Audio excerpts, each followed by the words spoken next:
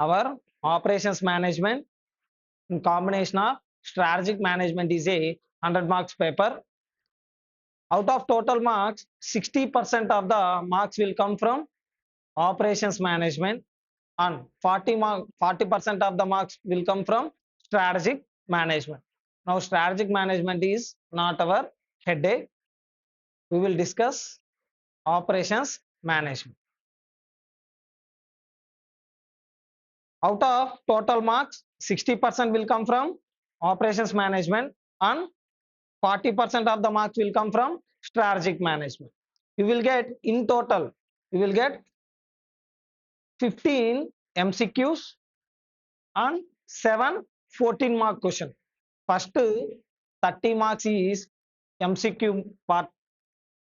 Out of 30 marks, for total 30 marks, you will get 15 MCQs. That is, each MCQ will carry 2 marks. Out of total 15 MCQs, 9 MCQs they will ask from operations management. First 9 MCQs will ask from operations management. Next 6 MCQs they will ask from strategic management. In total, they will ask 7 descriptive questions, which each question carries 14 marks.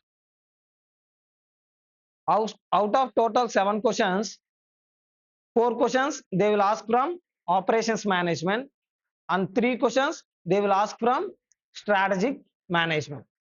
These 4 questions, the 4 descriptive questions again subdivided into 2 questions. That means 14 marks question they will ask 2A, 2B. 2A for 7 marks and 2B for 7 marks. Likewise. That means in total you will get 8 7-mark questions. In total they will ask how many questions? 8 7-mark questions. Out of 8 questions, 3 questions are theory questions and 5 questions are problematic questions. So till last attempt, they ask 3 theory questions. But in last attempt, they asked only 2 theory questions and they asked 6 problematic questions. So about 5 or 6 attempts are over from your 2022 syllabus. In the entire these 5 attempts, they ask 3 theory questions except last attempt. Next, last attempt they only ask 2 theory questions. So in this attempts also, I am expecting only 2 theory questions. Maximum they will ask 3 theory questions and 5 problematic questions. Definitely they will ask 5 problematic questions. Next, what are the most important of? Now, first 15 marks are MCQ part. Next, first question is MCQ. 2A, they will ask from first chapter theory. 2A, they will ask from first chapter theory. 2B is also a theory question. They may ask from third chapter theory. Product design, process design, design thinking, next to process layouts. These are all there, na? They will ask from those topics. Next, 3A. Which one? 3A is also a mostly theory question. They may ask from second chapter, fourth chapter and fifth chapter. From these 3 chapters, they may ask from anywhere. But first question, 2A question is from first chapter theory. Definitely, we have only 5 questions are there. Out of those 5 questions, they will ask 1 theory question. Definitely. Next one is 2B. 2B is they will ask from third chapter theory. Next, 3B. 3B is a demand forecasting question. 3B is demand forecasting question, which is from second chapter. Demand forecasting question from second chapter. They will ask definitely 1 problematic question from second chapter. Mostly they will ask demand forecasting only. Next, 4A, assignment. 4B is a simulation question. 4A is assignment and 4B is simulation. If they miss any assignment or simulation question, definitely 4A and 4B is from fourth chapter only. If they misses any assignment or simulation, there is a chance of asking from linear programming, scheduling, and queuing theories. Sometimes they may ask from transportation as well. Definitely they has to ask two questions from fourth chapter, two problematic questions from fourth chapter. If they misses assignment or simulation, there is a chance of asking from linear programming or queuing theories. Next, fifth, 5A. 5A question is from project management. There is a chance of asking from lot of time they asked float question only. If he misses float, then there is a chance of asking from per. The least chances of asking from project management is crashing. There is only 5 to 10% of chances that they may ask from crashing. Next, finally, 5B. What is it? 5B. They may ask from last chapter, seventh chapter. Mostly they will ask optimum replacement policy only. That means which year you should replace the mission, or breakdown maintenance versus preventive maintenance, which is best. Breakdown maintenance versus preventive maintenance, which is best. These are the some of the important topics from operations management. So this revision lecture is aimed at discussing only important topics. I am not going to revise miscellaneous topics. I am going to revise only important topics which is most important for your examination, like demand forecasting, assignment, simulation, linear programming. Next, project management, breakdown maintenance versus preventive maintenance, and optimum replacement policy. Mostly the entire revision class will be 10 to 12 hours only. In these 10 to 12 hours, I am going to revise entire operations management. This 10 to 12 hours is enough for your examination to score more than 40 marks only from operations management. If you are thorough with these 10 to 12 hours, it will give you more than 40 to 45 marks from only operations management. Next, coming into one of the most important chapter from operations management, that is introduction to operations management. In every attempt, they are asking 7 mark question from this operations management, introduction to operations management, as well as there is a chance of asking 1 to 2 MCQs from this chapter. Now, the three basic functions of business. The three basic functions of business are: one is finance, another one is operations, and another one is marketing. Operations are the one of the most important function of business. Without operation, there is nothing to finance, and there is nothing to operations. Means nothing but producing a product. If you don't have any product, there is nothing to market. Nah. If you have product, you will market the product. You will advertise the product. If there is no product, which one you will advertise? Okay. What is operations? What is operations? Operations is nothing but day-to-day activities in the business. Operations is responsible for producing goods or services. Operations helps to produce goods or render services.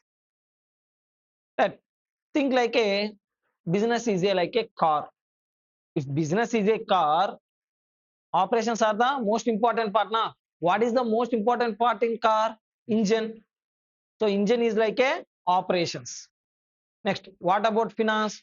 fuel is like a finance, and the driver who drives to the customers is a marketing. Driver is the marketing. Now, if there is no engine, there is no need of fuel. If there is no engine at all, there is no need of fuel. Nah? If there is no engine, the car won't move. The driver is not required. Am I right? Now, so if business is a car, operations are engine, which is main function of the business. Finance is like a fuel, and marketing is like a driver, which guides towards the customer. What is the ideal situation in the business? What is ideal situation in the business?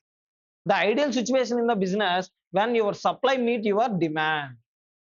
When your supply meets customer demand, that is the ideal situation in the business. Stop writing, I will share with you. Just listen to me. Next, what is operations management? Operations management is responsible for turning out the raw materials, which is nothing but inputs, into finished product. So what operations management will do? Operations management will choose the input. It will process the input by using physical resources. What are the physical resources we have? What are the physical resources we have? Land, labor, capital, information, machineries. These are all some of the physical resources we have. By using these resources, operations management will turn the raw inputs or raw materials into outputs, which is useful for the consumer for the purpose of consumption. Operations management helps to turn the raw materials into finished goods or services as effectively as possible. So operations management will turn the inputs or produce the product as efficiently as possible. That means operations management helps to minimize the use of resources and maximize the benefit from those resources. Operations management helps to use minimum resources and produce maximum products. What is efficiency? Efficiency is nothing but using the resources, low amount of resources, and producing the high amount of product. What about effective?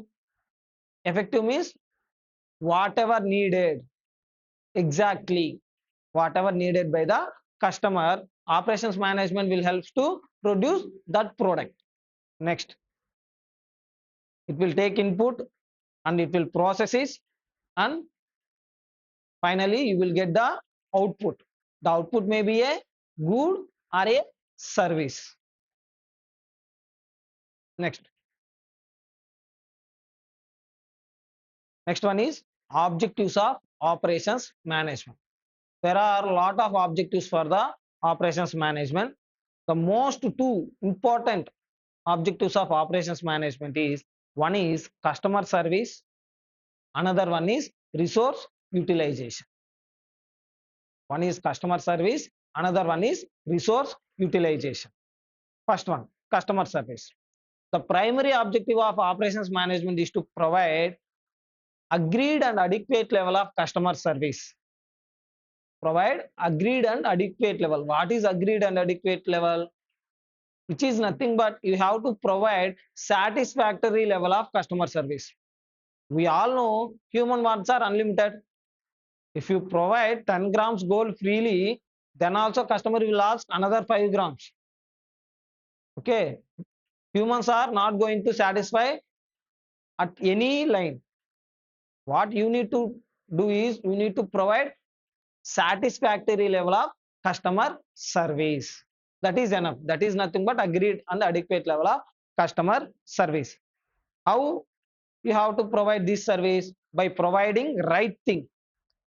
Right thing. That means what customer needed. Right price, within the price, at right time whenever customer needed. You have to provide the product which is required by the customer within the price range and whenever he needed. The three aspects of customer service. What are the three aspects of customer service? First one is specification.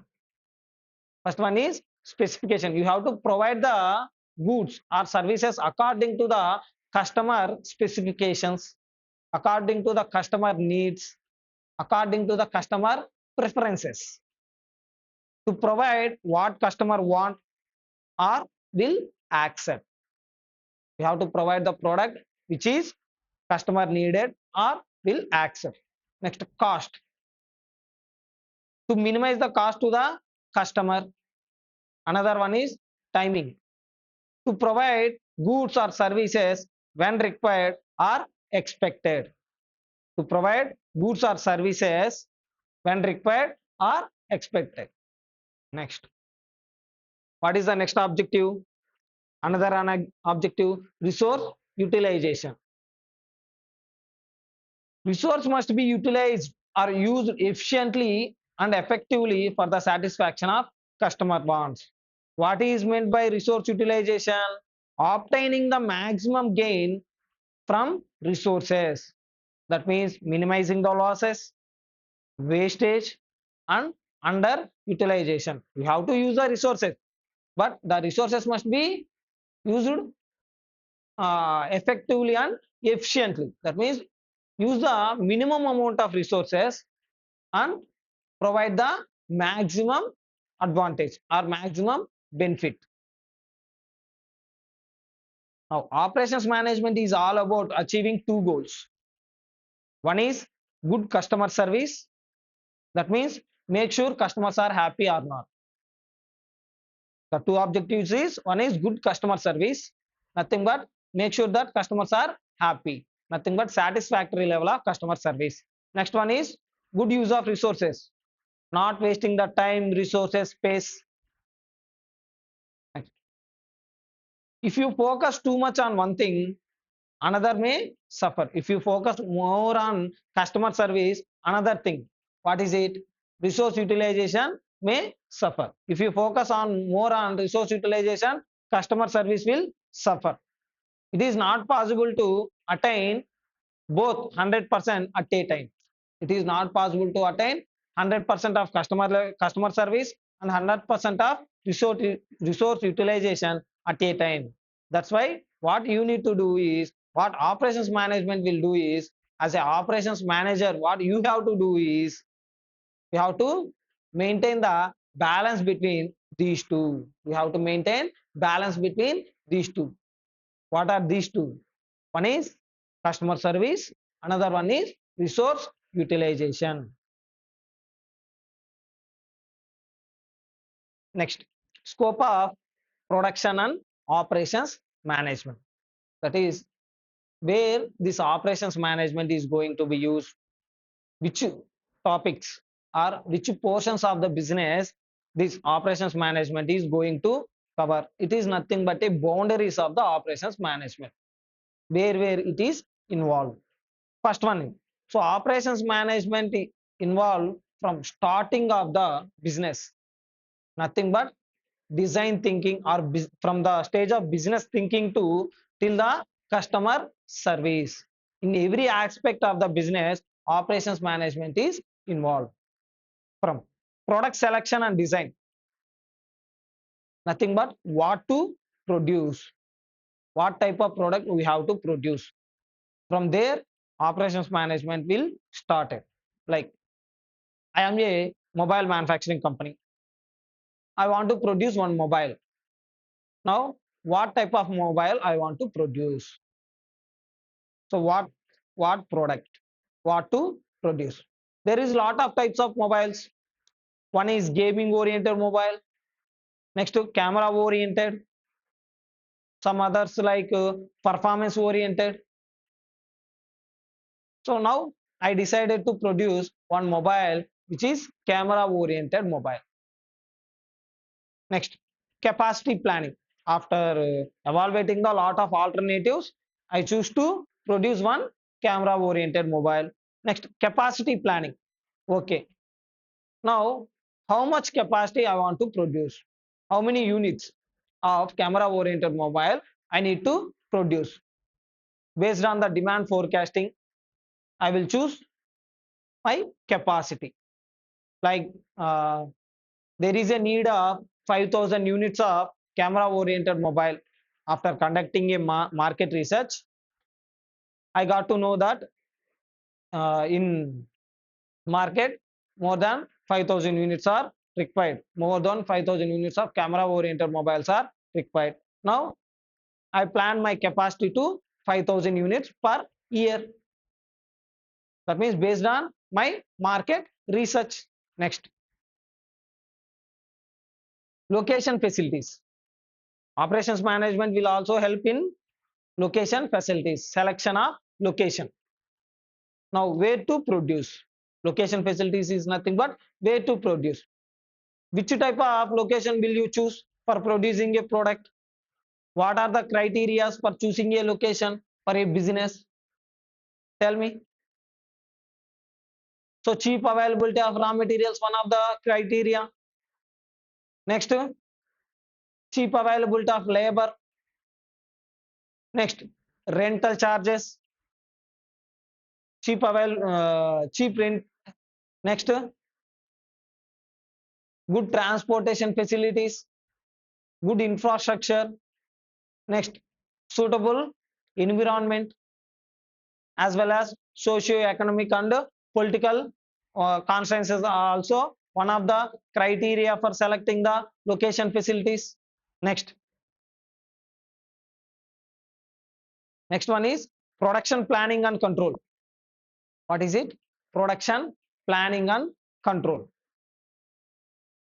Nothing but when to produce. Now I have to produce a product. I need to produce a mobile. What is the time? When to produce? At what time? That is nothing but scheduling. That means I have to take the class for you. That is nothing but operations management. What is the time schedule? When I have to take? When I need to take? There is a some specific time like from 8 to 6 o'clock. Will I put my classes midnight 12 to 3 o'clock? Will you attend? No, na. There is some specifications for conducting the classes. Likewise, for producing the product, we have to follow some time schedules. Next, process design. What is it? Process design. Nothing but how to produce. Okay, I want to produce a mobile. What is the sequence of operations? What is the process design? What is the first function? What is the last function? So this is nothing but process design. How to produce. Next, plant layout and material handling. Nothing but layout selection. What is layout? What is layout? Layout is nothing but arrangement of machineries and equipments. How you are going to arrange your machineries? How you are going to arrange your equipments is all about layout. Next, maintenance management. How to maintain your assets. So finally, you are going to produce your product using your assets. If assets are not maintained properly, what is going to happen? There is a chance of breakdown. Unnecessarily, the production will stop. So in a business, in any business, most of the capital, most of the investment is blocked in fixed assets. If fixed assets are not maintained properly, there is a chance of getting huge losses. Am I correct? In any business, if you see any business, most of the capital, 80 to 90% of the capital is invested on fixed assets only. If fixed assets are not maintained properly, what is going to happen? There is a huge amount of losses. You will suffer. There is huge amount of losses. Next, material management. Material management is nothing but choosing the raw materials. What type of material needed? When these raw materials are needed? How much these raw materials are needed? So it is done through material requirement planning, MRP. One. Next, quality control. What is it? Quality control using total quality management. What is total quality management? What it will do? It will ensure quality in a product from raw material stage to finished product, as from till customer service.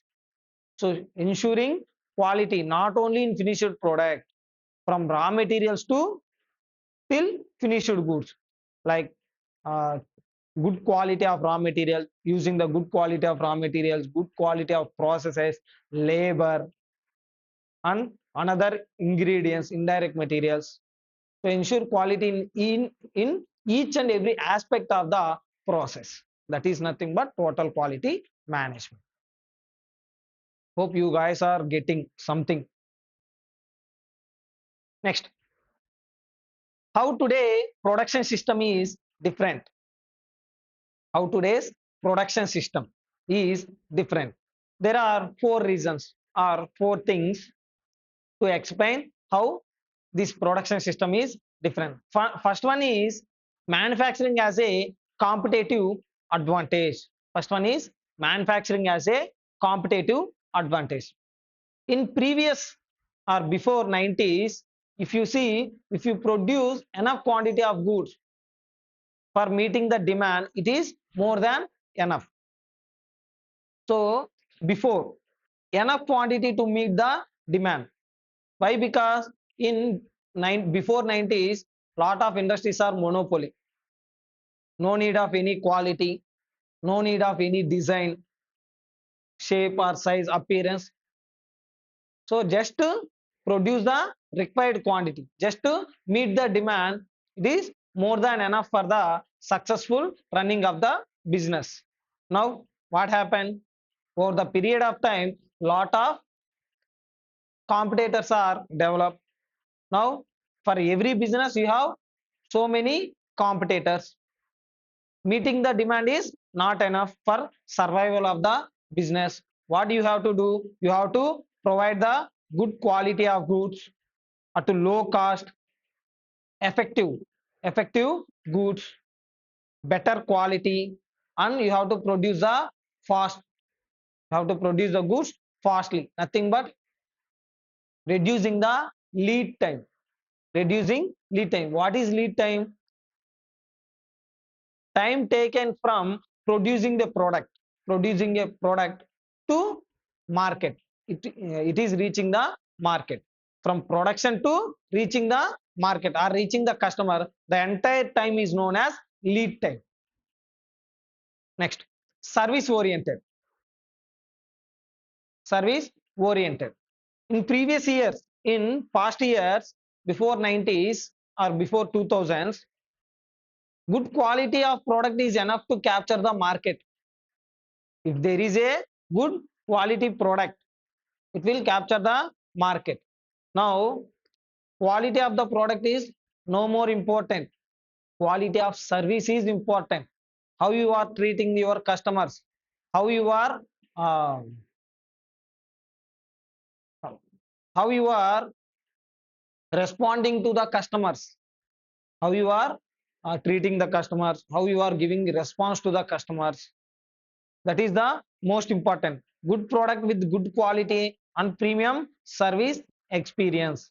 That is the one of the main reason of successful of our one of the car company called Suzuki, Maruti Suzuki.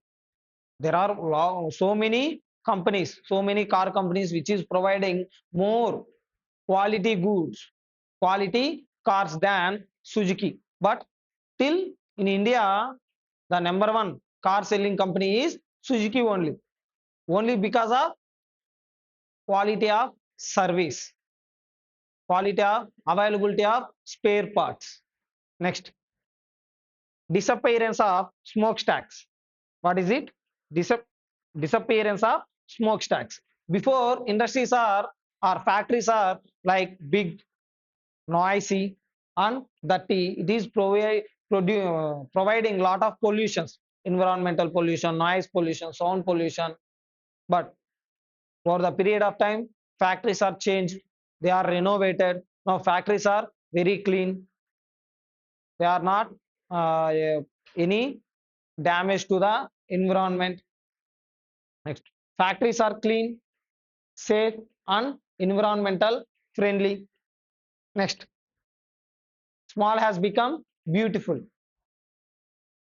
Earlier, big factories were considered as better. Now, small local units are gaining importance, but because of they are attracting the local employment, they are hiring the local employees, they are providing the employment to the local persons, they are using the local raw materials, and they are somewhat they are providing something to the society. Because of that reason, they considered small units are better when compared to the big units. So it is all about not quantity, it is all about quality. So there is one author called S.H. Schumacher. He said that in his book, there is one, he wrote one book called Small Has Become Beautiful.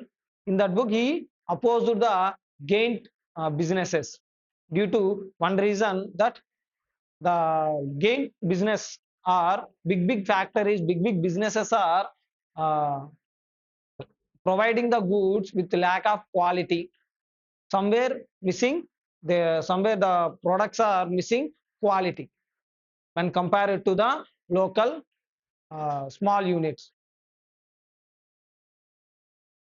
So due to that reason, he opposed, because of quality, because of use of local raw materials, because of providing local employment. Due to that reason, he opposed the big organizations. He supported local organizations, local businesses, small business units. These are the some of the points regarding how production, how production system is different. So what are that? One is manufacturing as a competitive advantage, service oriented. Next, disappearance of smokestacks, small has become beautiful. Next, key features of modern operations management.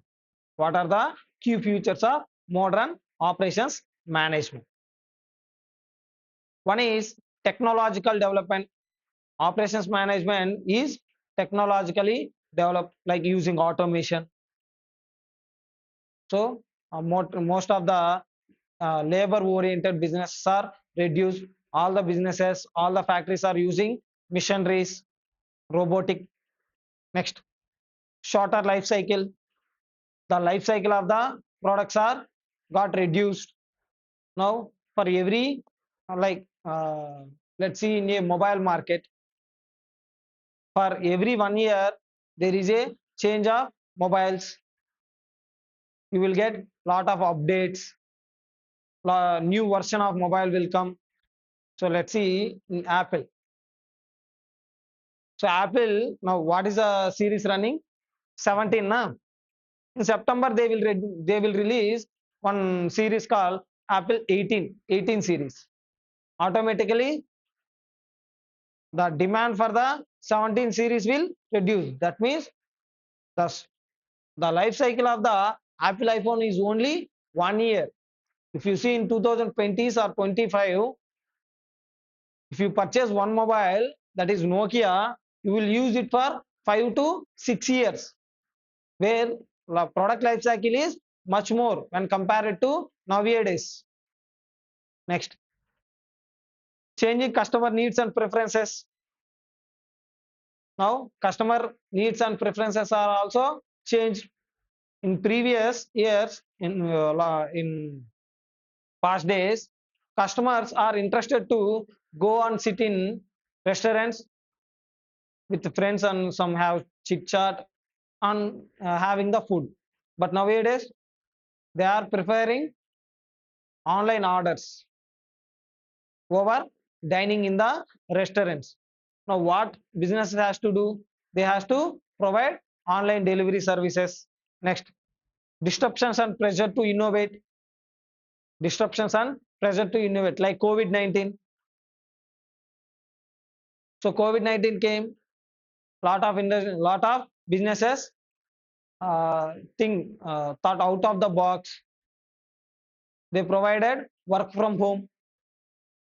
So whenever you have uncertain events, you have to think out of the box, and you have to come with the new ideas for running the business. Next, globalization. What is globalization?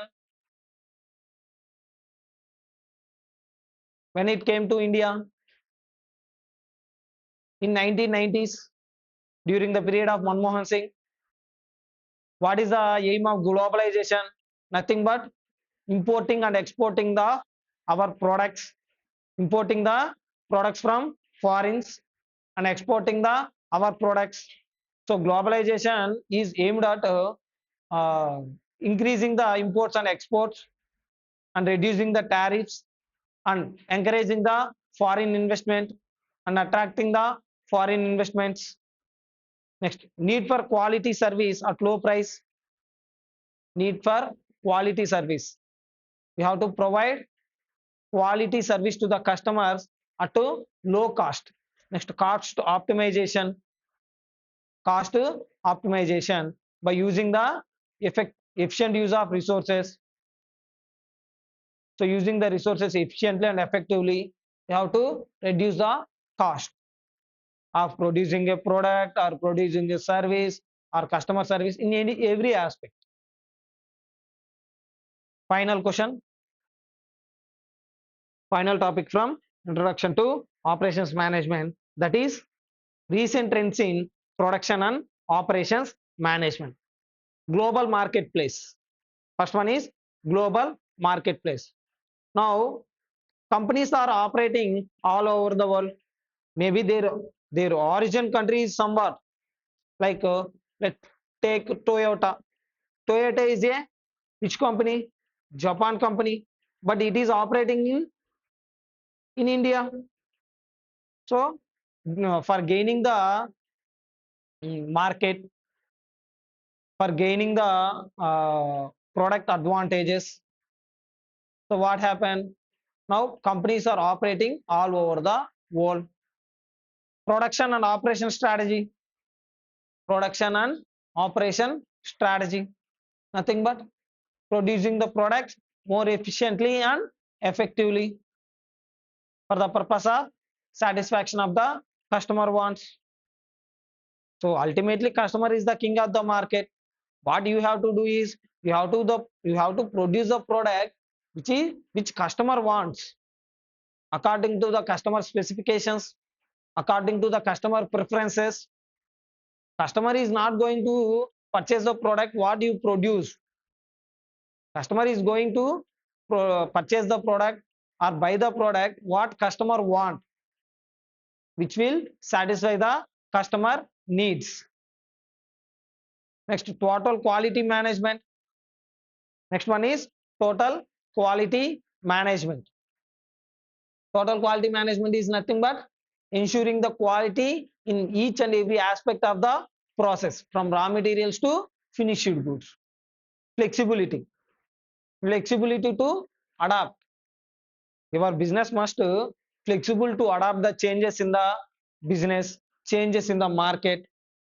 Next, changes in the technology, like COVID-19. It is one of the uncertain event.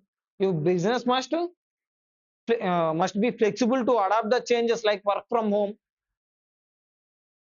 Next, time reduction, which is nothing but reducing the lead time. So time reduction in production, time reduction in market. So you have to reduce the production time as well as transportation time, both. This is called as lead time, from producing a starting the production to till the providing the product to the customers. The entire time gap is known as lead time. Next, technology. Technology, changing the adopting the new technologies. developing the technologies, installing the new technologies in the business. These are the some of the modern trends in the operations management. Now, worker involvement, and empowerment. What is it? Involving the employees in decision making, providing the responsibility to them. Then they will feel like this is their company, our company.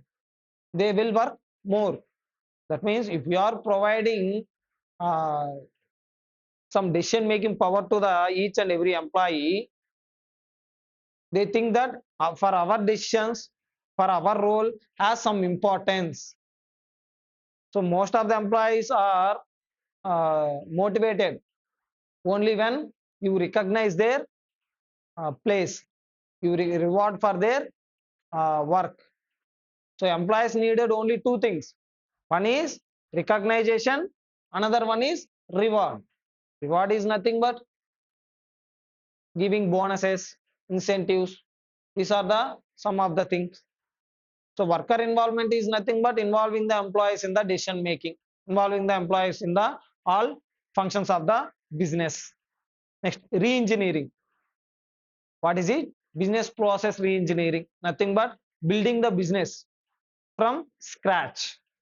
That means dismantling or dissolving the entire business and restructuring the business from scratch.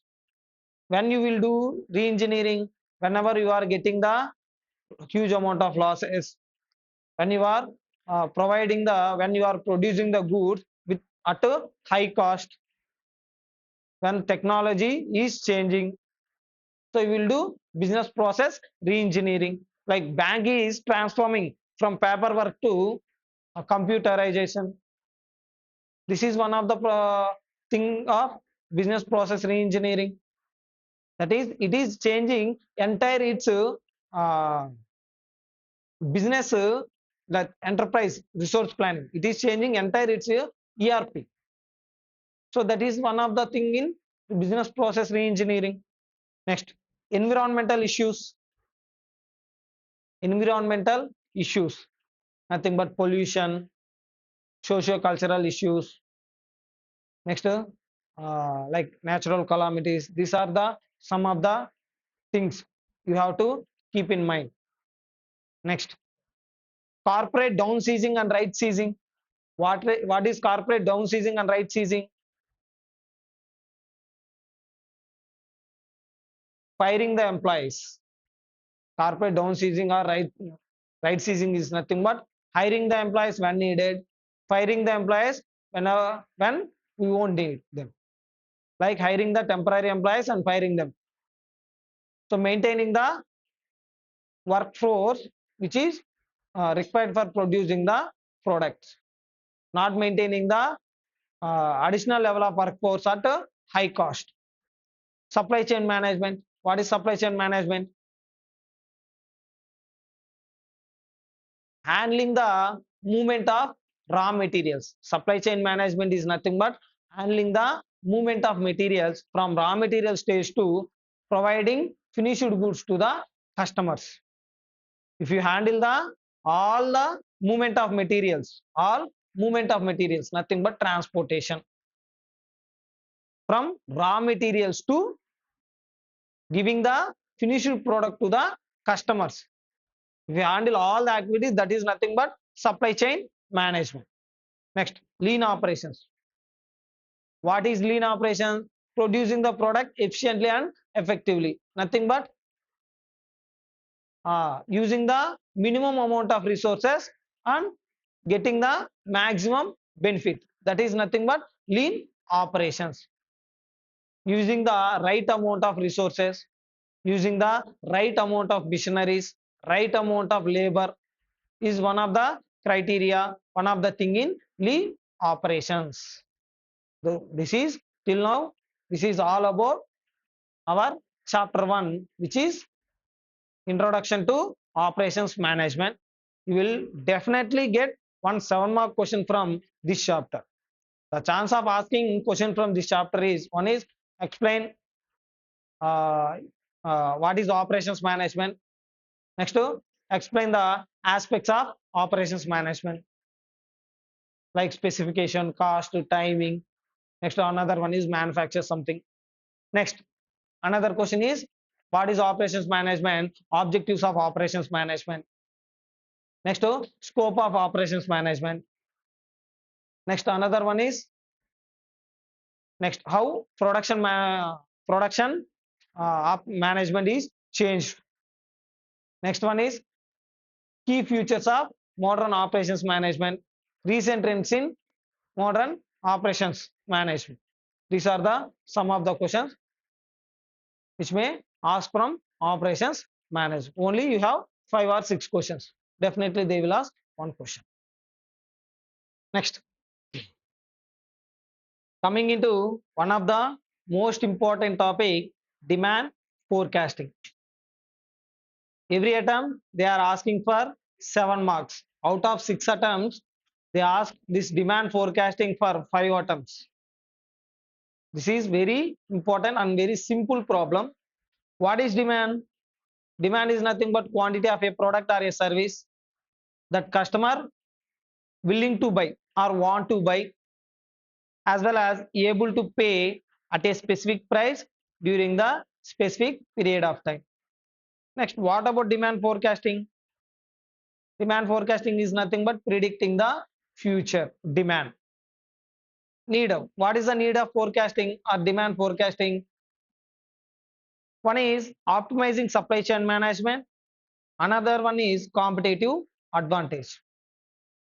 For planning this all, we need demand forecasting. It means production planning, how much to produce, what type of product to produce, we need demand forecasting. Inventory decisions, how much amount of raw materials to be hold in the inventory. For that reason also we need demand forecasting. Facility selection, what type of factory, where to produce the products, what type of machineries we need, what type of infrastructure we need.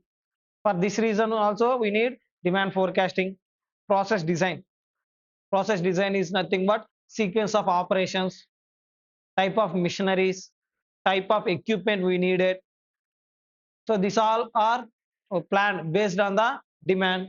Next, manpower planning, how much amount of labor we needed, whether we need skilled labor or unskilled labor. So we are going to plan this all based on the demand forecasting. Next one is competitive advantage, effectiveness and efficiency. Another one is customer satisfaction. If you know the customer preferences in advance, you know the market change in the market, changes in the market in advance, you will plan for the future in advance over your competitors.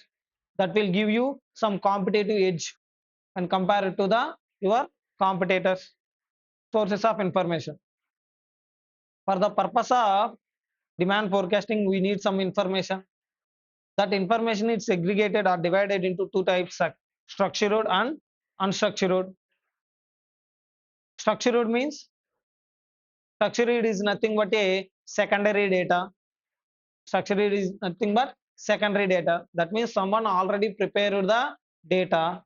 What you need to do, you need to collect the data, just use it directly in your business, like point of sales data, survey by sales forecast opinions. Next, unstructured data, it is like a raw data or primary data, like social media posts, online reviews. So it is not already structured.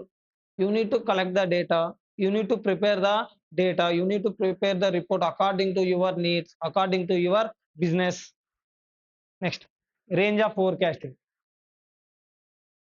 short range, medium range and long range. There are 3 types of forecasting periods. One is short range forecasting, typically lies between weeks to months. It is used for the products like shorter life cycle products like smartphones.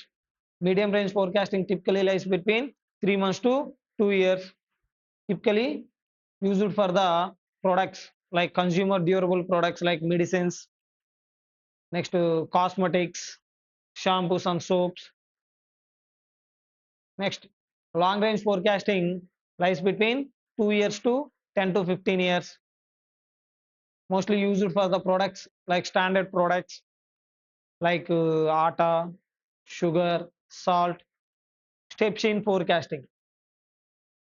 What are the steps involved in forecasting? Determine the objective, whether you are going to make the forecast for the purpose of knowing the customer preferences or for the purpose of forecasting the demand, quantity of demand. Select the range. So based on the product, you are going to select the range, short range, medium range, or long range. Select the method. We have two types of methods. One is qualitative, another one is quantitative. Whenever we don't have any information, any past data or statistical data, we are going to use this qualitative method. Whenever we have statistical data, whenever we have past data, you are going to use quantitative method. Next, collect the information, structured and unstructured information, make the forecast. Next, methods of forecast.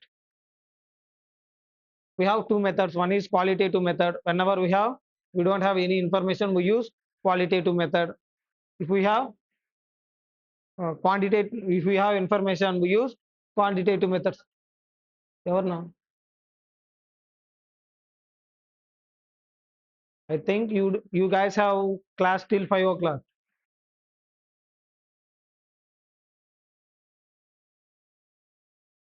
Next, quantitative methods. Whenever we have statistical data, past data, we use quantitative methods. Qualitative methods like survey of buyer intention. That means knowing the uh, taste and preferences of the customers, specifications of the customers. Next, they are nothing but requirements of the customers. Qualitative, collective of opinion of sales force, asking the sales executives about the customer opinions. Next, group judgment or group executive or judgment method. Group executive or judgment method, like asking the departmental heads about the product. uh, we are going to produce this product with this variations and this dimensions. What is your opinion on this product, whether it is going to capture the market or not? Likewise, asking the experts in the some of the persons are there in the market, we have knowledge about the market and customers opinions. They will give you review of your product. Next, market test method.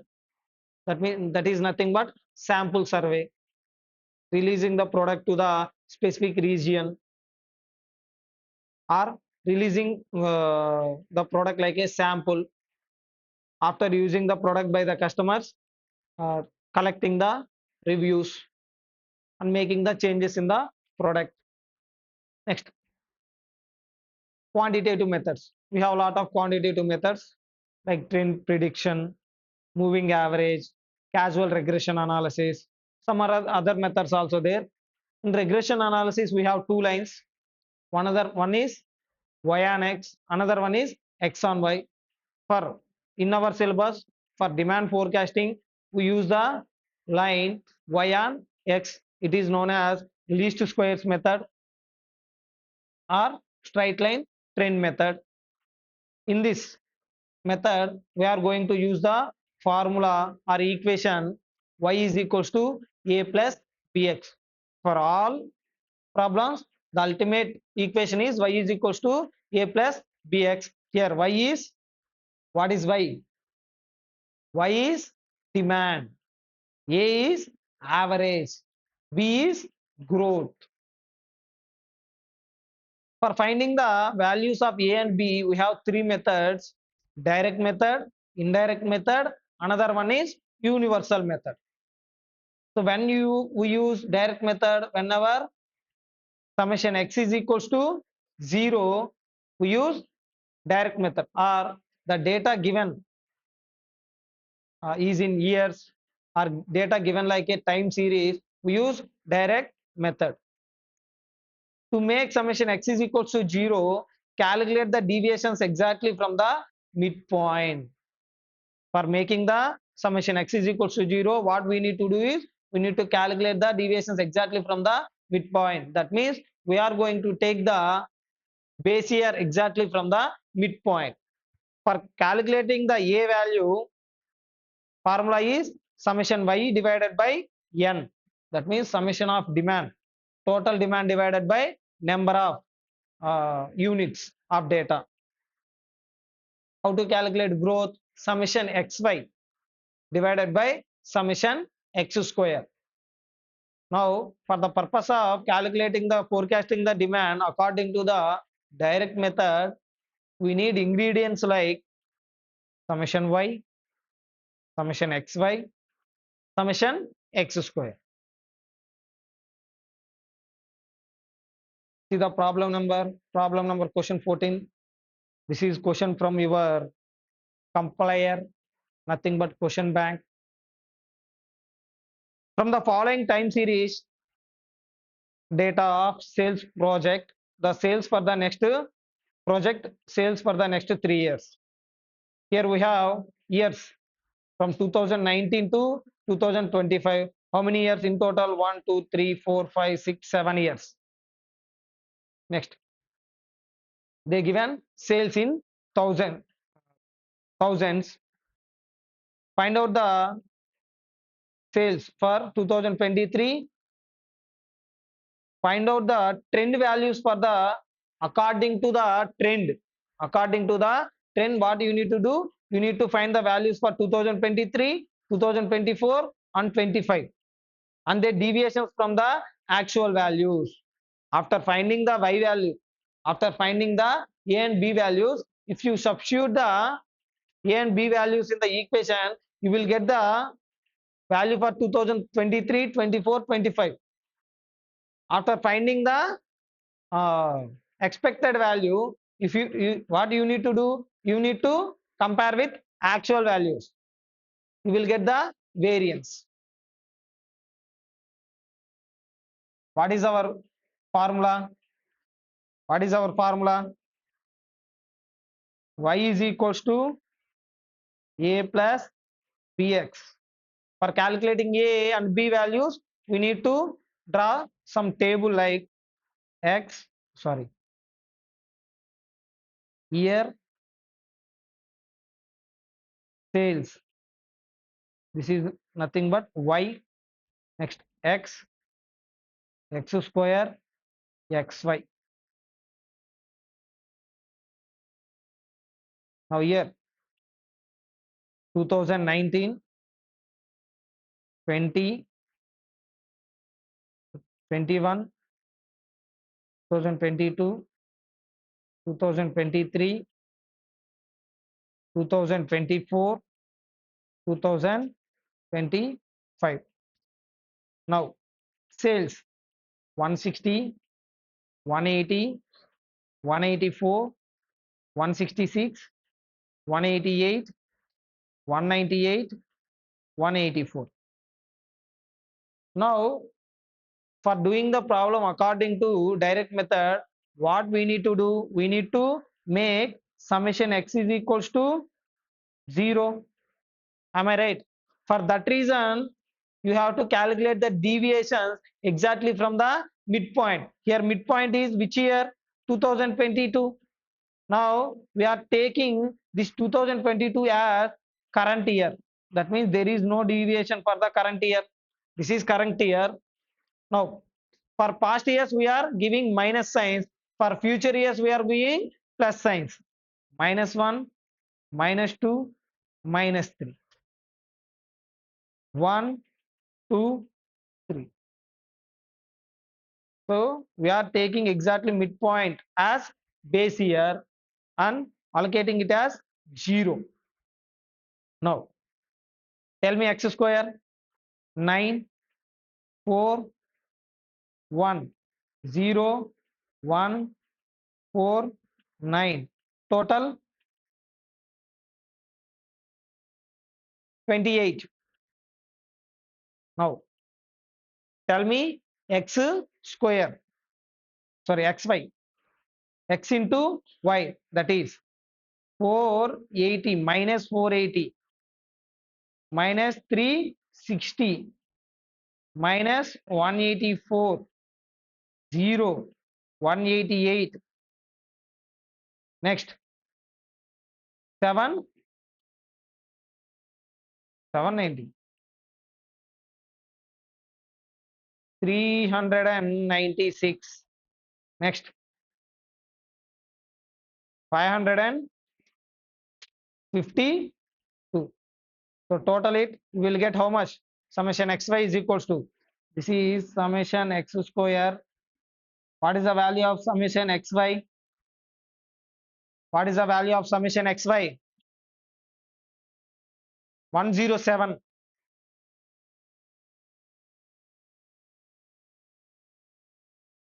Correct? 107. Is it correct?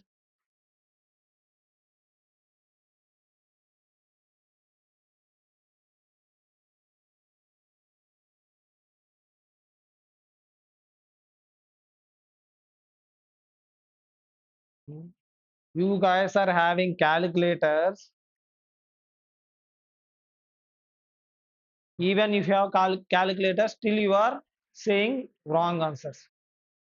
Very good. Next, tell me summation y. 1260. Correct? Now what is the formula for calculating a? A is equals to summation y divided by n. Now 1260 divided by, what is the number of units of data? 7. 180. That means on an average every year you have sales of 180 plus b. What is b? Growth. How to calculate it? Summation xy divided by summation x square, that is 112 divided by 28, 4. That means on an average every year you have a growth of 4 units. That means if previous year sales is 180, now this year you are going to get sales of 184. Now what is the ultimate formula? What is the ultimate equation? Y is equals to a plus bx, that is equals to, y is equals to, what is the value of a? 180 plus 4x. This is a equation, regression equation on y on x. Now you have to calculate the values for 2023. Now what is the value of x for the year 2023? 1. Now y is equals to 180 plus 4 into 1, that is how much? 184. Now as per our theoretical calculation, as per our theoretical calculation, you got 184 as 2023 sales, but actually how much sales in 2023? 188. What is the deviation? Now actual sales is how much? 188. That means what is the deviation? Plus 4. Deviation or variance is plus 4. Now for 2024, y is equals to 180 plus 4 into 2. How much?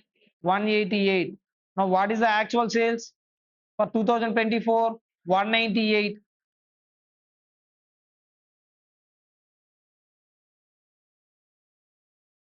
Actual sales is 198.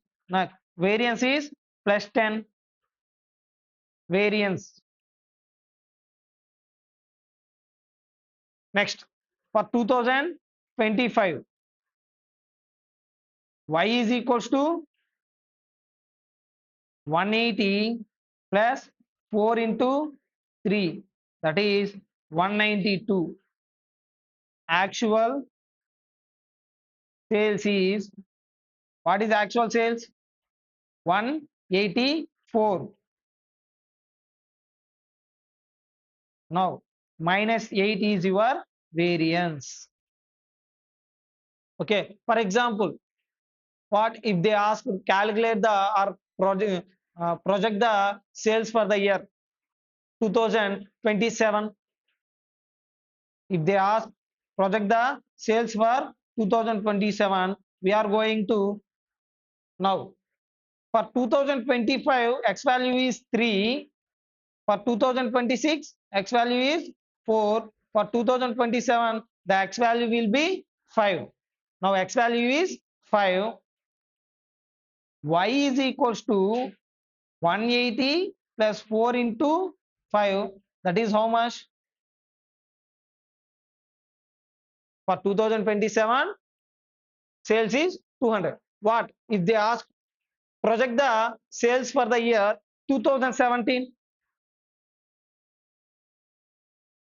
2017 here, for the year 2019 is minus 3, 2018 minus 4, 2017 minus 5. Then y is equals to 180 plus 4 into minus 5, that is 160. Okay, now whenever we have years in odd numbers, whenever we have years in odd numbers, it is very easy to allocate the deviations. It is very easy to allot the deviations.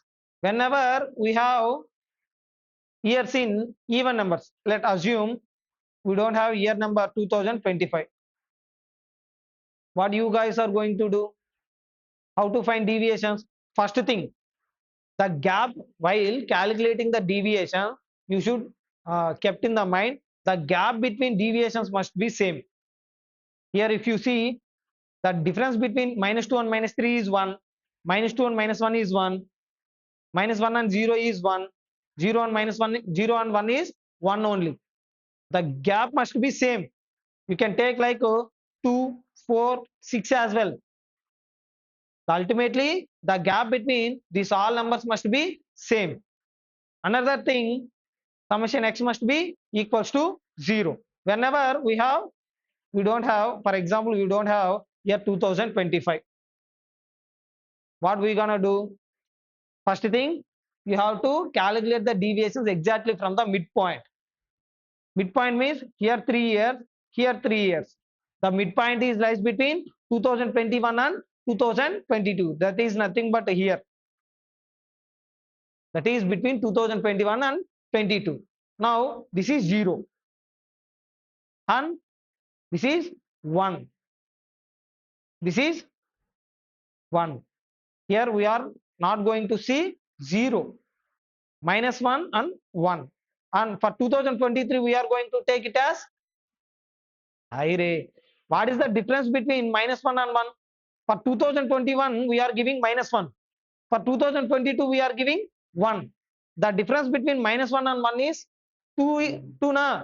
That means you are going to give next number as after 2 digits like minus 1, minus 3, minus 5. 1, 3, 5. Then you will get 0. Okay.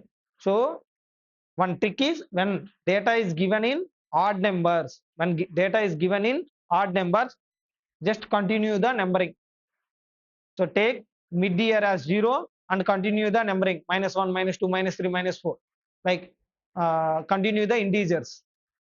When data is given in even numbers, give the numbering in odd numbers. Minus 1, minus 3, minus 5, minus 7. Okay, na? So don't give 0. Okay, when data is in even numbers, you won't get 0 in the deviations. You only get odd numbers. Okay. With the help of following data project the trend of sales for the next 5 years. Now, what type of ingredients we needed?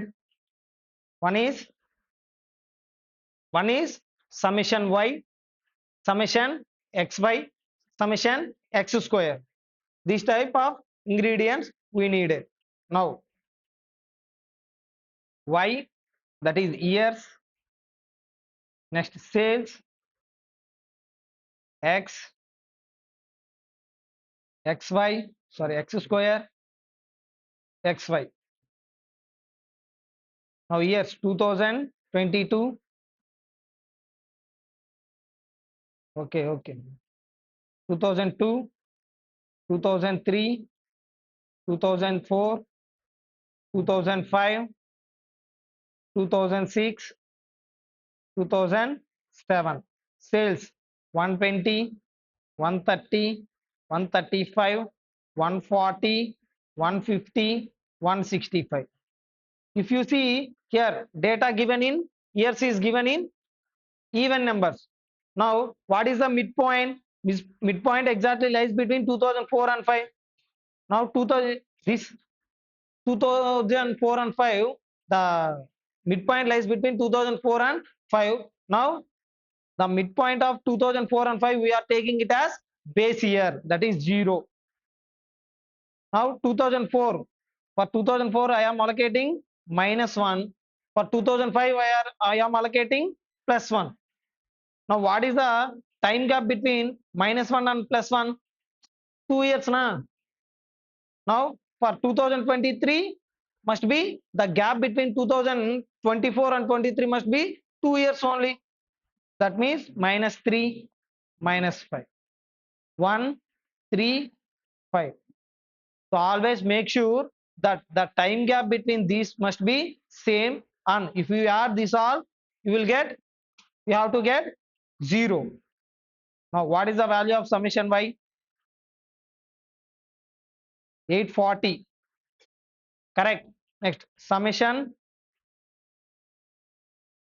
x is equals to 0. What is x square?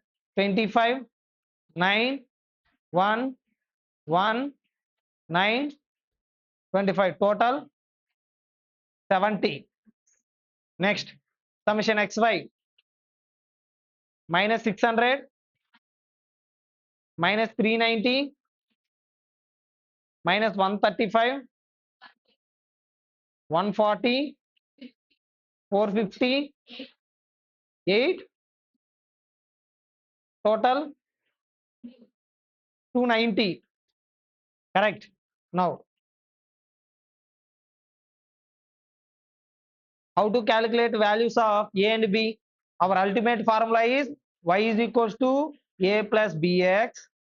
Now, a is equals to summation y divided by n, that is 840 divided by 6,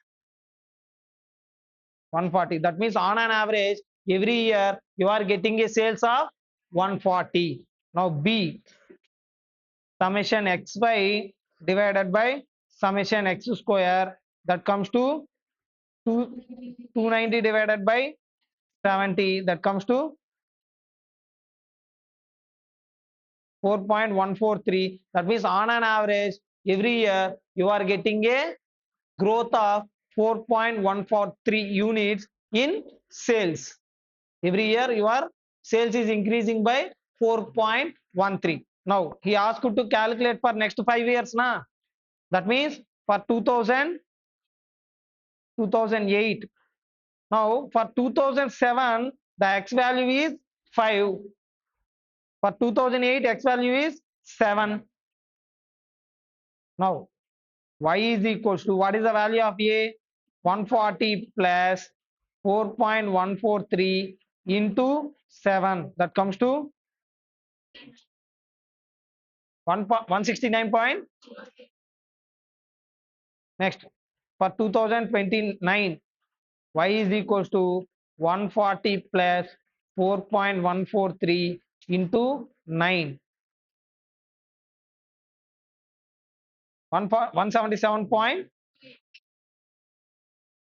Next, for 2010 y is equals to 140 plus 4.143 into 11, 195 point 185 point. So likewise calculate for another 2 years as well. So this is all about direct method. Okay, next coming into indirect method. Coming into indirect method. So indirect method is used when summation x is not equals to 0. Whenever we have x value is positive value or negative value, summation x value positive or negative, we are going to use the indirect method. Now for solving the problem through indirect method or finding the values of a and b using indirect method, we need to solve two equations. One is summation y is equals to na plus b summation x. Summation y is equals to na plus b summation x. Next another one is summation xy is equals to a summation x plus b summation x square. Now what type of ingredients we want here? One is summation y, another one is summation x, summation xy, summation x square. These all things we needed. Now we are going to solve one problem. Here they given age of car and repair charges or maintaining charges. If the car age is 2 years, the cost of maintenance is 10,000. If car age is 4 years, the cost of maintenance is 20. Likewise, they given and he asked to fit a linear regression equation on y on x. First, you have to calculate a and b value and fit the linear regression equation. Next, estimate the maintenance cost of car age of 10 years. If the car age is 10 years, what is the maintenance cost? You have to estimate. Age of car in years for maintenance cost of 5,000. I think it is not 5,000, it is 50,000. Make it as 50. No. If car age is 50 years, sorry, if car age is, if the maintenance cost is 50,000, what is the car age? You need to calculate age of the car. Now, first x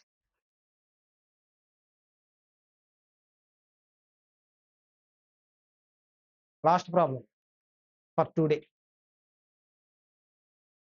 For today, last problem.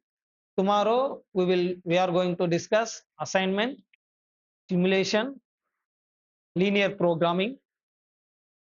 So mostly for tomorrow, I am going to discuss entire fourth chapter.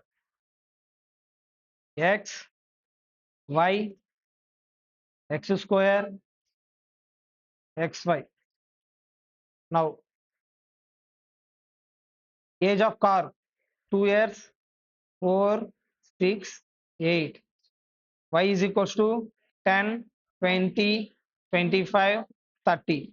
This is in thousands. Now x square 4, 16, xy 1, 8, 240. Now tell me summation x value 13. Summation y, summation x square 1, 1, 120, 122.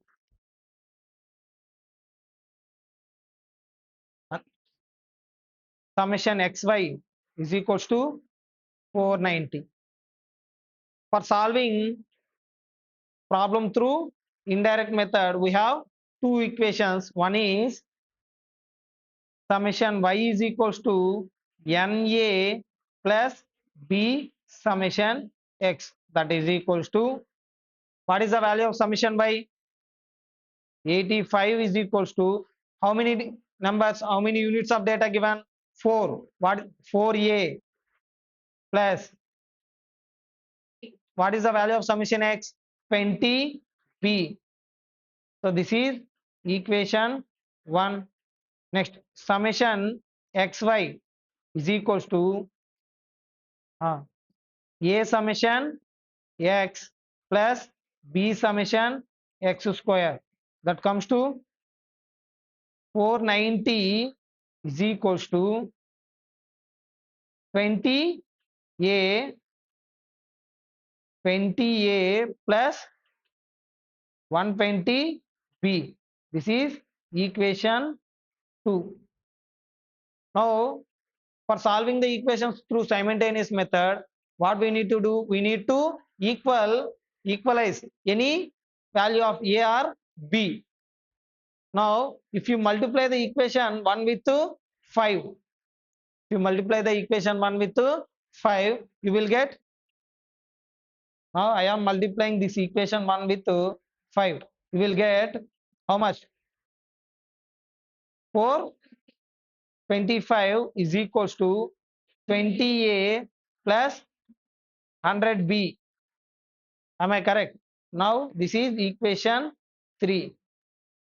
Now substituting equation 2 and 3, so I am cancelling a 28 20a. Now here we have 65 is equals to 20b, b is equals to 3.25.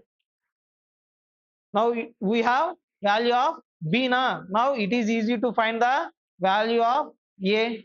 Now substituting the b value in equation 1. If you substitute in any equation, you will get the a value. Now 85 is equals to 4a plus 20 into 3.25. Now 85 is equals to 4a plus 65. A is equals to 20 divided by 4. A is equals to 5. Now we have both values of a and b. Now y is equals to 5 plus 3.25 x. This is linear regression equation. Now what he asked in second question, the car age is 10 years. If car age is 10 years, that means x value is 10. Y is equals to 5 plus 3.25 into 10. That comes to 37.5. What is 37.5? Maintenance cost. So here the maintenance cost is given in thousands. 37.5 is nothing but 37,500. If car age is 10 years, the maintenance cost will be 37,500. Next, y is equals to, they already given value of y. If the maintenance cost is how much? 50,000. What is the value of x? What is the car age will be? Now here I am taking y as 50,000. Now if I take directly 50,000, the answer will be wrong. Now I am taking it as 50. Y is equals to 50. 50 is equals to 5 plus 3.25 into x. Now how much? X is equals to 45 divided by 3.25.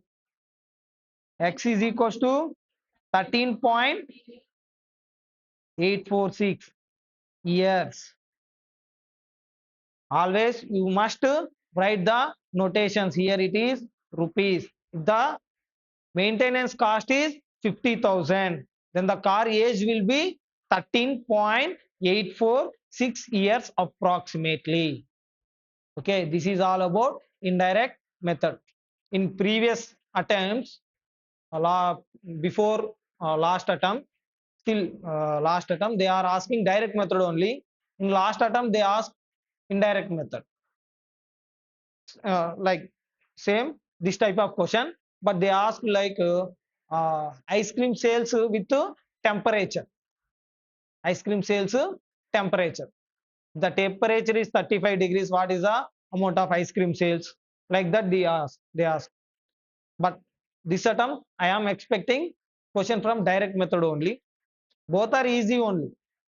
Mostly they won't ask the problem regarding universal method because you don't have that method in your syllabus. Okay. So this is all about demand forecasting. In next class, I am going to discuss further important topics. After completing first topic, introduction to operations management, and another topic, demand forecasting, next topic is capacity planning. If he misses demand forecasting question, then there is a chance of asking one 7-mark question from second chapter, that too from topic capacity planning. What is capacity? What is capacity? So capacity is nothing but maximum output a mission or a department or a company may produce in a given period of time. Maximum output. It may be a good or it may be a service, anything that a department or a missionary can produce in a given period of time. Now, I am a labor. I have an capacity to produce 10 units per hour. My capacity is 10 units per hour. That is my capacity. Capacity is nothing but maximum output. The output may be a good or a service. Capacity means how much workload a workstation can handle in a given period of time. In a given period of time, how much work each workstation may handle. Here, what is workstation? Workstation is a person, or it may be a department, or it may be a mission, or it may be a company, anything. Why it is important? Why it is important? Why capacity planning is important? So, to meet the customer demand in time. You know the demand. Now you have to match the demand with your supply. Here supply is nothing but your capacity. Na? Here supply is what? Your capacity. The ultimate aim is to match the demand with the supply. Next, control cost. Another one is for the purpose of controlling the cost, you need to make the capacity planning. Why? Over capacity or under capacity will leads to additional cost. Exact capacity may decrease the cost. Any over capacity, any under capacity may leads to additional cost to the company. Next, plan ahead for the future expansion. If you have any plans for expanding your business in future, in advance you will maintain some over capacity. Next, types of capacity. One is long-term capacity planning. Another one is short-term capacity planning. Long-term capacity planning is nothing but you see in FM capital budgeting. I think you already completed with capital budgeting.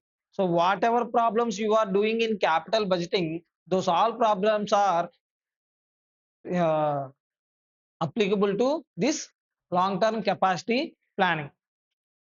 Next. So long-term capacity planning is done for future growth, and in long-term capacity planning, we invest in capital assets. That means we purchase machineries, we purchase land, we purchase buildings. Next, expansion and new product. So long-term capacity planning is done for expanding our existing business, or we do for the launching a new product. When we are going to do this long-term capacity planning, whenever we are expanding our business or whenever we are investing in a new product launch. Next, what about short-term capacity planning? It is done for weeks to months.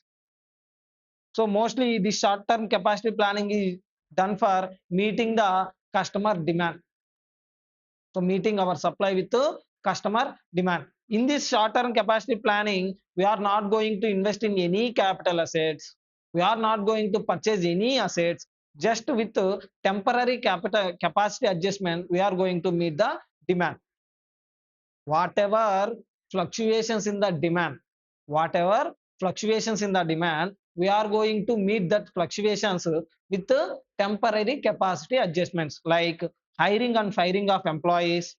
Whenever we want employees, we will hire employees. Whenever we don't want employees, we will fire employees. Next, overtime, doing overtime. Next, production to stock. What is production to stock? We will produce the product and we will stock it in a go down. Whenever our demand is high, we will take the products from the go down and sell it in the market. That is production to stock. Next, subcontract. We will produce at a constant rate. Whenever our demand is more, we will hire one subcontractor for producing our product, the product on our name. Next, what are the factors affecting capacity? Which factors that will affect your capacity? That means the factors which will increase or decrease your capacity. First one is facilities, size of the machinery, layout, location. These three will affect your capacity. How? If mission size is large, it will produce a large number of products. Next, layout. If you arrange the machineries properly, what will happen? The movement of goods will reduce. If you arrange the machineries properly, the movement of material will reduce. So it will if the movement of material will reduce, automatically idle time will reduce. It will increase your production. Next, as well as location, it will also affect your capacity. Next, product design. If design of the product is very complex, it will take more time to produce. The product is taking more time, the number of units will reduce na. If each product is taking more time, the number of products will automatically reduce per day. Next, product design. How fast and well your machines work. It is not product design, it is process design. That means how you designed your machineries, how fast it will produce your product. Next, human factors. Skill, motivation, experience, and training of the employees will also reduce or increase your production or nothing but capacity. If employee is motivated, he will work with confidence. He will work more for the company. If he is demotivated, what will happen? He won't work up to his up to 100%. That will reduce your production. Next, operations. Operations like scheduling. Scheduling is nothing but timetable, planning. Next, maintenance of machineries. If you maintain the machines properly, it will work good. Next, material. If the material is good, the output will also good. If input is good, then output will also be good. Next, external rule like government policies, laws, safety regulations. Next, socio-cultural problems. This will also affect your capacity. Next one is steps in capacity planning. What are the steps in capacity planning? First, assess the existing capacity. Nothing but what is our existing capacity. Assess the future forecasting, forecast future needs. Assess future demand. First, assess your existing capacity. What is our existing capacity? Assess future demand by doing demand forecasting. Next, identify the sources of capacity. If, for example, our existing capacity is 1000, future need is 2000. How much extra we needed? 1000 units. For increasing capacity by 1000 units, what are the alternate sources we have? How to increase that 1000 units? Next, evaluate alternatives. Now compare the alternatives. Select the best alternative. Out of all the alternatives, which is best mission, which is suitable to our company. There are lot of there may be a lot of missions. There is a lot of alternatives to increase your capacity, but you have to choose the best one. Like you went to one of the cloth showroom. There is one shirt which is very good, but the size is double XL.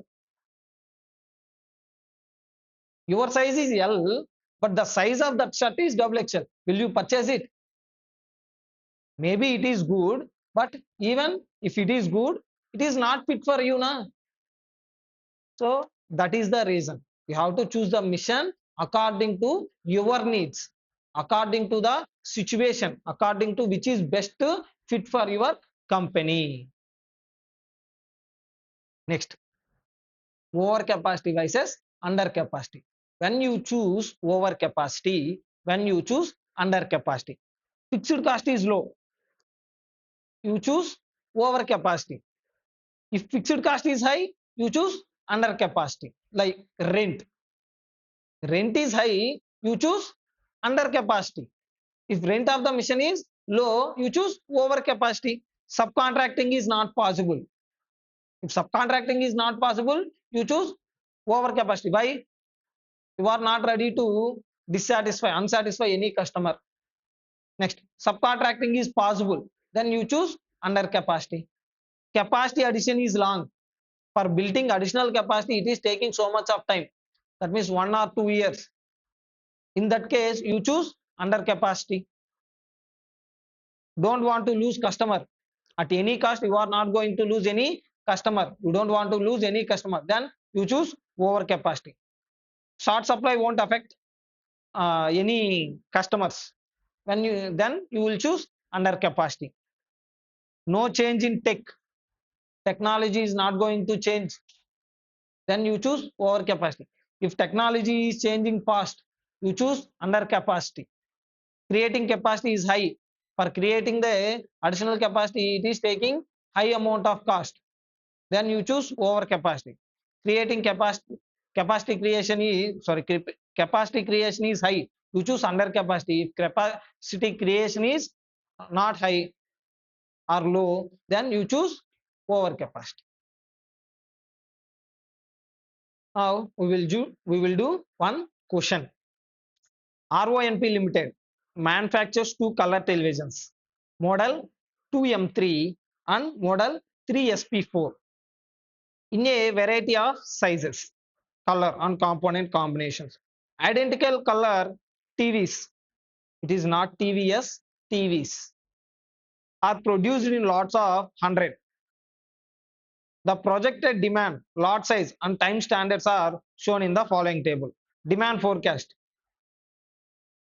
How many demands of model 2M3 is required? 6,000. Model 3SP4 required 12,000. Lot size 100 units. Here also 100 units. Standard processing time for one lot. For processing one lot, it is taking how many hours? This is not for one lot. 20 hours per unit. For producing one unit, it is taking how many hours? 20 hours. And standard setup time, you have to set the mission for every lot. For each and every lot, you have to set up the mission. That means for every 100 units, you have to set mission for how many hours? 2 hours. Now, totally we required 6,000. Now, how many setups we required? 6,000 divided by 100. Am I right? We required 6,000 units. For every 100 units, you need to set up the mission. In total, how many setups we require? 60. 60 into how many hours per setup? 2. That is 120. Next, for model 3SP4, for every 100 units, we require 3 hours of setup time. How many lots? 12,000 divided by 100, that is 1200. Sorry, 120. 120 into 3, 360. That means in total, we require 360 hours of setup time. Next, the factory currently works 3 shifts, 8 hours a day, and 5 days a week, and 50 weeks in a year. Now it operates 100 It operates with 100 workstations, each producing one color TV in time shown in the above table. The factory maintains 19% capacity cushion. 19% capacity cushion. What is capacity cushion? Is nothing but over capacity. Even if it has a 100 hours, even it has 100 hours, it works for only 81 hours. Maybe, for example, if company having 100 hours, it will work for only 81 hours. It is maintaining 19 hours as capacity cushion. That is nothing but over capacity. Now, first, we will calculate required time. We are going to calculating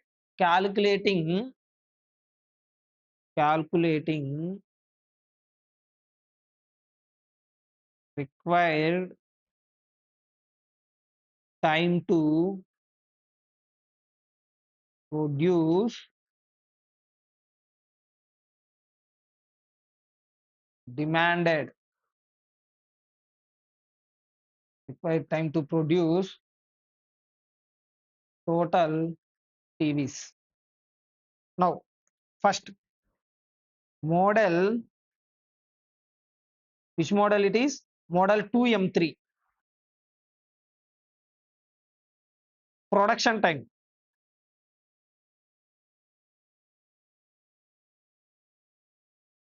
How much production time? How many units we are producing? 6,000 into each unit is taking how many hours? 20 hours. In total, we require 1,20,000. Am I right? Next, setup time. Setup time. In total, we require 6,000 units divided by 100 units. For each and every 100 units, we are going to set up the mission into. For each setup, we are taking how many hours? 2 hours. In total, 120. So total hours required is 1,20,000. 120. 1,20,000. 120 hours. For which one? Model 2M3. For model, which model it is? 3SP4. 3SP4. How many hours how many units we required? 1,20,000 into each unit is taking how many hours? 40 hours. That comes to 4,80,000. Am I correct? 1,20,000 into 40, 4,80,000 plus setup time.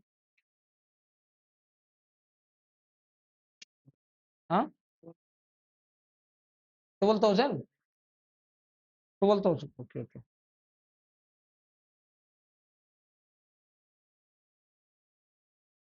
12,000 into 40, 4,80,000. Next, setup time.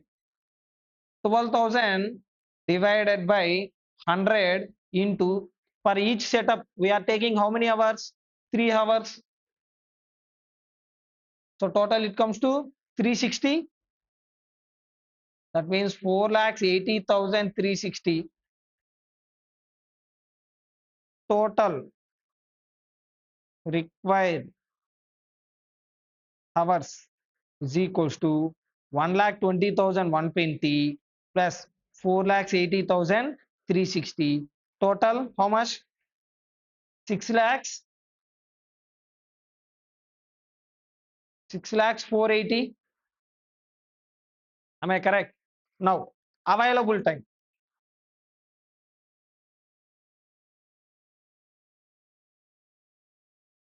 Now, available time is how much we have?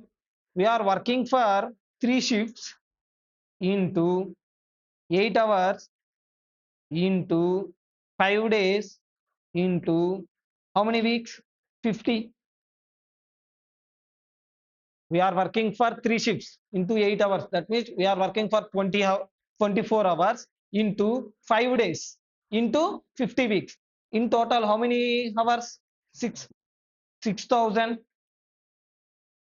6,000 hours. Even if a machinery working have a capacity of 6,000 hours, even if a machinery having capacity of 6,000 hours, it is working for only how much percentage? 81%. That means this 19% we are keeping it as capacity cushion, nothing but over capacity. That means even we have 6,000 hours, even we have 6,000 hours, we are working for only, that means usable hours is equals to 6,000 into how much percent? 81%. That comes to 4,860. That means each mission, if we have one mission, it will produce how many hours in a year? 4,860 hours. In total, now how many missions we require? We require now total workstations required is equals to, in total how many hours we required for producing total units? 6,000, sorry, 6 lakhs 480 hours divided by each mission has a capacity of producing how many working, how many hours? 4,860. That means we require 120, 123.5. That is nothing but approximately 123.5. Nothing but, is it possible to purchase or run 123.5 missions? Is it possible to run 123.5 missions? That means we are going to purchase how many missions? 124. How many missions? 124 missions. Now 124 approx. We are going to purchase how many? We are going to run 124 missions. And already we are having how many missions? How many workstations? 100 na? Now additional, how much we required? Additional missions. Additional workstations required is equals to 124 minus 100, that is 24.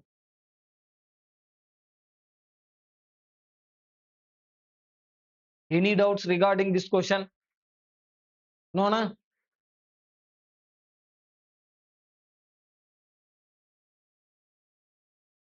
If by chance, if he misses the questions from demand forecasting, the lot of chances that they may ask from capacity planning.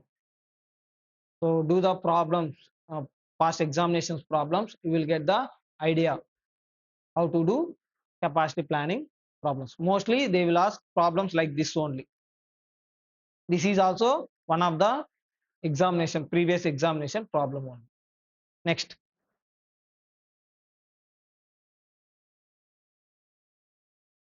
So whatever balance theory chapters like product design, process design, design thinking, product life cycle.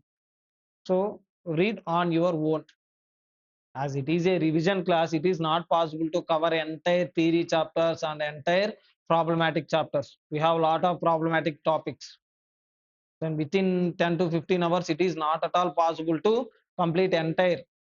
So whatever topics we are going to do, we will complete it with 100% efficiency.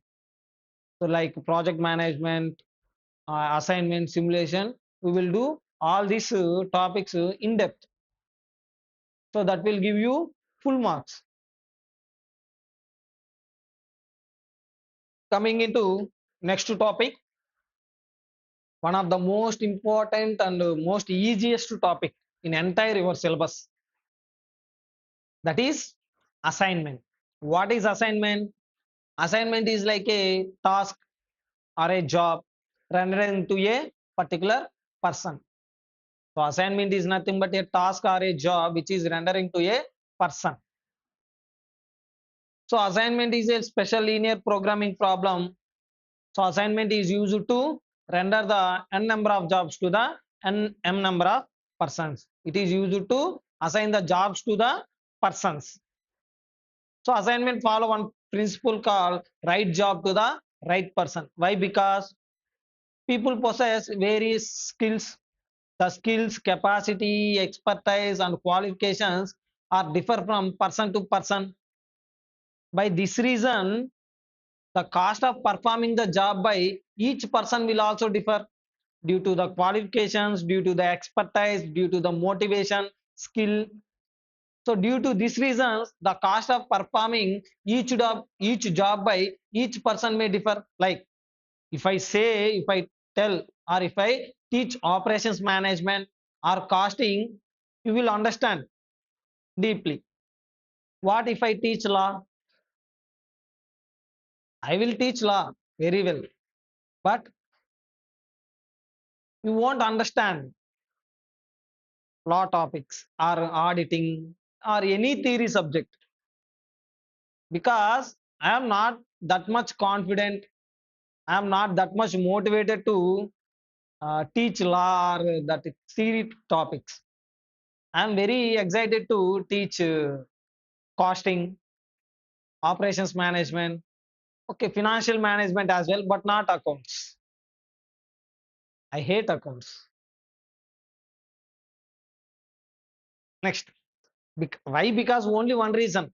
In these chapters, in these subjects, there is no rules and regulations in costing or something called financial management. But if you see in account, there are a lot of rules. You have to follow this statement only. You have to go on this way only. I am totally opposite to rules and regulations. Next, the question is how. Now the question is how assignment should made, so that assignment is nothing but how number of jobs is assigned to the persons, so that the cost should be minimum or profit should be maximum. Assignment is also one of the optimization model. What this optimization model will do? It will maximize the profits and minimize the cost. The aim of optimization model is to maximize the profits and minimize the cost. Next, the objective of operation, sorry, this assignment is maximize profit, revenue or sales, minimize cost, time and distance. Now here m number of jobs are assigned to n number of persons. It is always not necessary that m is equals to n. That means jobs is equals to persons or rows is equals to columns. If m is equals to n, then the data is said to be balanced. If m is not equals to n, then the data or problem is said to be unbalanced problem. We need to balance it. If rows is equals to column, then the problem is said to be balanced problem. If the rows is not equals to columns, then the problem is said to be unbalanced problem. We need to balance it. Assignment is always should be on one-to-one basis. Assignment should be on always one-to-one basis. That means two jobs is two jobs are not possible to assign to one person, or one job is not possible to assign to two persons. Two jobs cannot be assigned to same person, or two jobs cannot be assigned to same two persons, or cannot be assigned to same job. Therefore, there are four methods of solving the assignment problem. One is enumeration method. It is also called as trial and error method. Trial and error method. I think you listen it in where trial and error method. Capital budgeting. In capital budgeting, there are two methods. One is simultaneous method. Another one is trial and error method. in capital budgeting also, as well as in your overhead chapter. While doing this secondary allocation, overheads, primary distribution, in secondary distribution also, you may get this method. Next, simplex method. So you see it in linear programming. Transportation method, especially we have another topic called transportation. Finally, Hungarian method. In our syllabus, only one method is there, that is Hungarian method for doing the assignment problem. For solving the assignment problem, we need to know about 7 steps. For solving assignment problem, we have 7 steps. First two steps are optional. First two steps are optional steps. Next are mandatory steps. First step is balance the problem. What is the first step? Balance the problem. If problem is unbalanced, if number of rows is not equal to number of columns, we need to balance it. Next, convert it into loss matrix. When the problem is given in profit, the contents of the problem, if the data of the problem is given like profits, sales, sales units, then our objective is to maximize the problem. Whenever our objective is maximization, then we need to convert the problem into loss matrix. Why? Because assignment will only do minimization, it won't do maximization. Due to that reason, we are going to reverse the problem. Okay, I will explain each and every step while doing the problem. Read the question. MEC Limited has received an order for supply of 100 units of particular mission. 4 types of components C1 to C4, one each required per mission, have to be fabricated. So 4 types of components required for producing 100 units, that is C1 to C4. And the firm has 5 workshops, W1 to W5, each of which is capable of fabricating any component. Now, company is having how many missions? 5 missions. Each mission is capable of producing any component, that is C1 to C4. Now, however, for efficiency and cost saving, a workshop will be assigned to fabricate at most one type of the component. For the purpose of efficiency as well as cost saving, one component is assigned to only one mission. Now, which component is produced in which mission is our problem. Now, from C1 to C4, these components to be fabricated in through missions. Each component is fabricated through which mission is our problem. Now, if C1 is assigned to W1, that means component 1 is fabricated through workstation 1, it will cost how much? 21 rupees. Or else if C2 is assigned to W1, it will cost how much? 23. Likewise, the data is given. Now, what he asked, find the optimum assignment to workshops and the overall cost. First, we need to find the optimum assignment. Here, the data given in the table is cost or profit? Cost only, na? He already mentioned in the question that what we need to do, we need to find the overall cost. That means the contents of the table is cost only. Next, if prior to executing the above plan, there is a breakdown in workstation 1, how will this affect the above optimum plan? For example, there is a problem in workstation 1, that means workstation 1 is not available. Then after removing the workstation 1, we need to do the problem. Now, what is first step? Balance the problem. If it is unbalanced, now number of components, how many? Or number of columns, how many? 1, 2, 3, 4. Now number of rows are 5. Is this problem is balanced problem? No, no. What we need to do? We need to balance it. Now W sorry W1, W2, W3, W4, W5. Now C1, C2, C3, C4, D1. Next 21, 22, 24, 17, 23. Next 23, 21, 20, 18, 21, 29, 31, 30, 26, 29, 17, 18, 19, 16, 19, 18. Next for dummy, the cost, what we have to take as a cost? 0.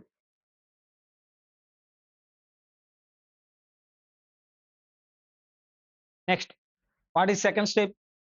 It is also optional step, which is convert it into profit matrix. If convert it into loss matrix if profit matrix is given. The contents of the problem is already cost. That means it is already a loss matrix only. What we no need to change into loss matrix. Now, second one is row operation. What is it? Row operation.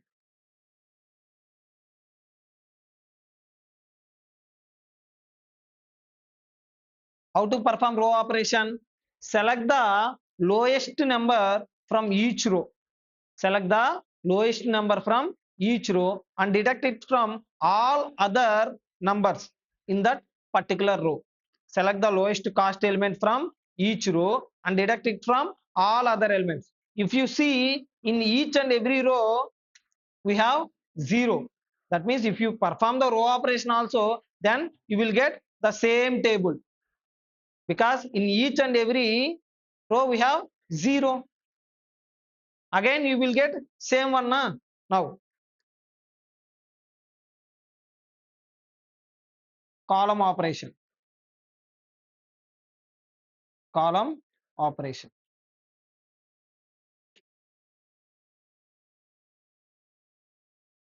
How to perform column operation? Select the lowest cost element from each column and deduct it from all other elements. What is the lowest number in first column? 17. Deduct it from all other numbers. Now 21 minus 17, how much? 21 minus 17, 4. 22 minus 17, 5. 24 minus 17, 7. 17 minus 17, 0. 23 minus 17, 6. Next, what is the lowest number? I think 18. Next, 23 minus 18, 5, 3, 2, 0, 3. Next, lowest number is 26, 3. Next, 5, 4, 0, 3. Next, lowest number is 16, 1, 2, 3, 0, 1, 0, 0, 0, 0, 0. Next, first step is balance the problem. Second step is convert it into loss matrix. These two are optional steps. Next, third step is row operation. Fourth step is column operation. Next, fifth step is, what is fifth step? Optimality test. What is it? Optimality test. For conducting the optimality test, what we need to do? Before conducting the optimality test, we need to draw the lines horizontally or vertically covering all zeros. We need to draw minimum number of lines. The number of lines must be minimum number of lines covering entire zeros. Now, this is one line, this is two lines. Is it possible to cover entire zeros in one line? No, no, it is not possible to cover entire zeros in one line. Now, number of lines must be possible minimum. Next, again Now optimality test. How to do optimality test? If number of lines is equal to rows or columns, then problem is optimum. Here number of rows or columns is 5, but number of lines are how many? Lines are 2. Hence problem is not optimum. If problem is optimum, then what we will do? We will directly shift to step 7. Step 7, that is finding the optimum solution. If problem is not optimum, we do improved matrix.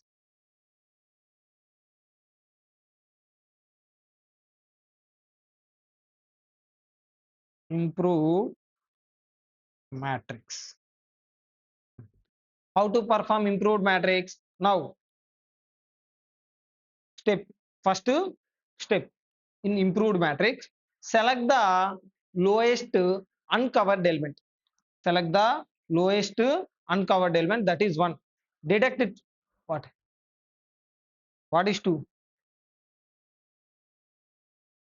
6332. Okay, done.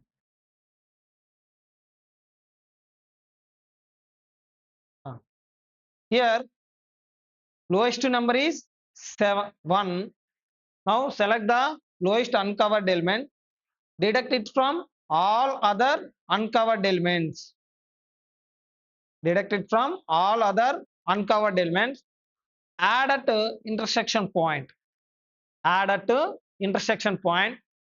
Do not touch the numbers which are covered by lines except at intersection point. Now, what is the lowest element? That is 1. Now 4 minus 1, 3. 5 minus 1, 4. 3 minus 1, 2. 1 minus 1, 0. Again 0. Why? It is covered by line. Next 4, 2, 4, 1, 0. Next 6, 1, 3, 2, 0. Next 0, 0, 0, 0, 1. Finally 5, 2, 2, 1, 0. Now again what we need to do? We need to draw the lines horizontally or vertically. Now here it is 1, here it is 2. Now I have an option to draw the line like this. For this 0, I have an option to draw the line like this or like this. If I draw line like this, I will left with only one small number. Small number is 1, that is I will left with only 1 1. If I draw the line like this, I will left with how much? How many ones? 3 ones. In next improved matrix, I will get another 3 zeros. Ultimately, we are drawing the lines on the basis of number of zeros only. Na? If I get only 1 0, there is a chance of getting one line only further. If I have 3 zeros, if I have 3 zeros, there is a chance of getting some more lines. That's why I am drawing the line horizontally, not vertically. If I draw the line vertically, I will cross how many ones? 2 ones. Now, again, here again, we have how many? lines? Only 3 lines. Problem is not optimum. We required how many lines? 5 lines. Again we are doing which one? Improved matrix 2.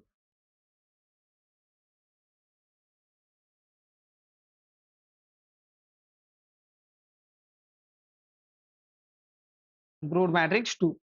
Now 3, 4, 2, 0, 1. Next 3, 1, 4, sorry, 3, 0, 0. Next 5, 0, 2, 1, 0. Next 0, 0, 0, 0, 2. Next 4, 1, 1, 0, 0. Now draw the lines. Here it is 1. Next 2, 3, 4. How many lines? 4 only. Okay. Again we need to do improved matrix.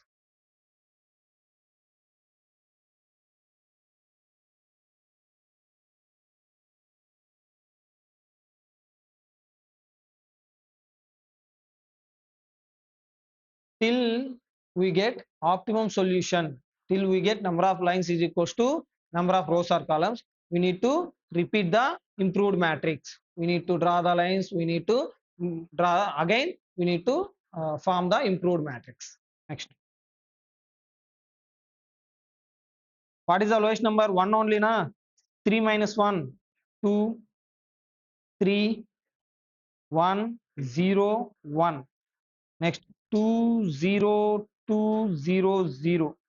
Next 5, 0, 2, 2, 1. Next 0, 0, 0, 1, 3. Next 4, 0, 0, sorry, 3, 0, 0, 0, 0. Now draw the lines. 1. Next 2, 3, 4, 5. Now check. Is it possible to cover entire zeros in 4 lines? If it is not possible to cover entire zeros in 4 lines, then it must be 5 lines only. Then your problem is said to be optimum. Now, here number of lines is equal to rows or columns. Hence, problem is said to be optimum. Now, what is the last step? Find the optimum solution. How to find optimum solution? For finding the optimum solution, select the zeros in select single zero in each and every row and column. Select a single zero from each and every column. Now, for, for selection process, follow like this. Select any row or column having single zero. Select row or column having single zero. If you see third row, here we have only single zero. That means this row is allocated to this column. Like here it is W1, W2, W3, W4 and W5. C1, C2, C3, C4, D1. That means W3 is assigned to C2. Now this entire row and this entire column is exhausted, no more available. For that we are cancelling any zeros. Now next, select any row or column having single zero. First row, first row.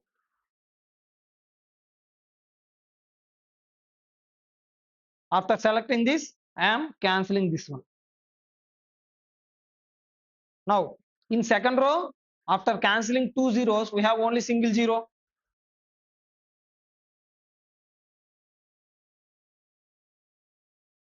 Correct, na? Next, in last W5, we are having single zero.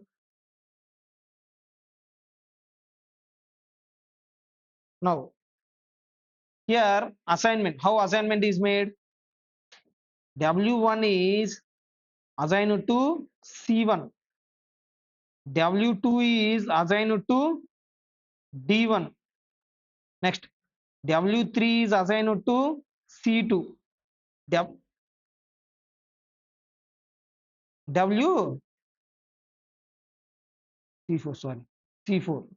Next, W4 is assigned to C1. W5 is assigned to C3. Now, tell me the cost. If W1 is performed by, if C4, W1 is performing C4, component 4, what is the cost? 17. 17. For W2 D1 is, that is 0. W3 C2, how much? 20. Next, W4 C1, 17. W5 C3, 9. 29. Now total how much? 83.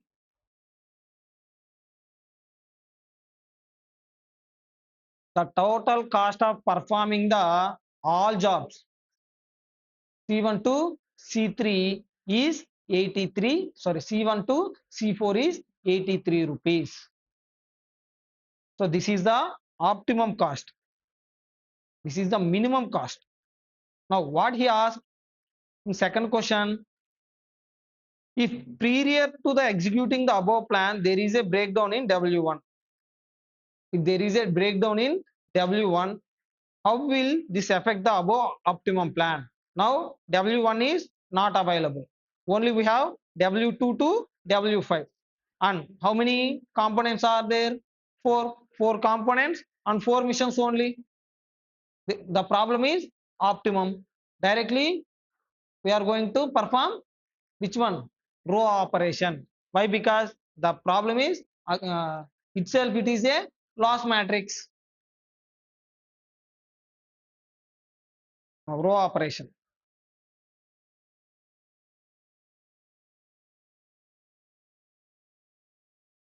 Now we have only C1, C2, C3, C4. W1, W2, W3. This is not W1. Here we have only W2.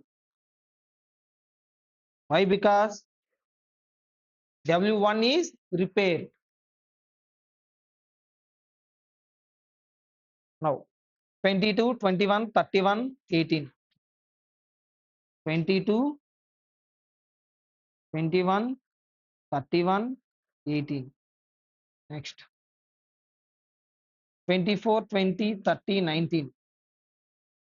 24, 20, 30, 19. Next 17, 18, 26, 16. 17, 18, 26, 16. Next 23, 21, 23, 21, 29, 18. Now row operation.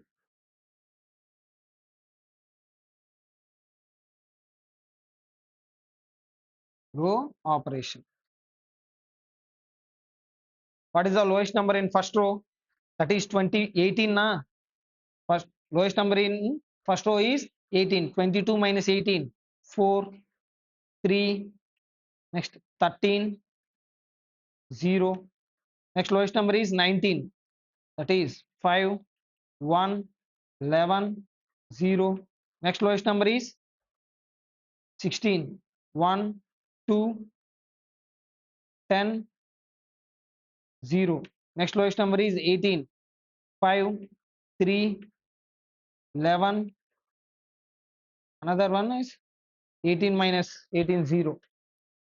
Next column operation.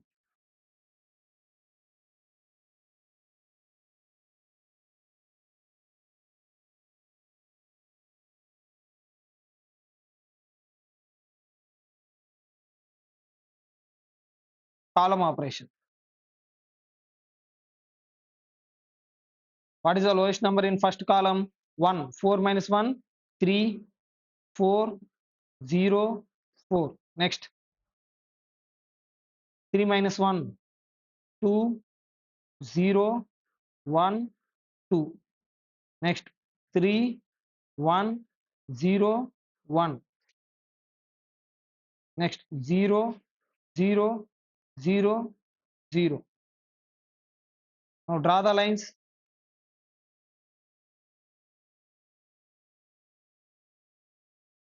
Draw the lines.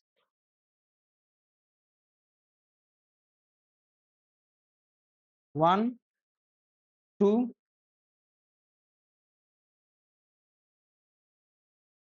3. So number of lines is only 3 na. Again we need to perform improved matrix. We required how many lines? 4 lines. Now, how to perform improved matrix? Select the lowest cost element, deduct it from all other uncovered elements, add it to intersection point. 2, 2, 2, 0. 3, 0, 0, 0. 0, 2, 0, 0.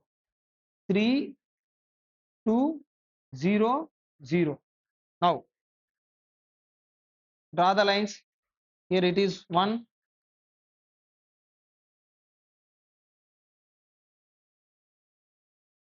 2, 3, 4. Is it possible to cover entire zeros in 3 lines? No, not possible. Now this is C1, C2, C3, C4. Next W1, W2, W3, W4, W5. Now select the zeros. How to select? Select the row or column having single zero.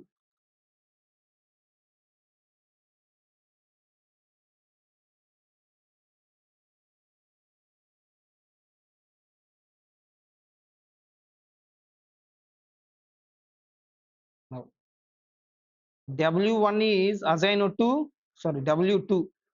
W2 is assigned to C4. W3 is assigned to C2. W4 is assigned to C1. W5 is assigned to C3. Now W2 C4. C4 how much? 18. W3 C2 how much? 20. W4 C1 17. W5 C3 29. Total how much? 80, 84.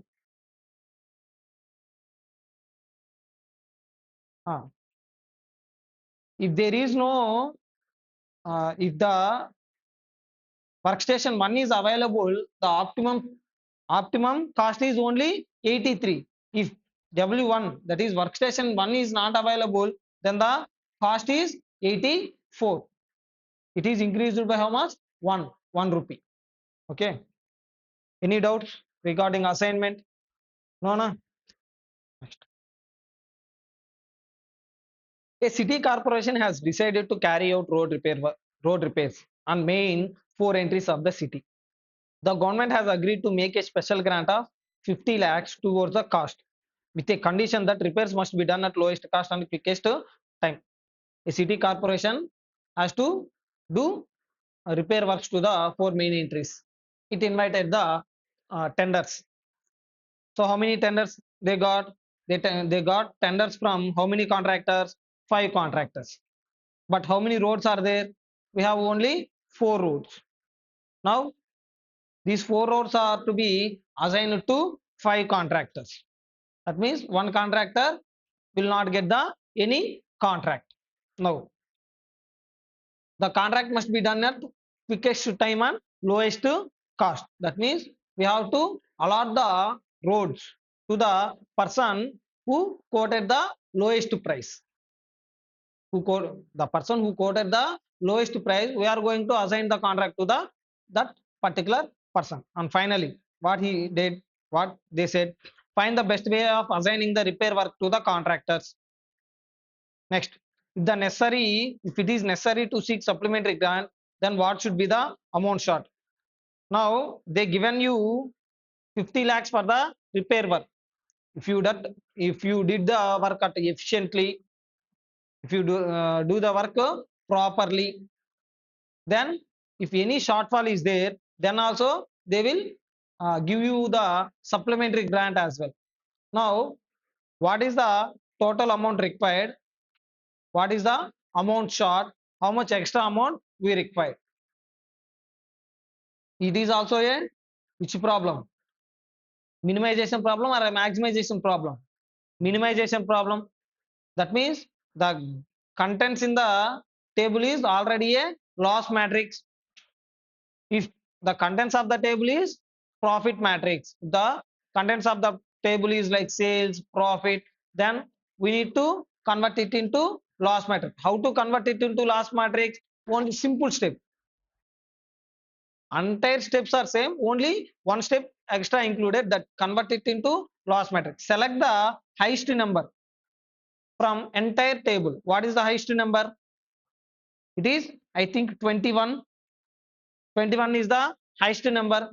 Deduct all other numbers from this highest number, including itself.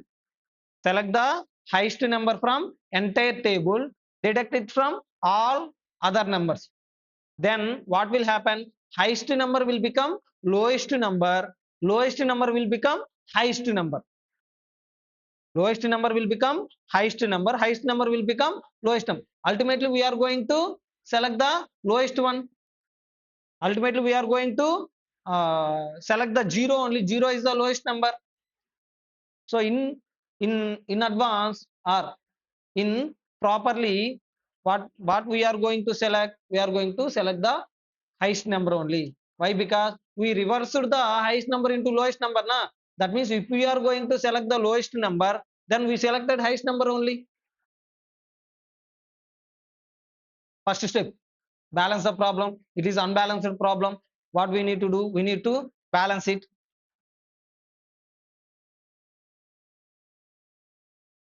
C1, C2, C3, C4, C5, R1, R2, R3, R4,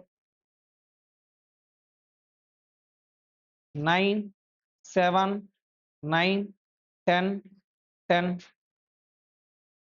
14, 17, 18, 12, 15. Next, 19, 20, 21, 18, 21, 15, 19, 18, 19, 16. Next, here we have 5 rows. For that we need 5 columns as well. 0, 0, 0, 0, 0. It's already a loss matrix. We no need to convert it into loss matrix. Next step is row operation. If you see in each and every row we have 0. If you perform the row operation also, you will get the same. Now next one is, that is column operation. How to perform column operation? Select the lowest number from each column, deduct it from all other numbers. What is the lowest number here? 7. 9 minus 7, 2. 0, 2, 3, 3. Next, lowest number 12, 2, 5, 6, 0, 3.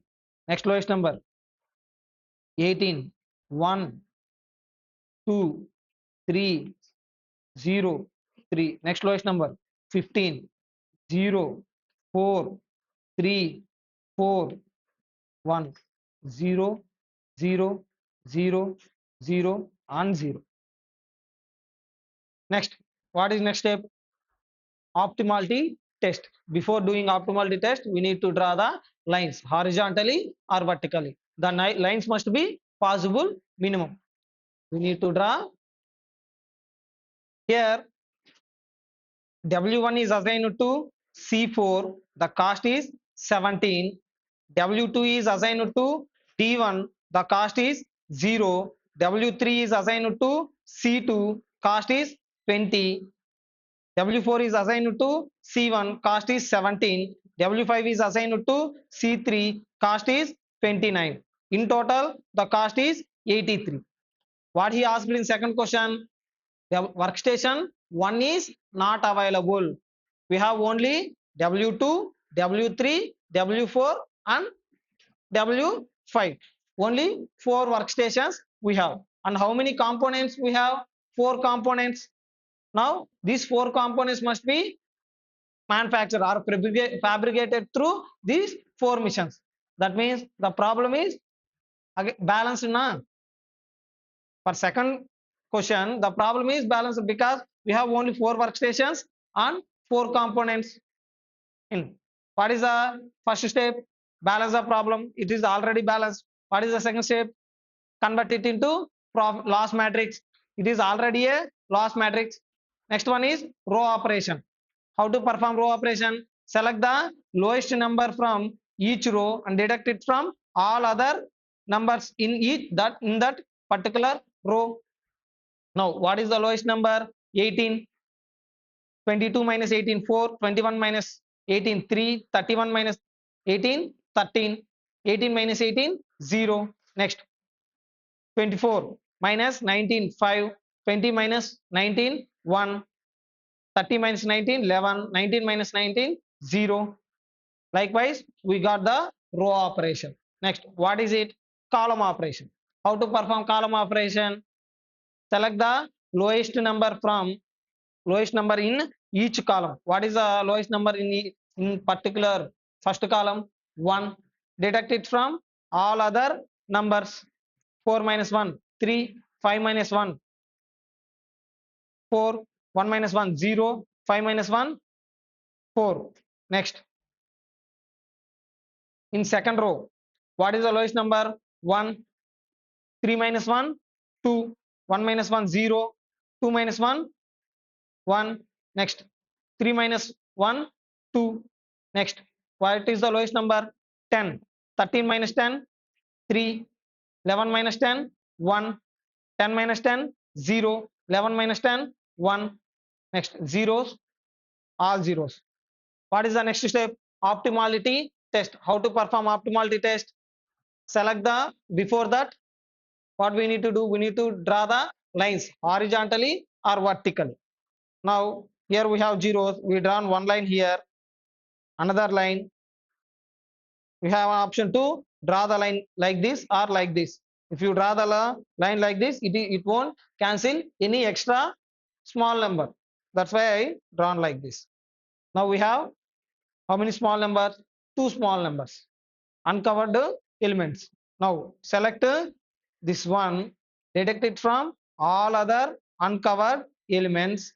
Add at intersection point. Do not touch the numbers which are covered by lines. Now 3 minus 1, 2, 2, 2. 3 minus 1, 2, 0. Next, 3, 0, 0, 0, 0, 2, 0, 0. Next, 4 minus 1, 3, 2, 0, 0. Again, what we need to do? We need to draw the lines. 1, 2, 3, 4.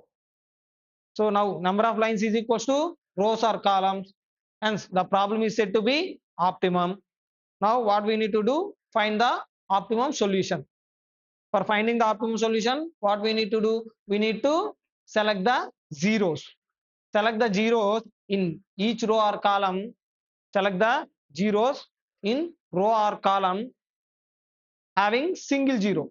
Select the row or column having single zero. Here I selected first row. cancel entire leftover zeros. Next, I selected this one, cancel these two. I left with only two zeros. Now, W2 is assigned to C4, that is how much? 18. W3 is assigned to C2, that is 20. W4 is assigned to C1, that is 17. W5 is assigned to C3, 29. Total how much? 84. Total 84. If workstation 1 is available, our cost is only 83. If workstation 1 is not available, then our total cost is 84. So by this, if workstation 1 is not available, the total cost is increased by 1 rupee. Next, coming into next question. One city corporation is planning to repair the 4 roads. The main entries are 4 roads. The available funds is how much? 50 lakhs. If needed, if work is done at efficiently, if needed, they are ready to provide supplementary grant as well. Now they call the tenders. How many 10 contractors applied or quoted their tenders? 5 contractors quoted their tenders. For how many roads? 4 roads. That means one contractor will not get any road. Now our duty to is to assign the contractors to roads so that our total cost will be at a minimum. Now how many roads are there? 4 roads. How many contractors are there? 5. Now problem is not balanced. What we need to do? We need to balance the problem by adding the dummy. Now if next, what is the next step? Row operation. If you see in each and every row we are having 1 0. That means if you perform the row operation, the same table will appear. Na? That's why we directly perform column operation. How to perform column operation? Select the lowest number, deduct it from all other numbers. Likewise, we performed for each and every column. Next, what is the next step? Draw the lines horizontally or vertically, covering all zeros. Now, 1, 2, 3, and 4. Here, how many lines we want? 5 lines. Because why? Why? Because we are having 5 rows or columns. Now, improved matrix.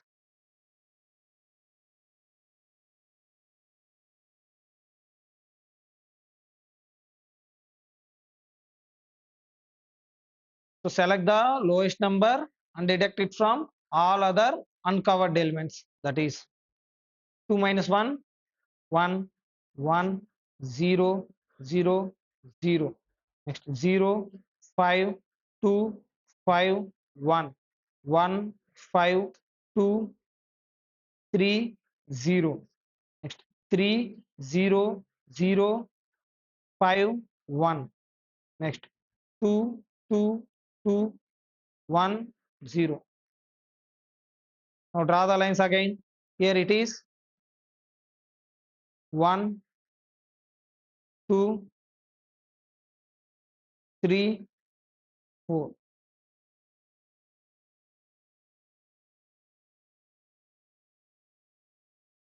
Now again improved matrix.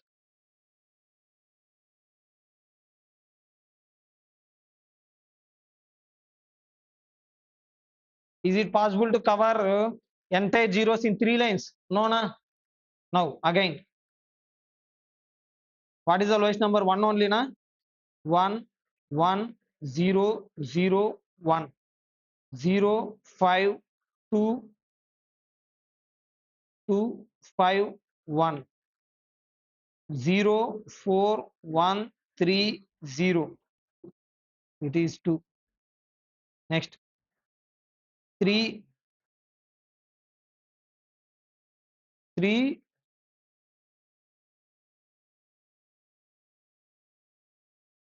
4 1 2, right?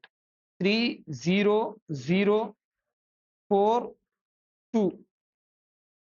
Next 1 1 1 0 0. This one, this is 2. Here it is already 5. Now draw the lines. 1, next 2, 3, 4, 5. Is it possible to cover entire zeros in 4 lines? No, not at all possible. Now, problem is said to be optimum. We need to find the optimum solution. So, how to find optimum solution? First, we need to select the row or column having single zero. So, if you see in second row, we are having single zero. After cancelling this zero, we are having single zero. Next, single zero.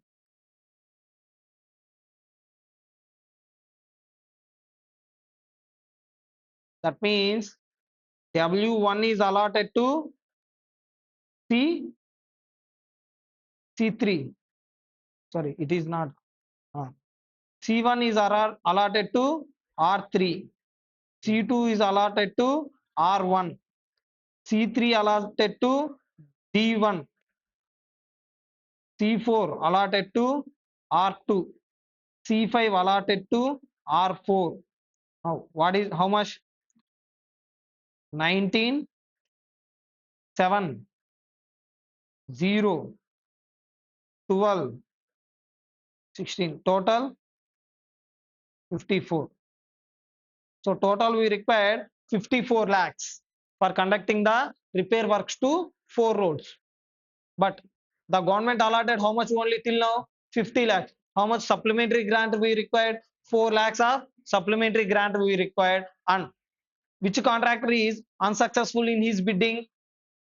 Contractor 3, because contract we allotted dummy road to the contractor 3. That means he is unsuccessful in his bidding. He won't get any road contract. Okay, that's it. That is all about your assignment. You won't get advanced level of problem more than this. Mostly you will get the easiest problem only, that is 4 into 4 matrix or 3 into 4 matrix. In every attempt they are asking for 7 marks from assignment only. This attempt also they will definitely ask for 7 marks, one problem from assignment. Don't skip this chapter. How many problems possible, how many problems you are having in your workbook, in your textbook, do all the problems. Okay, so while again another major important thing, while doing this assignment problem, double check it, the calculations plus or minuses, double check once more, because small change in the number will give you wrong answer. Coming into next topic, simulation. What is it? Simulation. Simulation is nothing but imitation, imitating of something. It is also like rehearsal without doing it in real. Simulation is a nothing but trying or doing some trials without doing it in real life. In a business environment, in every day, we are going to take lot of business decisions. If you directly apply those decisions in your business, it may be somewhat risk to the business, or else it will give you lot of losses. For this reason, what you need to do? First, you have to evaluate the business decisions before applying directly in the business. It is like a sampling. It is like a rehearsal. Before you are a dancer. You are a dancer, not like Michael Jackson. You are a bathroom dancer, okay, or home dancer. So finally, you got an opportunity to perform in our Mahati Auditorium in Tirupati. In Mahati Auditorium, you got some chance. Will you directly perform in stage without any trials, without any rehearsals? Before performing Mahati, what you will do? You will rehearsal the or practice it in your home. This entire practice process is called simulation. Your imagination. You are imagining that if I am performing in a Mahati auditorium in front of these 100 or 200 members, I have to perform like this. My expressions are like to be like this. You know, some team is there in Tirumala, like octopus team. Every month, this octopus team will conduct some trial runs. If something happen, some terrorist attack or some Nexus attack or something unexpected event occur in Tirupati or Tirumala, how we gonna track it? How we gonna resolve it? How we have to respond to the that particular situation? They will in every month they are going to conduct some training sessions for 1 hour, 2 hours in Tirumala. Same like a flight simulator. If you want to be a pilot, like car, they won't give you flight directly. Before giving flight to you for the purpose of training, for the purpose of learning, they will give you one simulator. So it is they put some screens in front of you, and according to the keys you are directing the screens, the image in the screen will move. Like in lot of malls, you saw that like car games, bike games, bus simulator, aeroplane simulator. So it is like a imagination without doing it in real. Like uh, this is not regular class, na? Ah, why the simulation is used? This technique is used to forecast the future outcome of a real situation. Mostly, this simulation is used to forecast the future outcome of a one situation. If some situation happen in future, what is our outcome? So to knowing the outcome, like it is also like a demand forecasting. For doing simulation, we have a lot of methods, but in our syllabus we have only one method, that is Monte Carlo simulation. Monte Carlo simulation.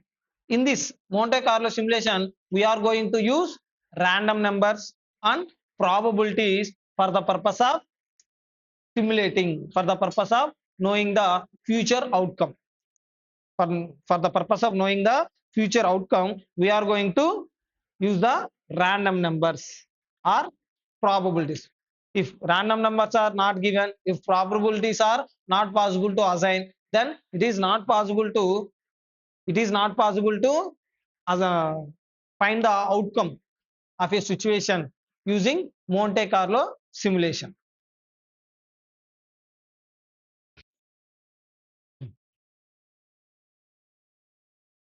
If departmental store is running a snack items selling outlet, past data of snack items demand per week in 100 kgs with frequency is given below.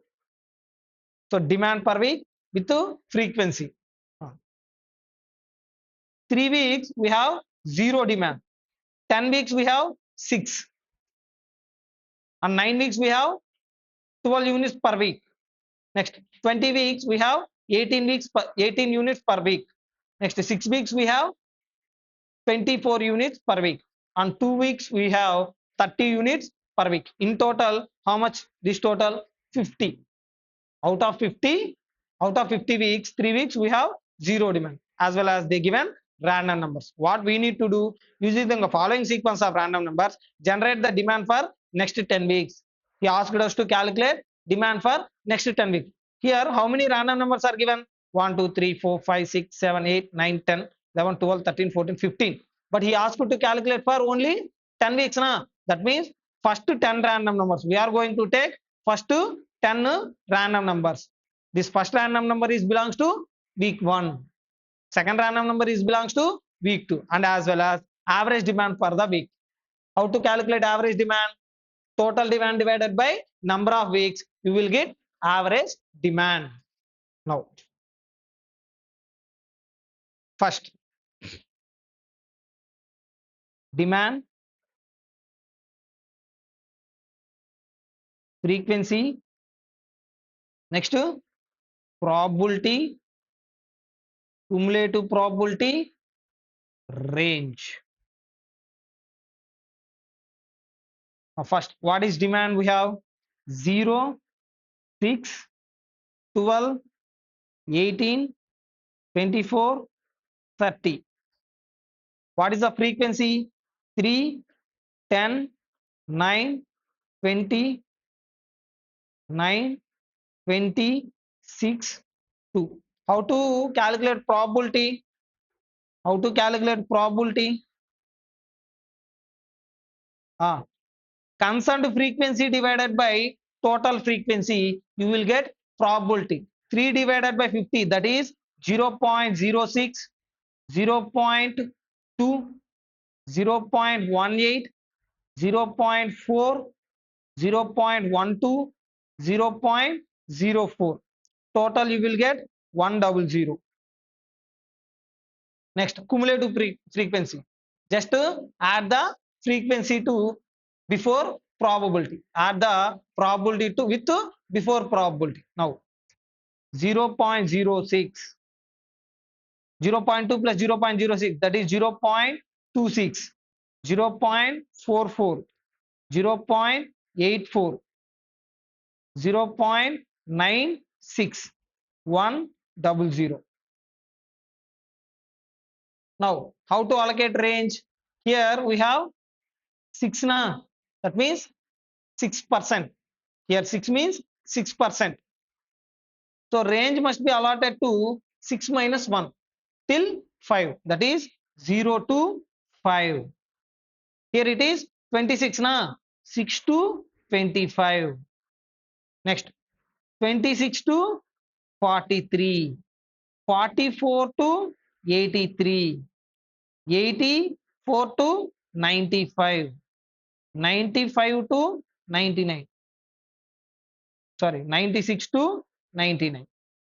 Why we are stopping till 99 only? Because random numbers are there from 0 to 99 only. You don't have random number more than 100. So that's why we are giving range till 99. Now, week, random number, demand. Now week number 1. What is the random number? 21. What is the demand? 21 lies between 6 and 25. That is demand is 6 only. Next, week 2. What is the random number? 34. 34 lies between 26 and 43. That is demand is 12. Next, third week. Random number is 48. Demand lies between 44 and 83. That is 18. Next, fourth week. Random number is 97. Lies between 96 and 99. That is 30. Next week number 5. What is the random number? 72. Lies between 44 and 83. 18. Next week 6. Random number is 31. Lies between 26 and 43. 12. Week 7. Random number is 45. Lies between 44 and 83. That is 18. Next week 8. 56, same, lies between 44 and 83, 18. Next, 9th, 47, lies between same 44 and 83, 18. Next, 10th week, 37, lies between 26 and 43, 12. Now, this is demand for 10 weeks. Concern demand for 10 weeks. Now, total demand is how much? What is total demand? How much? 162. Total demand is 162. Now, average demand.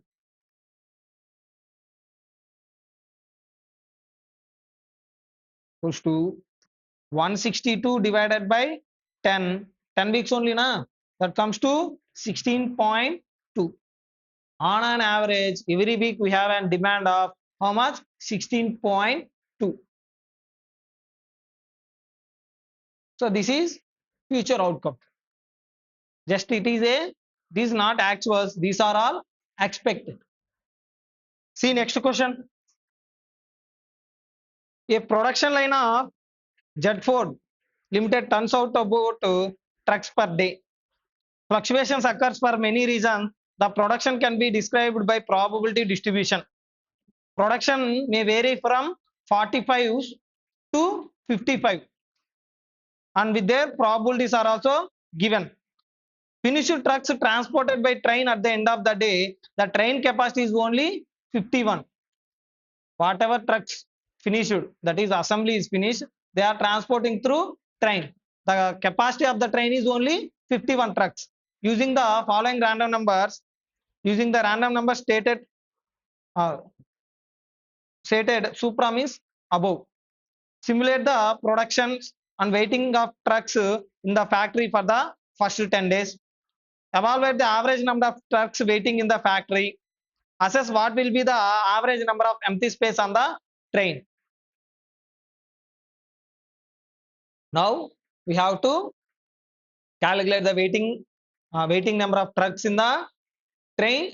Waiting number of trucks in the factory as well as empty space in the train. Now, first, what is first step? Calculation of range.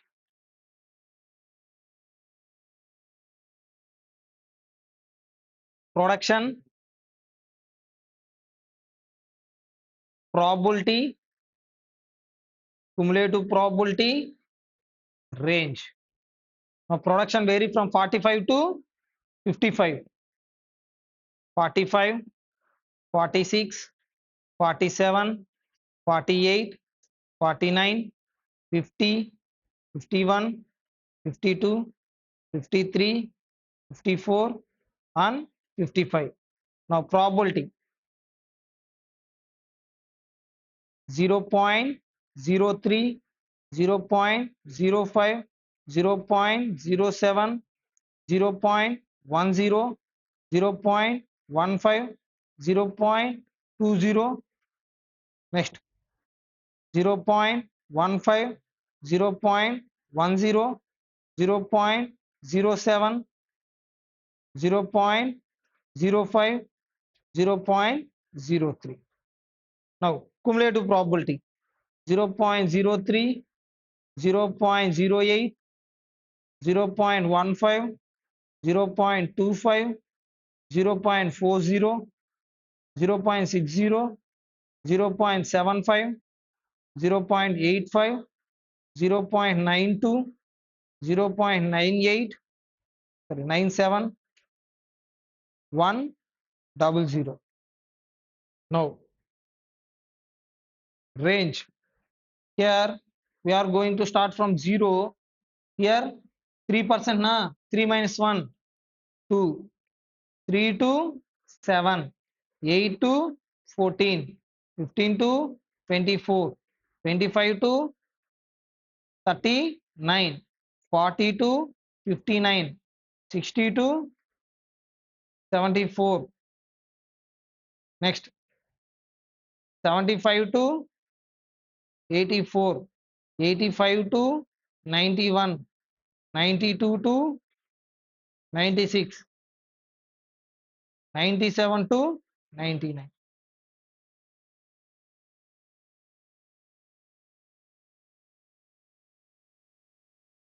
Next, for how many weeks? For 10 days na. Now day, random number. Next, production or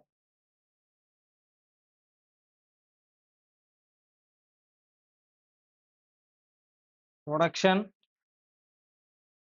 opening. Next, waiting, empty. Here waiting means closing. Now day 1, 2, 3, 4, 5, 6, 7, 8, 9, 10. Now tell me random numbers: 37, 35, next 63, 25, 63, 25, 50, 71, 95, 16, 55.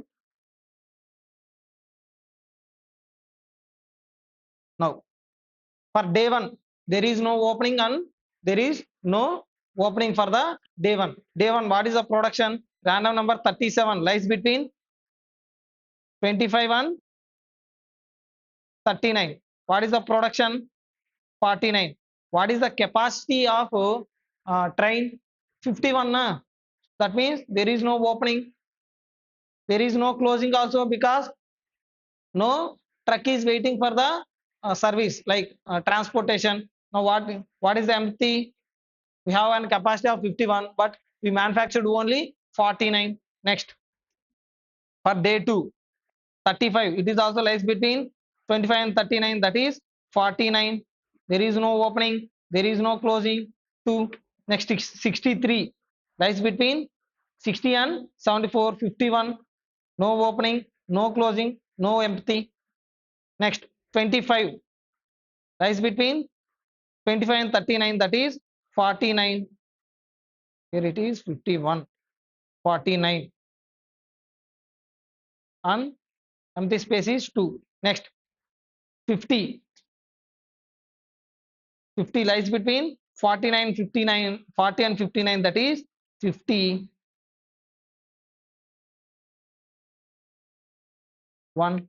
Next, 71.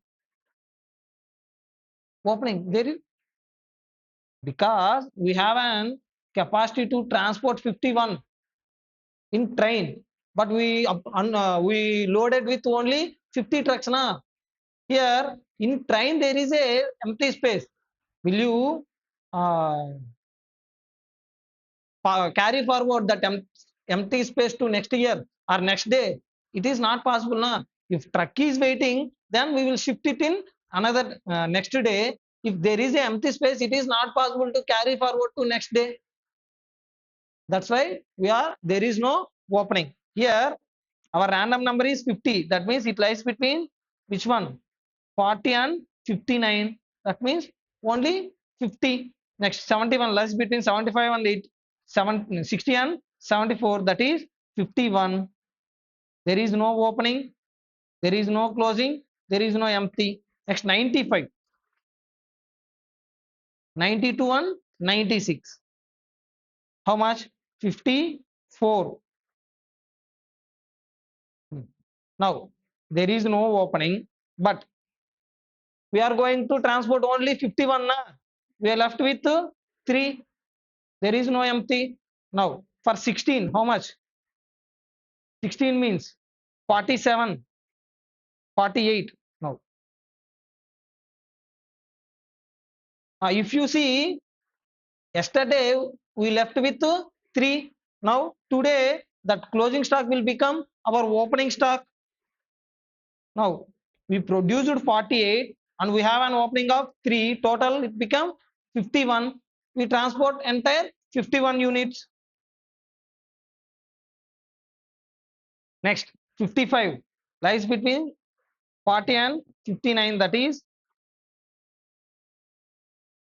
there is no opening, no waiting, only one. Next, 53, 50.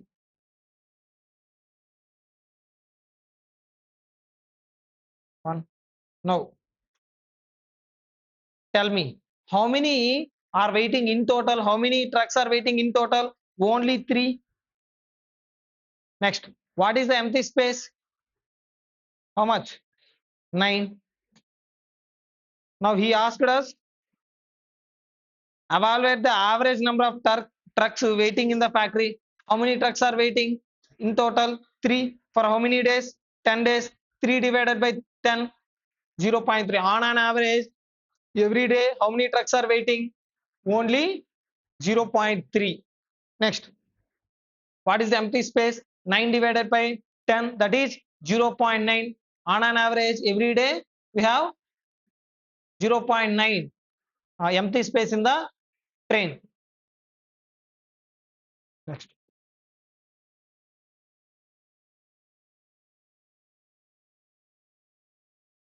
Tanisha, who is she? Will you know? Do you know? Who is she? Tanisha, a car rental agency, collected the following parameters on demand for the 5-seater vehicles over the past 50 days. On research, they collected the data for how many days? Past 50 days. Out of 50 days, first 4 days, out of 50 days, 4 days we have demand of 5. 10 days we have demand of 6. 16 days we have demand of 7. 14 days we have demand of 8. 6 days we have demand of 10. The agency has only 7 cars currently. How many cars? 7. Random numbers are given. For how many? 1, 2, 3, 4, 5. For 5 days only. That means we are going to expect or estimate the next 5 days or 5 days car rentals or 5-seater demand. Using the random numbers stated above, develop 5 days demand for the car rentals. Next, calculate the average number of cars rented per day for 5 days. Assess how many rentals will be lost over the 5 days. How many cars we have? 7 cars. If demand is more than 7, we are going to lose the demand only now. If, for example, I have 7 cars, in a day I have demand of 8 cars. Now, how many cars I lose? 1. First, that is demand. Next, frequency, probability, cumulative probability, range. Now, demand 5, 6, 7, 8, 10. Frequency 4, 10, 16, 14, 6. Now, probability. How to get probability? Concerned frequency divided by total frequency. That is 0.08, 0.20, 0.32, 0.28, 0.12. Total 1. Cumulative frequency 0.08, 0.28, 0.60, 0.88, 100. Now range 0 to 7, 8 to 27, 28 to how much? 59, 60 to 89, 87, 88 to 99. Now day, random number. Next, demand. Next,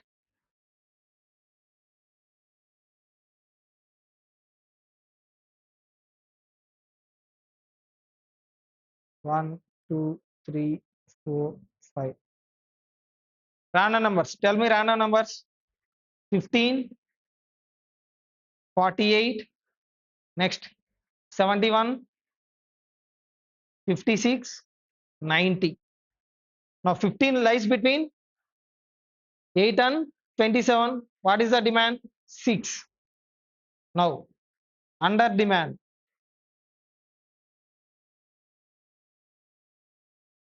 over demand. Now in total how many vehicles we have? 7, but our demand is only 6. We are having 7 vehicles, but only we given 6. So we left with 1. Next 48 lies between 28 and 59, that is 7. 0 0. Next 71 lies between 60 and 87, that is 8. We have over demand of 1. 56 lies between 28 and 59, that is 7. Next 90 lies between 80 and 99, that is 10. Under demand, no, over demand of 3. In total, what he asked, now calculate the average number of cars rented per day. In total, how many we rented? In total, how many we rented? We have 7 cars. First day we rented 6. First day we rented 6. Second day we rented 7. Third day we rented 7. Fourth day also we rented 7. 7. 7. Why? Because even we have demand of 8, but we are having supply of only 7. Even we have demand of 10, we have a supply of only 7. Total how much? 28 plus 6, that is 34 divided by 5. On an average, every day we rented how many cars? 6.8 cars. Next, what is the next question he asked? Assess how many rentals we lost over the 5 days. Now, whatever over demand we have, we lost those rentals. Am I correct? So 1 plus 3, that is 4. We lost in total of 4 rentals. Next, that's it. These two are your past examination questions.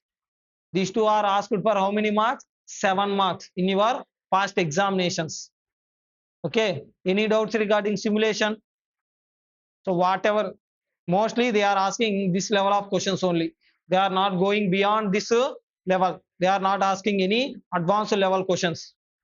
They are asking simple questions from assignment as well as simulation. So my suggestion is to do all the past examination questions. Okay. So by this we completed with the topic simulation as well. Coming into next topic, linear programming. What is linear programming? When we use this linear programming, whenever we have single limited factor, whenever we have single limited factor in the problem, we use marginal costing techniques, that too limited factor analysis, for the purpose of solving the problem. Whenever we have single constraint or single limited factor, I am hearing some noise in somewhere. Omo, ఏం నీ బాధ?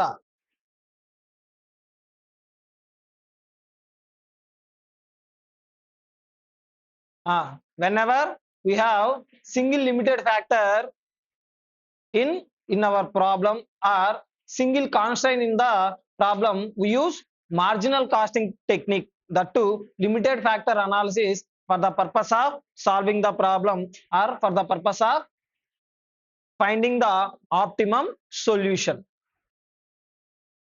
If in the problem we have more than one constraint or 2 or more constraints in the problem, we use linear programming technique for the purpose of finding the optimum solution. Linear programming is a mathematical method. What is a mathematical method? Which use fractions, equations, inequalities for the purpose of solving the problem. It is a mathematical method used to get best outcome when we have limited resources. It helps us to decide how to use resources in a best way to get maximum benefit. This linear programming helps us to use the resources in best way to get the maximum benefit.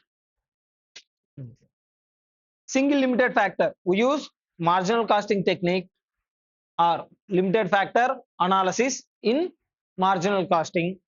Whenever we have multiple limited factors, we use linear programming. What is the format of linear programming? Maximize or minimize Z. Here, maximize means we are going to maximize the profits, sales, volume as well as value. Whenever the objective of the problem is cost, we are going to minimize the cost, distance, time, risk. These things we are going to minimize.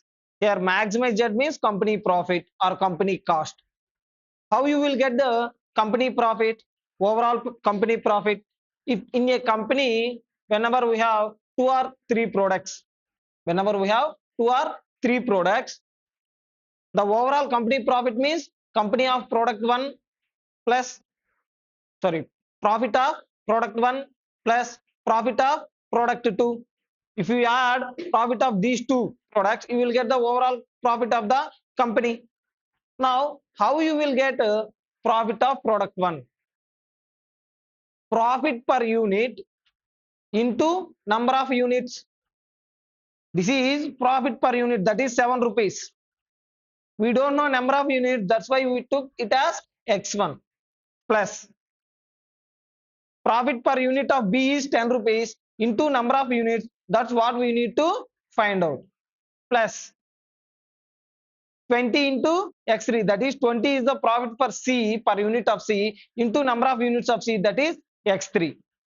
If you add profit of A, profit of B, profit of C, you will get the overall profit of the company. Now, for getting this profit, we have some constraints as well. For example, raw material. The total available raw material is only 100 kgs. That means whatever amount of raw material you are going to use, that must be less than or equals to 100 kgs. You have only how many kgs? 100 kgs. You can use it for A, you can use it for B, or you can use it for C as well. But the total consumption must be less than or equals to 100 kgs. Next, for example, the labor availability is 300. How much amount of labor hours you want to use it for A or use it for B or use it for C? But in total, the consumption of labor hours by A, consumption of labor hours by B, consumption of labor hours by C must be less than or equals to 300. Here, what is the consumption of A? That is for producing 1 unit of A product. For producing 1 unit of A product, we require how many hours? 3 hours. Into total number of units produced, total number of A units produced. That is, we don't know. That's why we are taking it as X1. B is consuming 4 hours per unit. Into number of units, we are taking it as X2. C is consuming 6 hours into number of units, that is x3, that must be less than or equals to 300. Finally, non-negative function. First one is objective function. These two are constraints. And finally, non-negative function. That means your production must be in positive factors only. Your production must not goes into negative. x1, x2, x3 greater than or equals to 0. That means you are going to produce 1 or 2 units or you won't produce any unit. Is it possible to produce -2 units?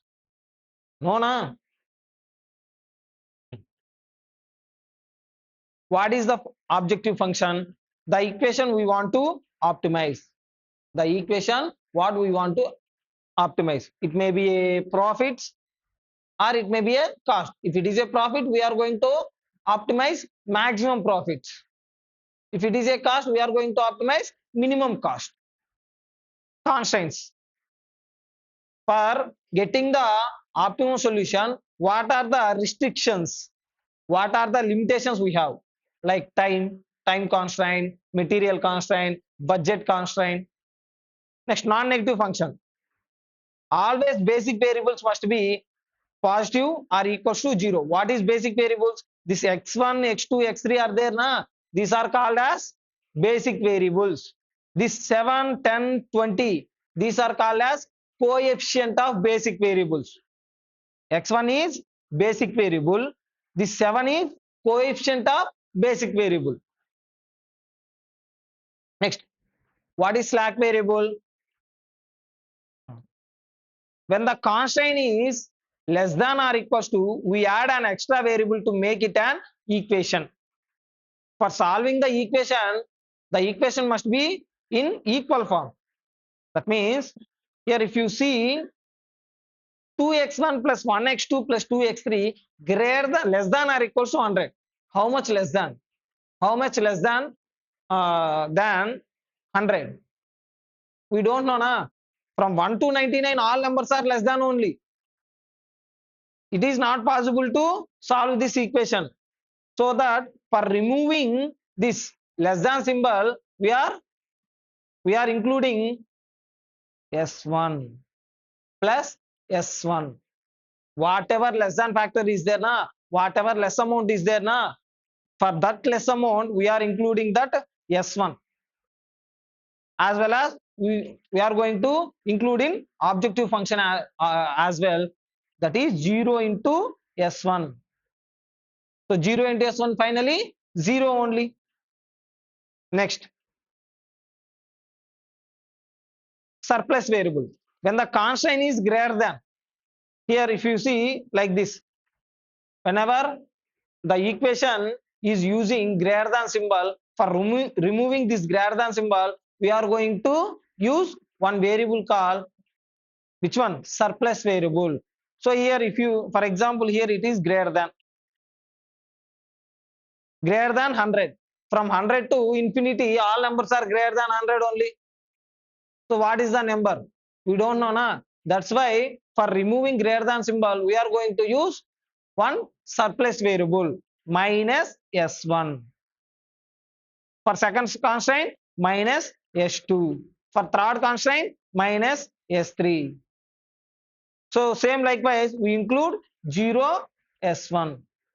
0 into S2. Finally, the value of these two are 0 only. For the just only for the purpose of solving the problem, we are including it. It is also like dummy row and columns. It is also like a dummies. Just for the purpose of using, for the purpose of solving the problem, we are using it. Next, methods for solution. For finding the optimal solution, we have two methods. One is graphical presentation method. Another one is simplex method. For name itself, it is only simplex. But when you are solving this method, it will become very complex. You will see it as a very complex method. For name only, it is simplex method. Next, a company produces 3 products PQR from the 3 raw materials ABC. 1 unit of P requires 2 units of A, 3 units of B. 1 unit of Q requires 2 units of B and 5 units of C.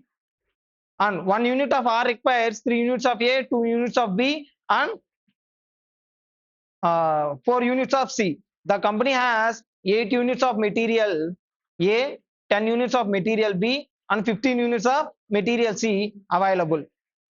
Profits per unit of product PQ are 3, 5, 4 respectively. Formulate this question mathematically to maximize the profit.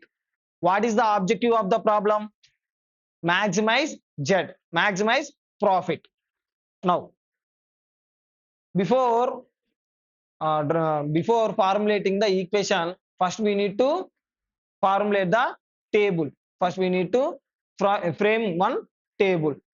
That is, how many products we have? P, Q, R. Next, how many raw materials? A, B, C. And by selling P, how much profit will you get? 3 rupees. For Q, we will get 5 rupees. For R, we will get 4 rupees. Now, P requires 2 units of A and 3 units of B.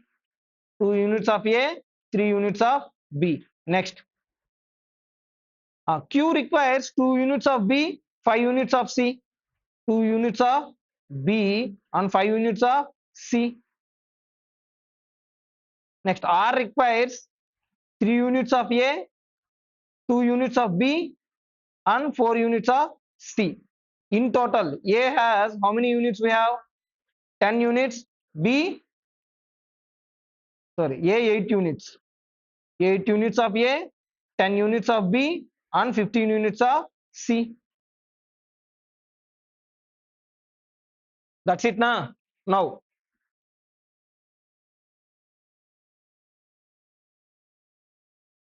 what we are going to maximize? Profit only. Profit of first objective function. Max Z. Z means company profit. How you will get company profit? In a company, in this company, how many products are there? 3 products, P, Q, R. If you add P profit plus Q profit plus R profit, you will get total profit of the company. Am I correct? Now, how you will get P profit? You know, per unit, the profit of P per unit is 3 rupees into number of units. Per unit 3 rupees into number of units of P, you will get the total profit of P. Do we know number of units of P now?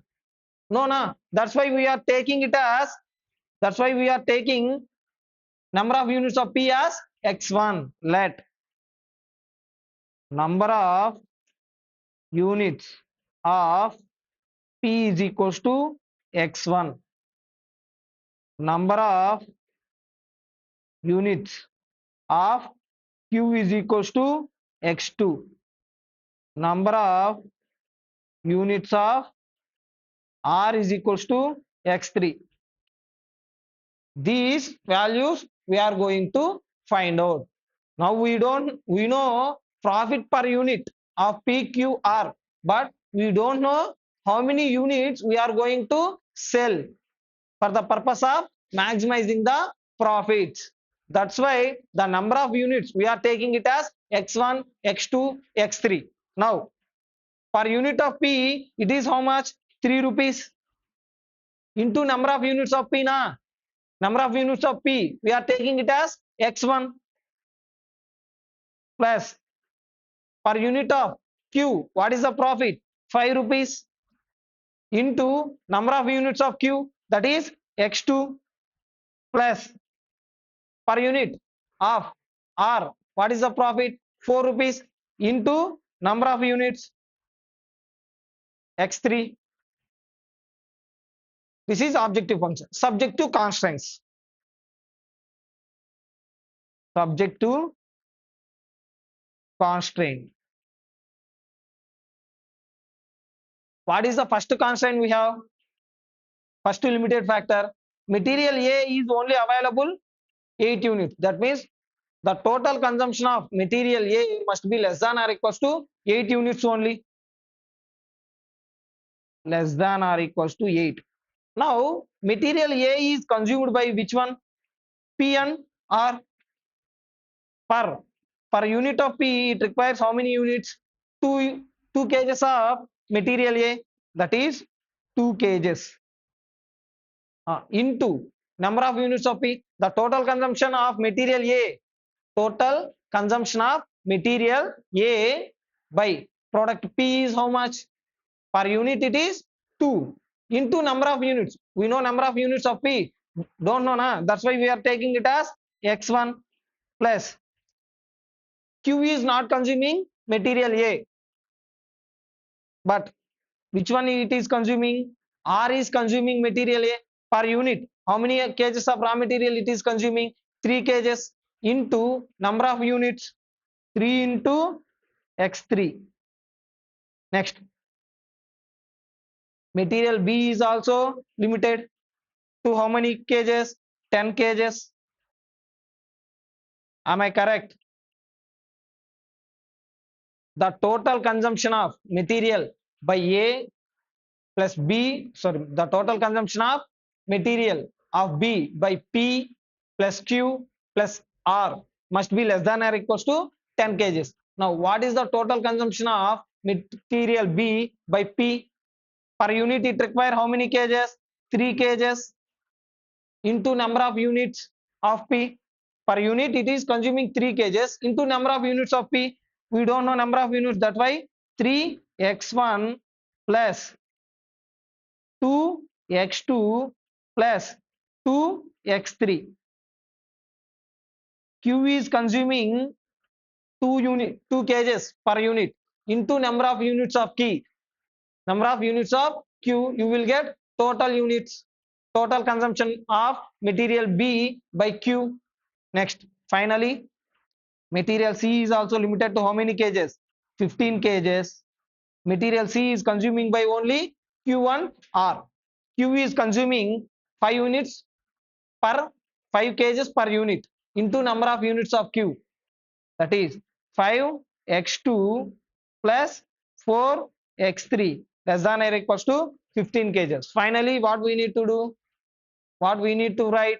Non-negative function. That is x1 number of units of P, x2 number of units of Q, x3 number of units of R must be greater than or equals to 0.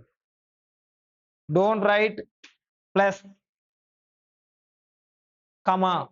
That means all the production must be for all units, for all products, the production must be greater than or equals to 0 only. Any doubts? Anna? Next problem. In linear programming, there is two things. One is formulation of equation, till formulation of equation, and next one is finding the solution. In most of your examination, they are asking only till formulation of equation. For finding the solution, we have two methods. One is graphical method, another one is simplex method. They won't ask you to find the solution. They mostly ask you to formulate the equation. Okay, even if they ask like simplex method, don't write it in your examination. Why? Because it is taking lot of time. It will consume lot of your time. Mostly for 7 marks, for 7 mark question, it will consume about 40 to 50 minutes. So my suggestion is to don't attempt simplex method in your examination. Now, Saurav Ganguly and Co. is manufacturing two products AB. The manufacture time required to make them, the profit and capacity available at each work center is given as follows. Two products A, B. Machining 1 hour for B, 2 hours. Fabrication 5 hours, 4 hours. Assembly 3 hours, 1 hour. Profit per unit of A 80 and profit per unit of B is 100.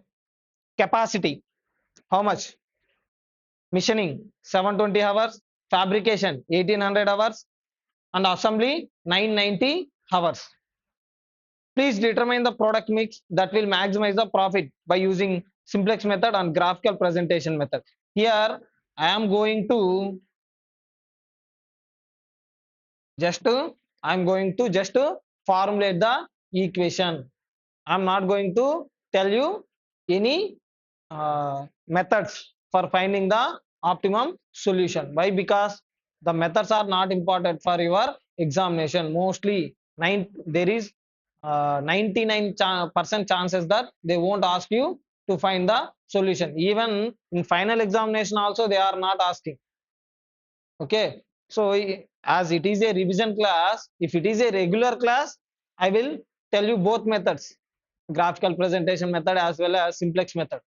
As it is a revision class, we don't have that much time for explaining one method. It will consume about 1 hour. So it is not necessary to learn now. Now, first max z is equals to max z means we are maximizing company profit. Why? Here they given profits only na. If they given profits, what is our objective? Maximize. How you will get the total profit of the company? Profit of product A plus profit from product B. You will get the total profit of company. Now we know by selling one product of A, you will get how much profit? 80 rupees. Now 80. Now, do we know how many units of product A? We don't know, na. That's why we are taking it as number of units of A as x1 plus per unit of B, how much, what is the profit? 100. Do we know number of units of B? We don't know, na. That's why we are taking it as x2. Next, next. Subject to constraints. What is the first constraint? First one is missioning. First one is missioning. We have only how many hours of mission hours? 720. That means whatever consumption by A and B, mission is used by both A product and B product. That must be less than or equals to 720 hours. Now, what is the consumption of product A? What is the mission hours consumption of product A? That is per unit. It is consuming how many hours? 1 hour into number of units. That is, we don't know. That's why we are taking it as 1x1 plus B is consuming 2 hours per unit. B is consuming 2 hours per unit into number of units. We don't know number of units. That's why we are taking it as 2x2. Fabrication. In total, how many hours of fabrication we have? 1800. Am I correct? 1800 hours of fabrication. The total consumption of fabrication by A product and total consumption of fabrication by B product in combination must be less than or equals to 1800. Now, how you will get the consumption of A? How you will get the fabrication consumption of A? That is, per unit it is 5 hours into number of units, that is x1 plus per unit 4 hours into x2 must be less than or equals to 1800. Finally, assembly. How many hours of assembly we have? 990. Now, per unit it is 3 hours into number of units of A, that is x1 plus 1 unit into number of units of B, that is x2. Finally, how many products we have? 2 only, na. x1 comma x2 greater than or equals to 0. Mostly they will ask you till here only. They won't ask you to solve the problem. Okay, even if they ask in the examination, my suggestion is to don't go for the solving the problem. It will take you lot of time. It will take your lot of time. Just to forward this problem to last. First to complete the questions which take low amount of time, less time. First complete the problems. After completing the small problems as well as well-known problems, even if you have some time, then go for the these questions like simplex methods or transportation Vogel's appropriation methods. A pension fund manager is considering investing in two shares, A and B. It is estimated that share A will earn a dividend of 12% per annum and share B will earn a dividend of 4% per annum. Growth in the market value in 1 year of share A is 10 pice and per 1 rupee invested, and per B is 1, for B is it is how much and in B 45 pice, 45 pice, 40 pice. Okay. In B 40 paise per 1 rupee invested. He requires investing the minimum total sum which will give dividend income of at least how much? 600 per annum and growth in 1 year of at least 1000 and a initial investment. You are required to state the mathematical formulation of this problem which will facilitate the computation of minimum sum to be invested to meet the manager's objective. I am the person. I want to invest in 2 shares. One share will give me a dividend of 12%. Another share will give me a dividend of 4%. Now, capital appreciation in share A is 10 pice per 1 rupee invested. That means 10%. Capital appreciation is how much? 10%. In B is how much it is? 40%. For in B, 40 pice. That means 40% in B. Now, what I need? I want a dividend income of how much? 600 and I want a growth of how much? 1000. Now, what is my question? How much I need to invest in A and how much I need to invest in B to get a minimum dividend of 600 and minimum dividend of 1000. Minimum growth of 1000 rupees. Now, first one, what is our constant objective function here? What is our objective function? What I need to maximize? Here, my objective function is minimization or maximization? Maximization, minimization. Tell me, Ray. Minimization. Read the question once again.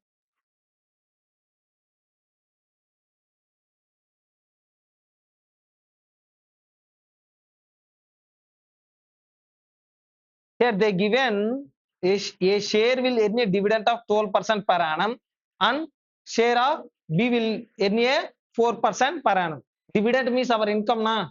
Whenever they given the income, our objective is to maximize the income and he requires investing the minimum total sum which will give dividend income of at least 600. Now, we are earning 12%, okay. On what? Per rupee 12%. We don't know how much to invest. That's what we need to find. Now, let x1 is amount to be invested in A. Let x2 is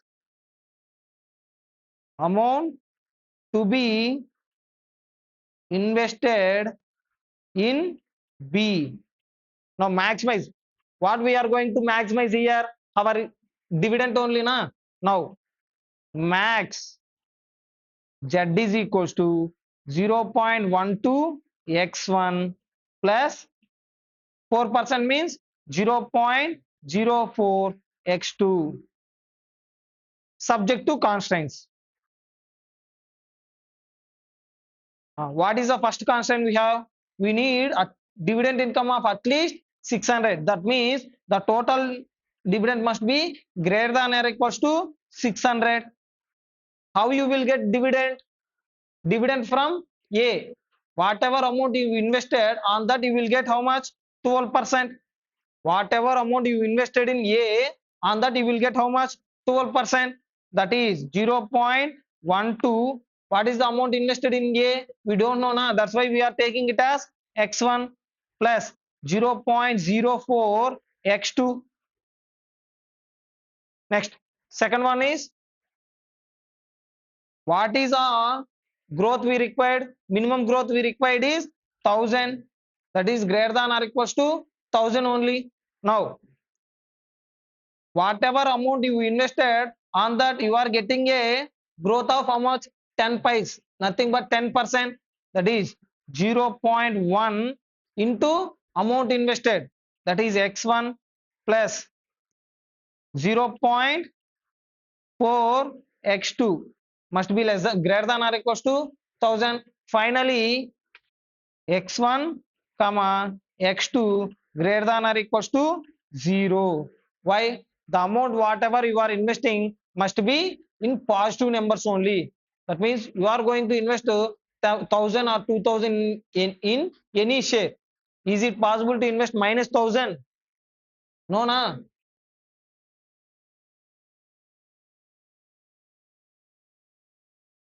This is all about linear programming.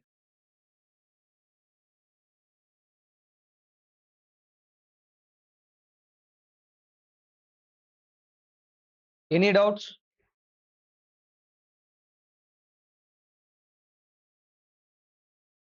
I am seeing some question marks in your faces. What happened? Less than 600. They required minimum dividend of at least means at least 600. At least means more than minimum 600 they required. That's why I am using a symbol of greater than.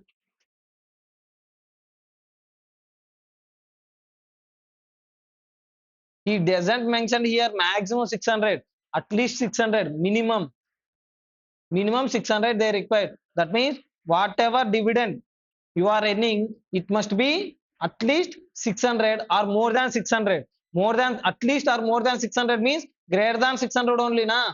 Whatever growth you are earning, that means that is at least 1000. That means 1000 or more than 1000.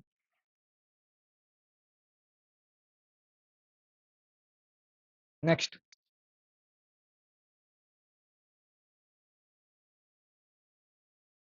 next one is transportation. Transportation is a special type of optimization problem.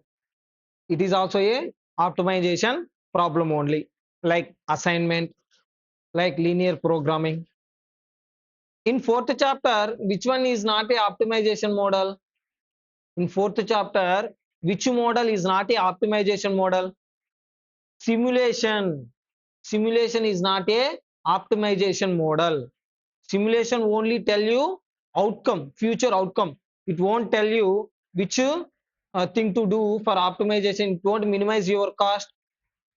It is not going to maximize your profits. It just to tell you future state of nature.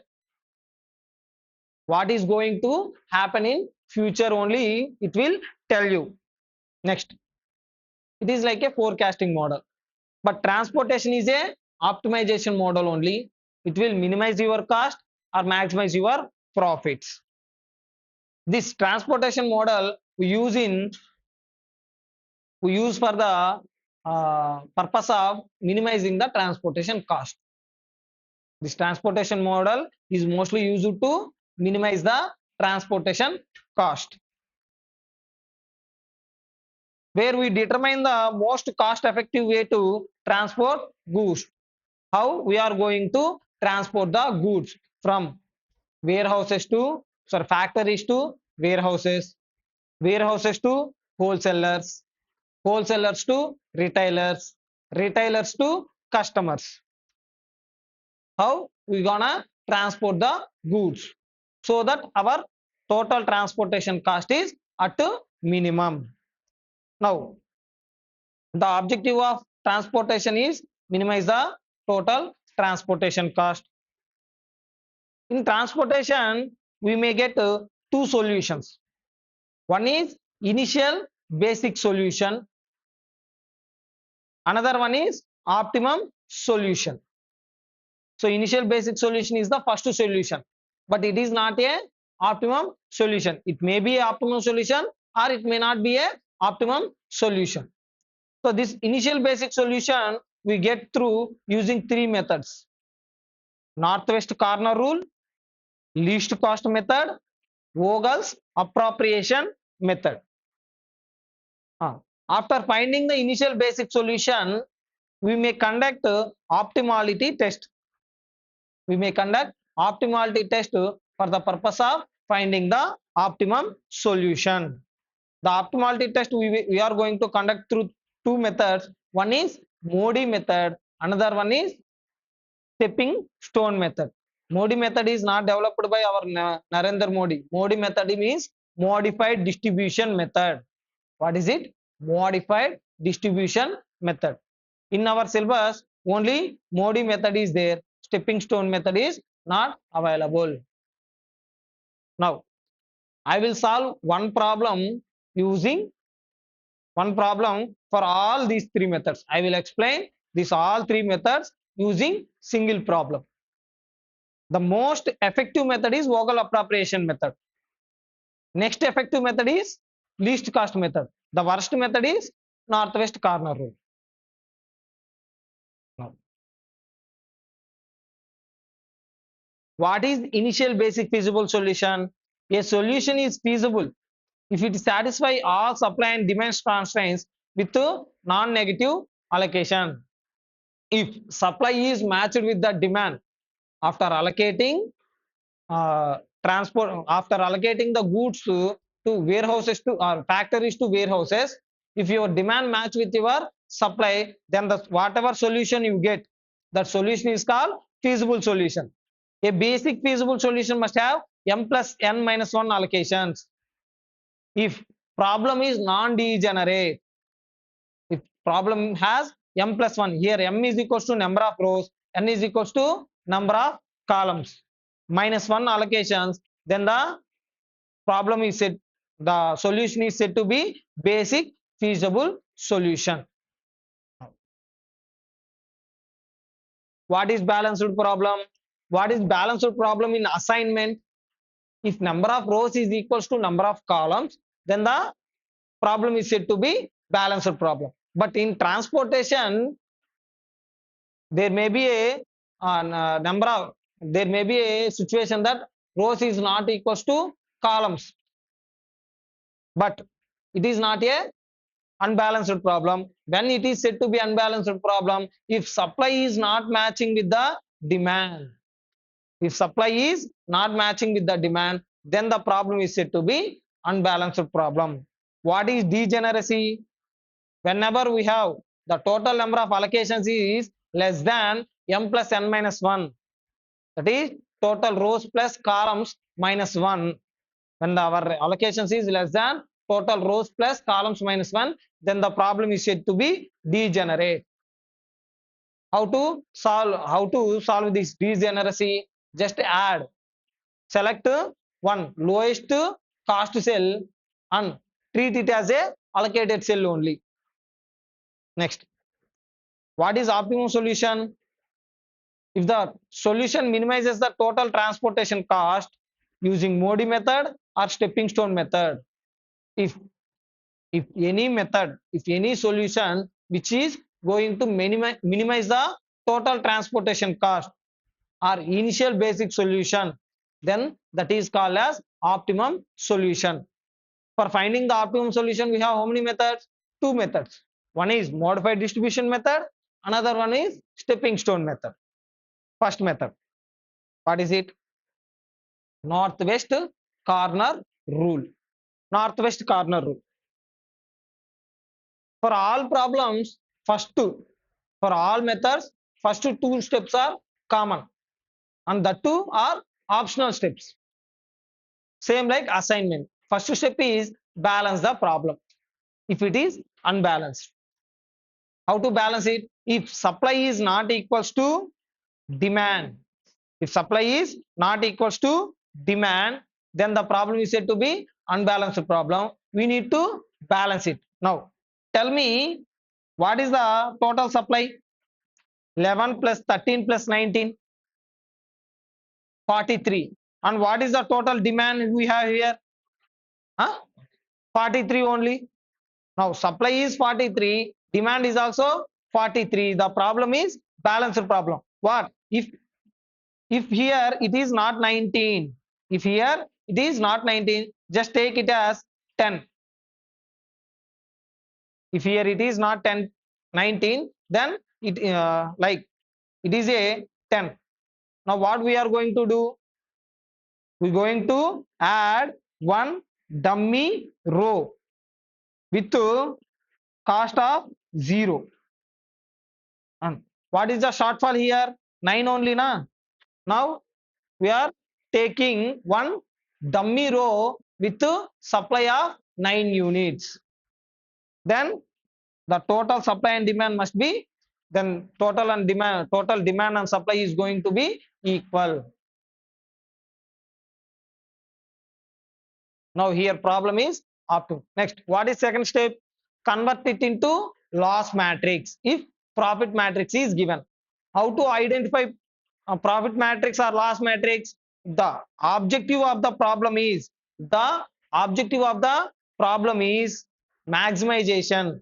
Then the problem is said to be profit matrix. In profit matrix, the objective of the problem is minimization. Then the problem is said to be in loss matrix. Here they didn't given anything. Now I am treating it as a cost only. The contents of the table is, what is it? The contents of the table, cost. That means if you transport one good from factory 1 to warehouse 1, if you transport one good from factory 1 to warehouse 1, it will cost you how much? 21. If you transport one good from factory 1 to warehouse 2, it will cost you how much? 16.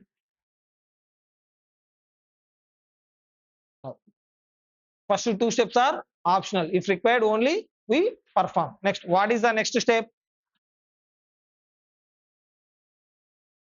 Select the northwest cell. What is northwest? This is northwest. Select the northwest cell in the table and allocate as many units possible. What is the northwest cell in the problem? This one is northwest cell. We are selecting this cell and selecting and allocating as many units possible. That means from factory 1 to warehouse 1, we are transporting factory 1 to warehouse 1. In factory 1, what is the supply? 11 units. But in warehouse 1, what is the requirement? 6 only. Warehouse 1 require only 6 units. But factory 1 is producing how many units? 11 units. Now we are going to give only how many units? 6 units to warehouse 1. And factory 1 is left with how many units? 5 units. F1, F2, F3, W1, W2, W3, W4, 21, 16, 25, 13, 17, 18, 14, 23, 32, 27, 18, 41.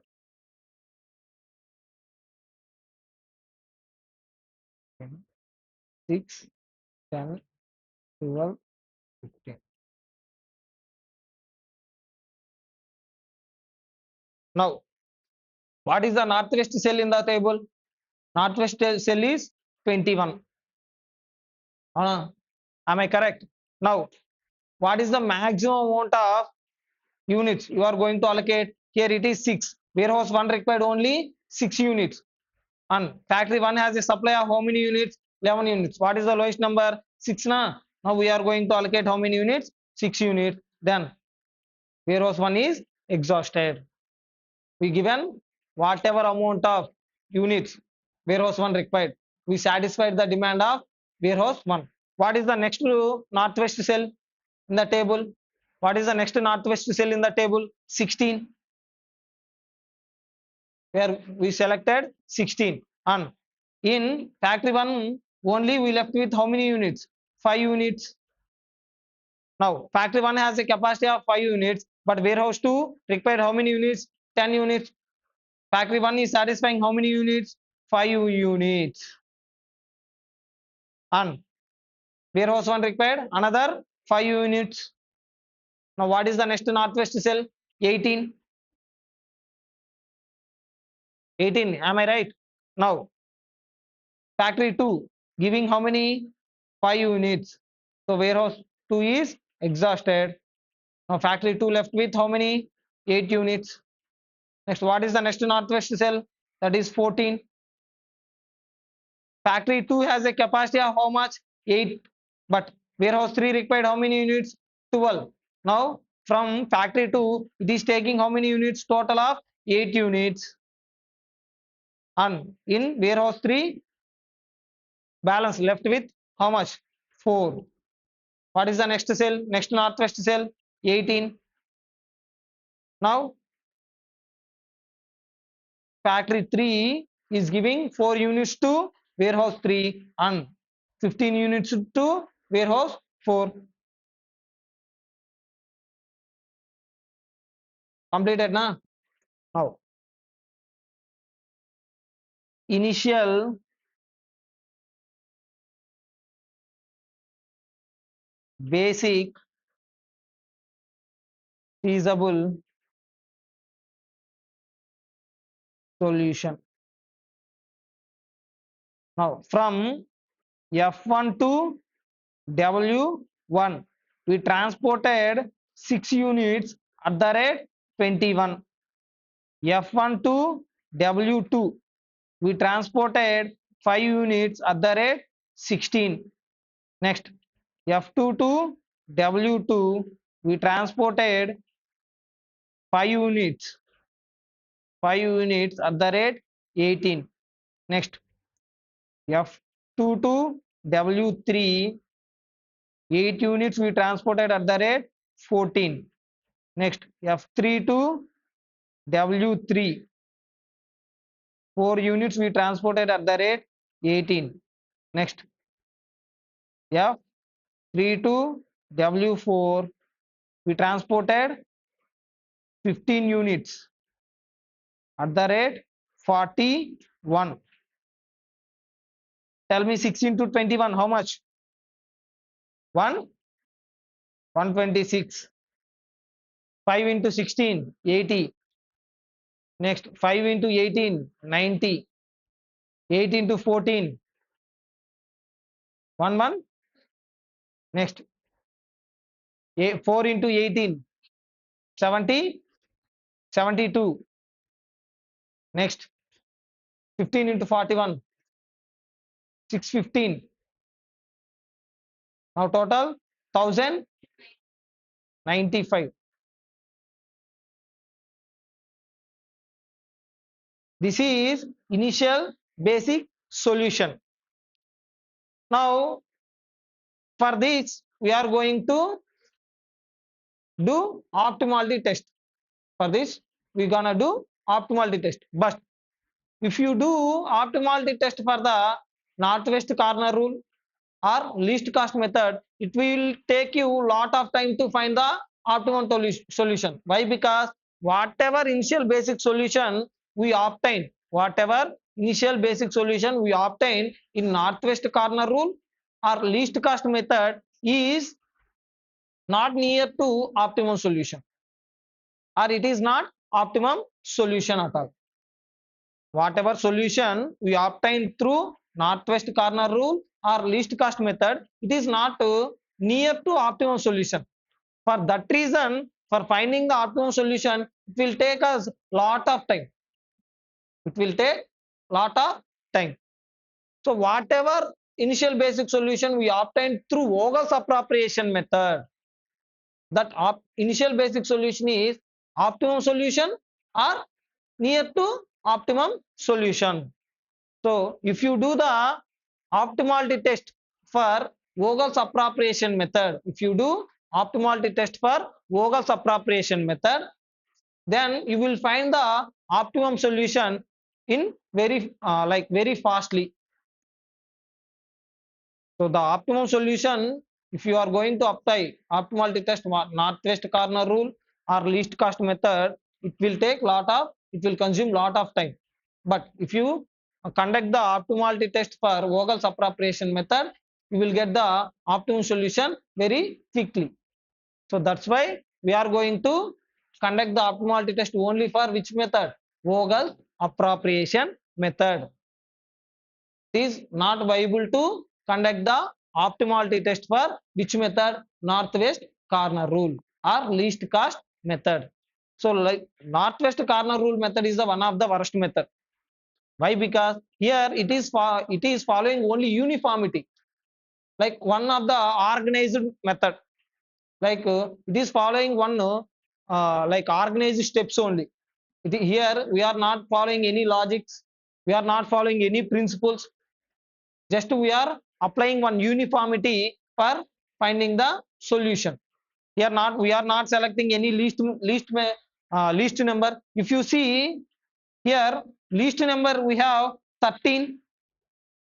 Here we have least number of 13 and 25, but we selected which members? 21, 41, 18, 18. We'll here we rejected the number of 13 and 17 as well. Even we are having 13 and 17, we selected, we went with number 41. It is the highest cost, but our objective is to minimize the transportation cost. That's why this is first method. So through Vogel's appropriation method, you will get the lowest cost. But through least cost method, you will get the somewhat more cost than Vogel's appropriation method, but lesser than northwest corner rule. But you will get the highest cost using northwest corner rule. Now I will do least cost method. What is it? Least cost method. Now F1, F2, F3, W1, W2, W3 and W4.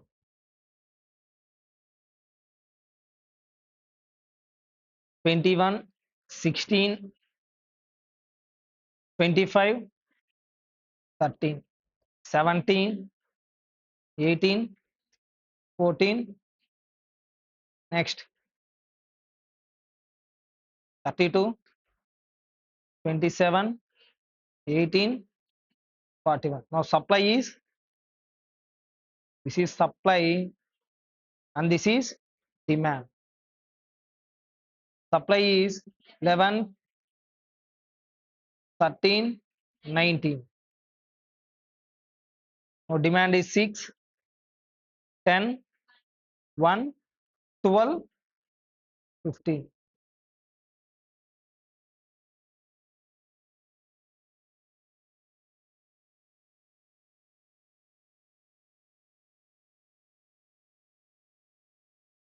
Now how to perform least cost method? First two steps are optional. Balance the problem. The problem is already balanced. Here supply is equals to demand only. Next, what is the next step? Convert it into loss matrix. The contents of the problem is profits, sales units. We are going to convert it into loss matrix. How to convert it? Select the highest number. Select the highest number from entire matrix. Deduct it from all other numbers. Select the highest number and deduct it from all other numbers, so that lowest number will become highest number will become lowest number. Okay, next. So here problem is already a which matrix? Cost matrix only. Now how to perform least cost method? Select the cell with lowest cost in the table. If more than one cell is there with the same lowest cost, you can select any cell. Select the cell with the lowest cost. In entire matrix, what is the lowest cost cell? that is 13 na. What is the lowest cost cell? 13 only. I selected 13. As many units possible, I am going to allocate to 13. So here F1 has a capacity of how much? 11. But W4, warehouse 4 require how many units? 15. F1 is satisfying with 11 units and W4 require how many units? 4 more extra units. Next. What is the next to lowest cell? If you see here it is 17, 14. Okay, right. 14. Now F2 required in total of how much? Sorry, F2 has a capacity of 13. W3 required 12. Now F2 is satisfying how many units? 12 units. And F2 is left with 1 unit. What is the next lowest cell? That is 17. Am I correct? 6. Not 6. Here F2 has a capacity of one left with only 1 unit. But W1 has 6. W1 requires 6 units. Now 1. Here we have 5. Next. What is the lowest one? 27. 10. Here it is 9 and 5 and 4. For this 5 there is no option. These 2 are exhausted. Ultimately we are going to allocate to this 32 only. For this 4 also we don't have any option. Why? Because these are already exhausted. We have only one option. We have to give it to 41. Now tell me the allocations.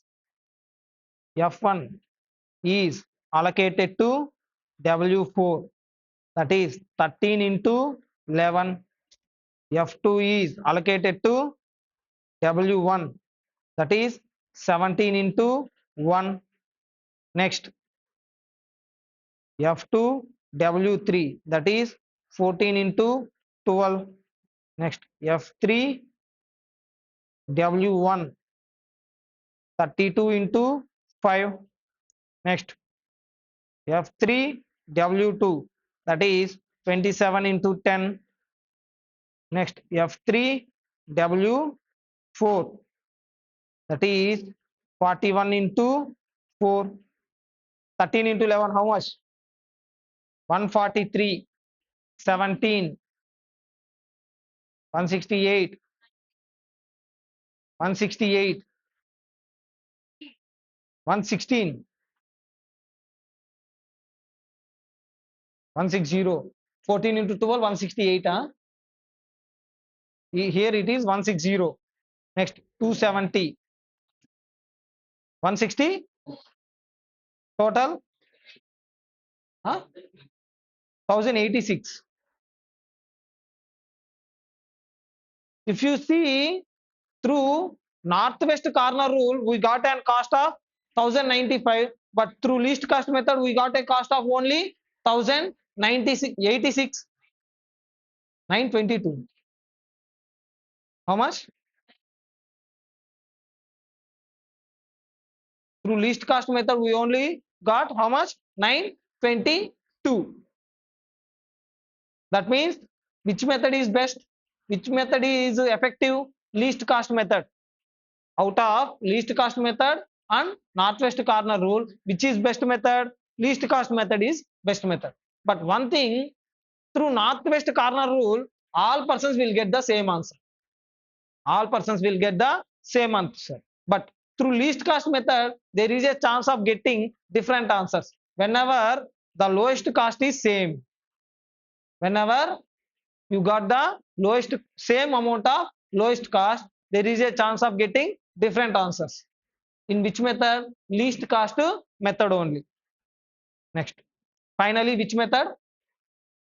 Vogel's appropriation method.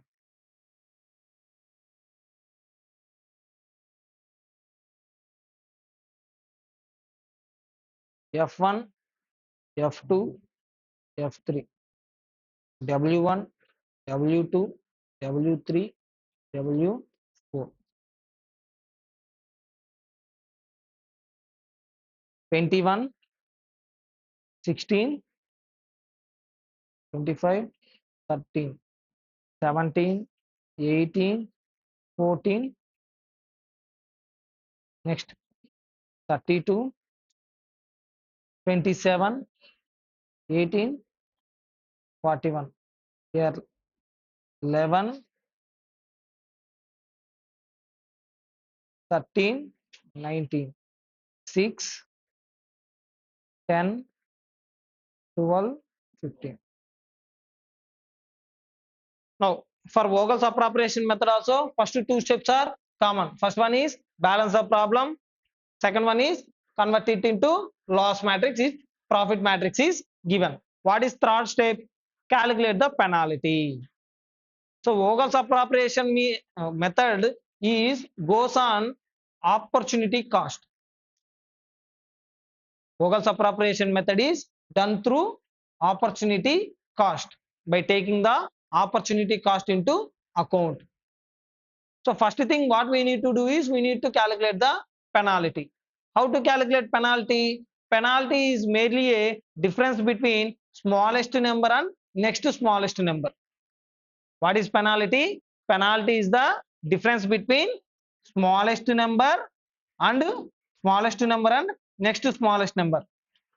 Now we need to calculate penalty for each row and column.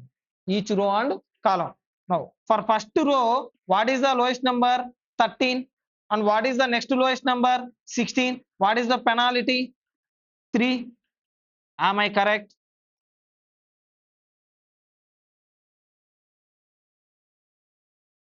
Next. For second row, what is the lowest number? 14. Next to lowest number is 3. Next. Last row, what is the lowest number? 18. Next lowest number is 27. What is the difference? 9. For first column, what is the lowest number? 21. Next lowest number is, sorry, first lowest number is 17. Next lowest number is 21. What is the penalty? 4. Next 16 and 18, that is 2. 14 and 18, 4. 13 and 23, 10. That means now if you are not going to allocate to this row, now if you are not going to allocate to this row, you are going to lose an amount of how much? 3 rupees. You will get a, you are going to lose, or you are going to get a loss of how much? 3 rupees. If you are not going to select to this row, you are going to get a loss of how much? 9 rupees. If you are not going to select this row, or if you are not going to allocate to this row, you may suffer a loss of how much? 10 rupees. Now our aim is to minimize the losses or maximize the losses? Minimize the losses. That's why we are going to select which penalty? Lowest penalty or highest penalty? Highest penalty. If you not selecting this row, you will get a only loss of 3 rupees.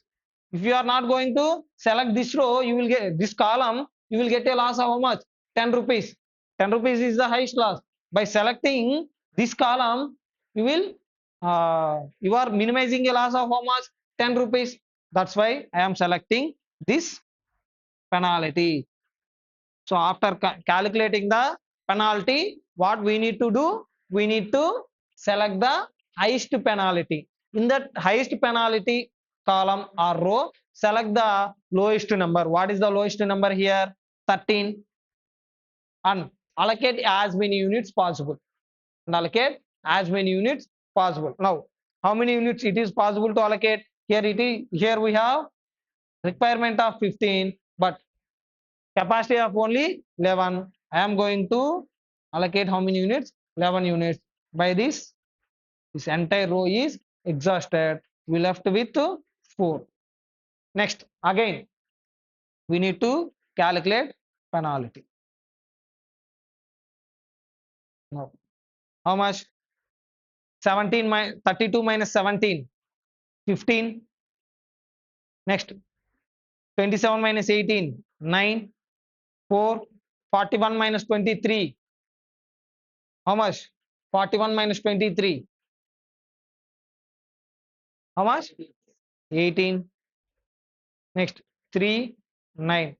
Now, tell me what is the highest penalty? Here, 18 only, na? Again, 18. Now, what is the lowest number in that particular column? That is 23. We are going to allocate as many units possible. We left with 4 only. Here, we left with 9. This entire column is exhausted now. Am I correct? Next, 15, 9, 4. Now, tell me what is the lowest number in this column, this row? 14, 3. That is next, 18, 27. 9 only. Now, what is the highest penalty? Now, what is the lowest number in this particular column? 17. How much units it is possible to allocate? 6. That means this entire row is, this entire column is exhausted. We left with 3 units. Next, again, 9, 4. Here, 18 minus 4, 4. 27 minus 18, 9. If you see here, we have same highest penalties, that is 9, 9. You can select any penalty. But for uniformity, what I am saying is select the number, select the penalty which will select you the lowest number. If you select this 9, what is the lowest number? 18. If you select this 9, what is the lowest number? 18 only. For example, if it is 16, then select this one. Here we have common penalties, na? So what we are going to do? We are going to select any number. Now I am selecting this 9 and allocating as many units possible. Here we left with 3, 7.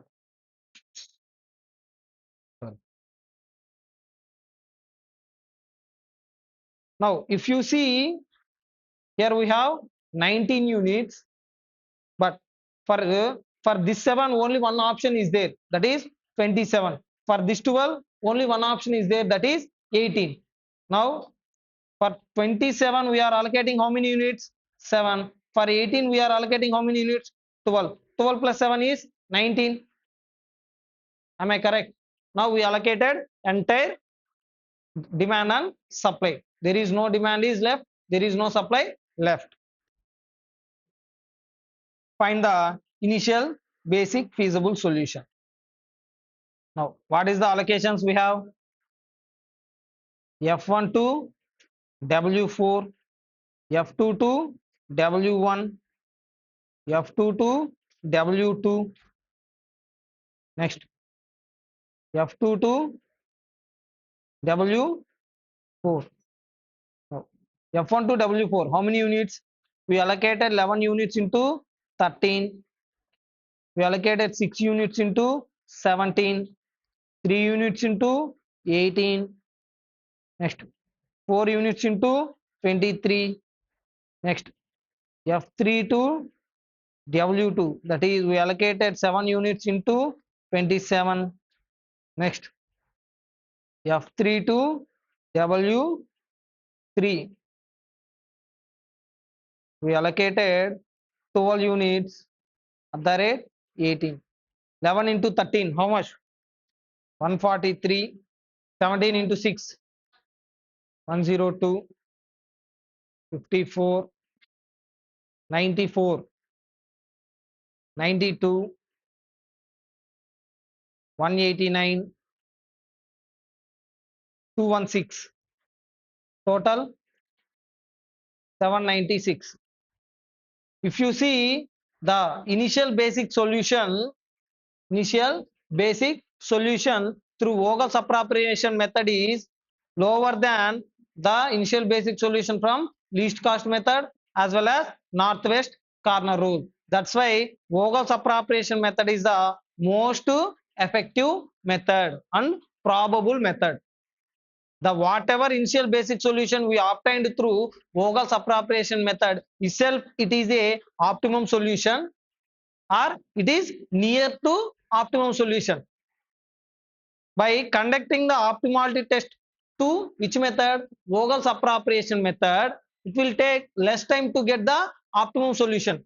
If you apply the optimality test like Modi method to which method? Which one? Vogel's appropriation method. It will take less time to get the optimum solution. But if you apply the optimality test to northwest corner rule or least cost method, it will consume lot of your time. Now, what we are going to do? We are going to conduct the optimality test. Which test? Optimality test. Before conducting optimality test, we need to make sure that his problem is non-degenerate or not. What is it?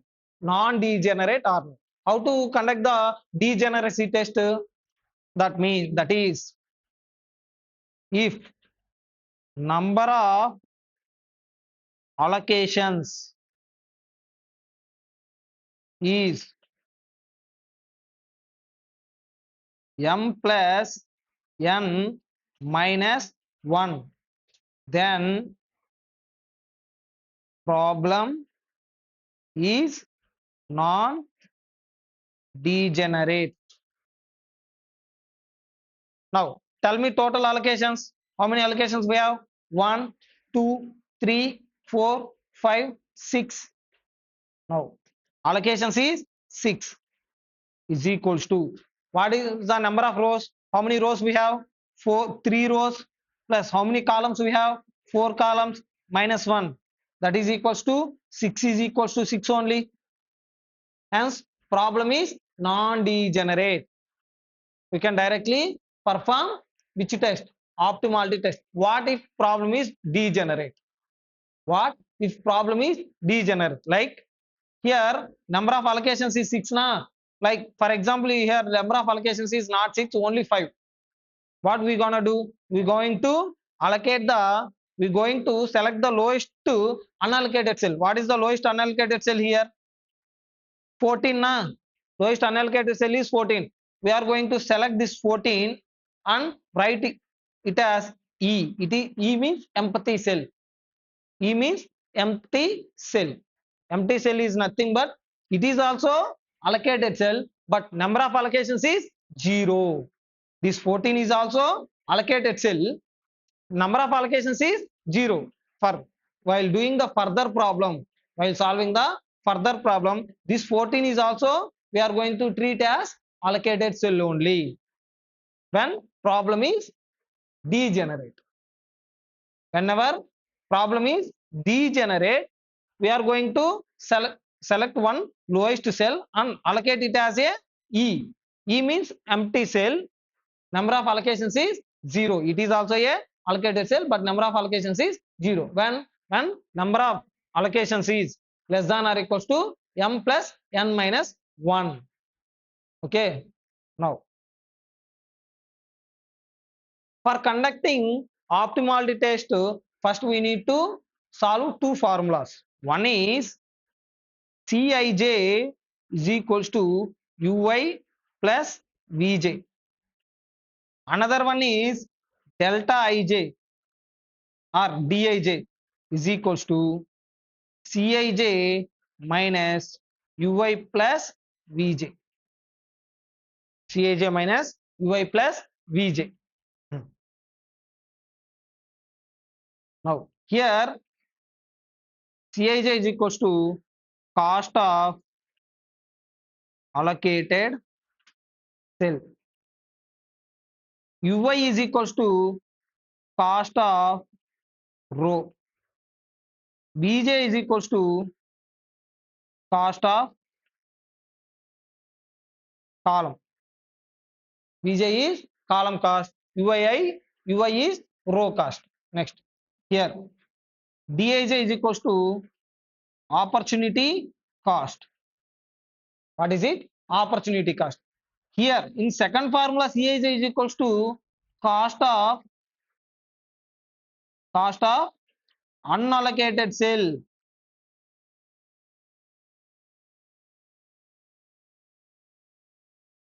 In first formula, Cij is equals to cost of allocated cell. In second formula, Cij is equals to cost of unallocated cell. What is Ui? Row cost. What is Vj? Column cost. Okay, now F1, F2, F3, W1, W2, W3, and W4. Now, tell me allocations like 21,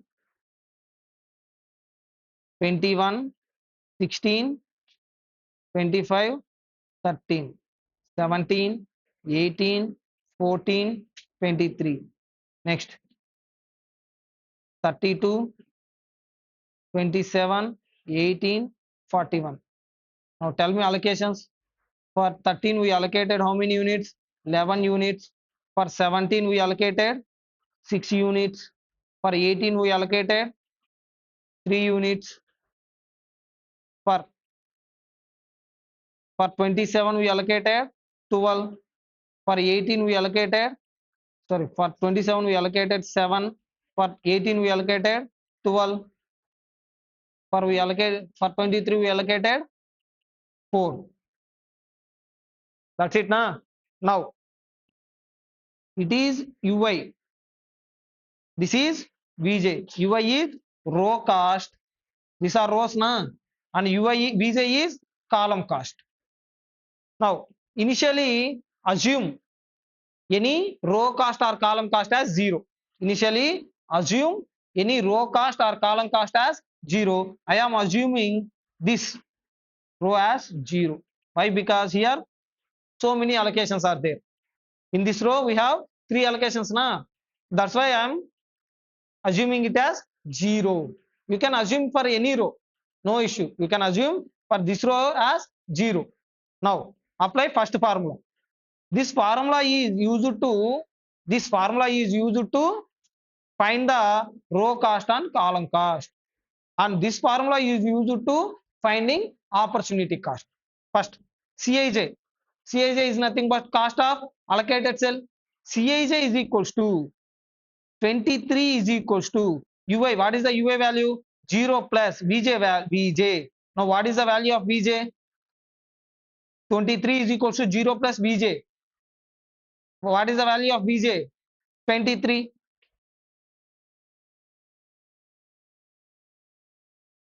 Now here 18 is equals to 0 plus Vj. What is the value of Vj? 18. Now 17 is equals to 0 plus Vj.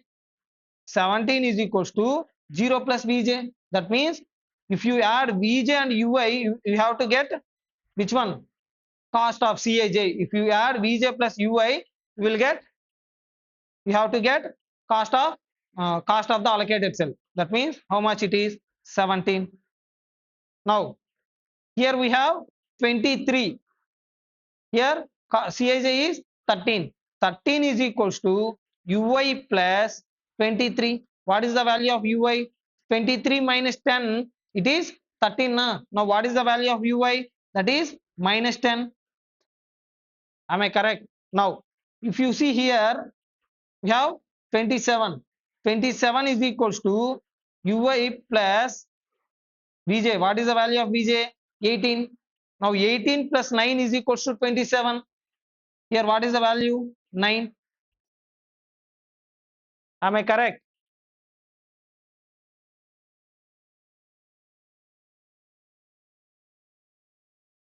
See, by adding Ui and Vj value for this is Vj and this is Ui. If you add Ui and Vj, you have to get which one? Cij.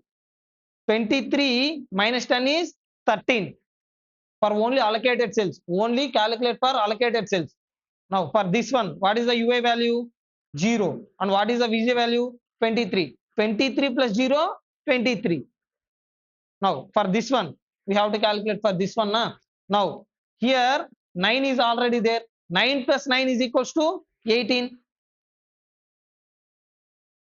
So, why we are doing this degeneracy test?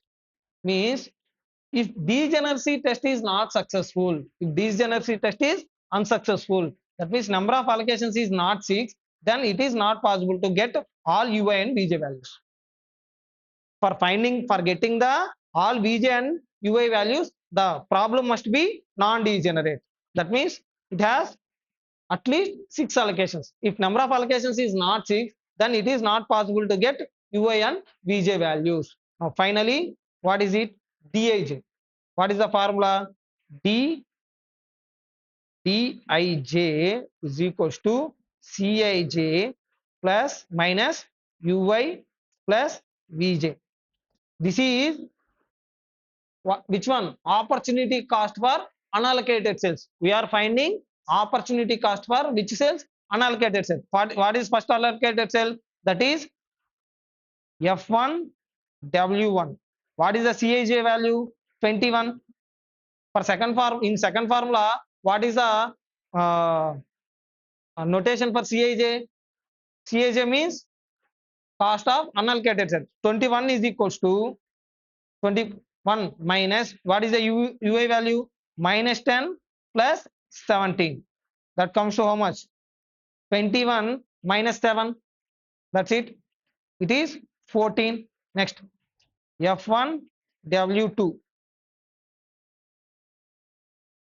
16 minus 10 minus plus 18.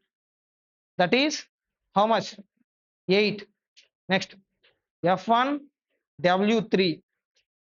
25 minus 10 plus 9. 26. Am I correct? Next, F2. F2 W3. How much? 14 minus 0 plus 9. That is 5. Next, F3 W1. 32 minus 17 plus 9. That is 6. Next, F3 W4. 41 minus 23 plus 9. That is how much? 9. 9 only, na? 23 plus 9, that is 32. 41 minus 32, 9. Here, what these values means? That means here how much we got? 14, na? By not selecting this 21, we saved an amount of how much? 14 rupees. What is the meaning of this 8? By not selecting this 16, we saved an amount of how much?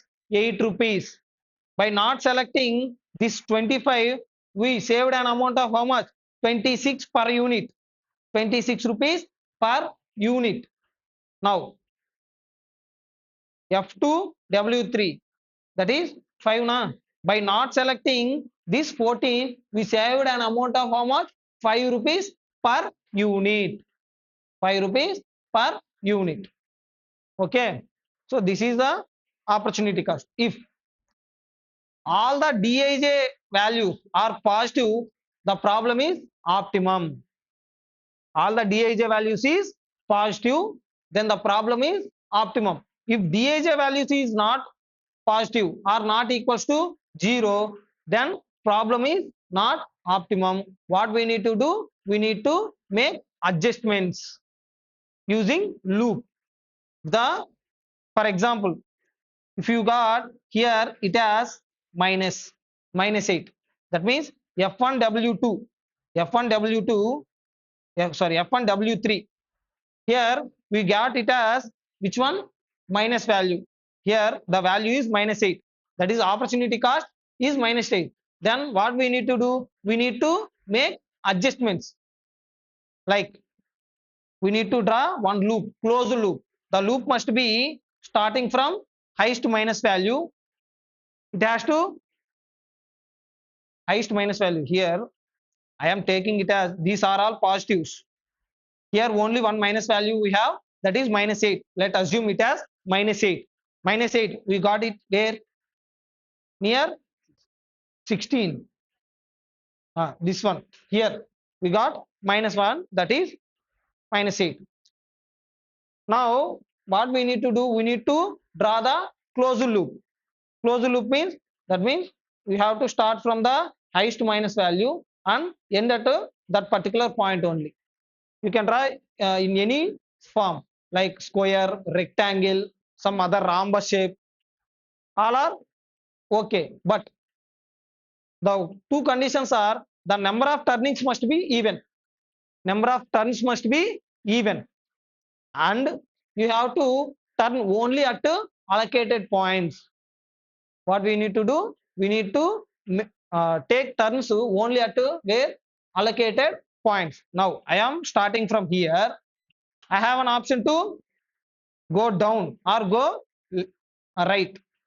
If I go right, here 13 is there. I have an option to, only one option. I can go like this. If I go straight, I don't have here allocated cell. It is not, this is the dead end. Not possible to make this as closed loop. Now I am taking here turn. I have an option to go straight and go down. If I go down, it is dead end. If I go straight, it is also dead end. Why? Because here I don't have any allocated cells. Now I will go up. Now my closed loop is like this.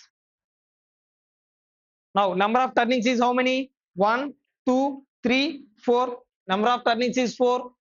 And I am taking turnings only at allocated points only. Now start with plus symbol. Start with plus symbol and assign the symbols alternatively. Here plus, minus, plus, minus, plus, minus.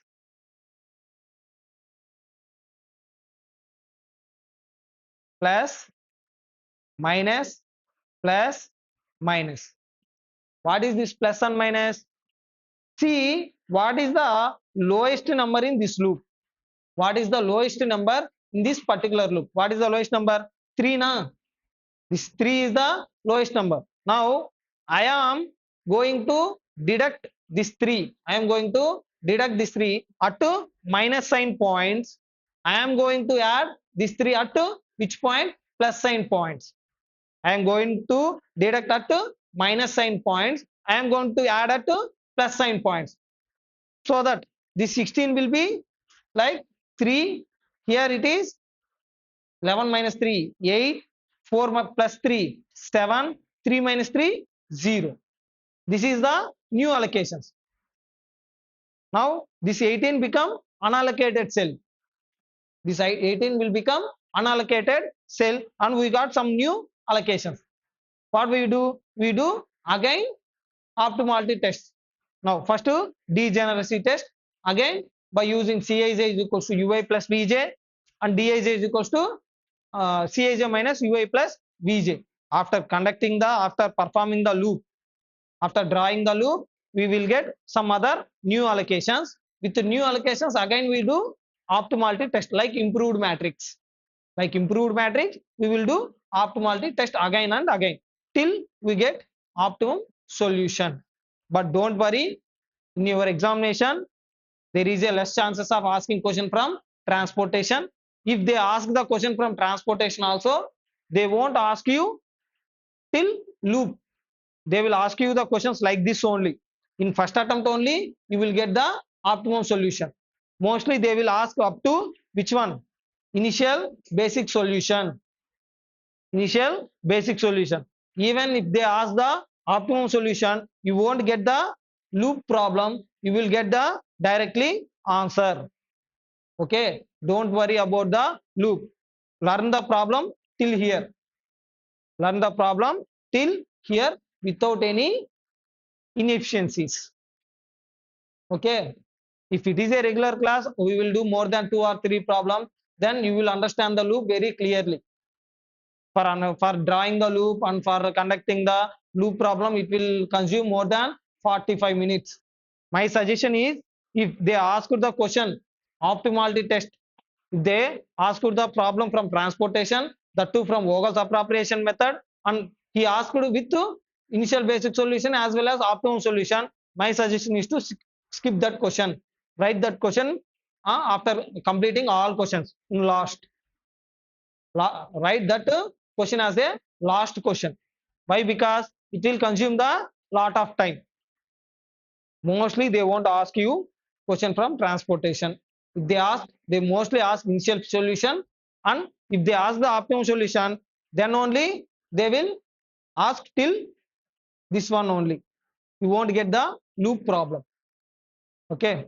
Till here, any doubts? No doubts, na? Okay. Here we got the optimality test positive.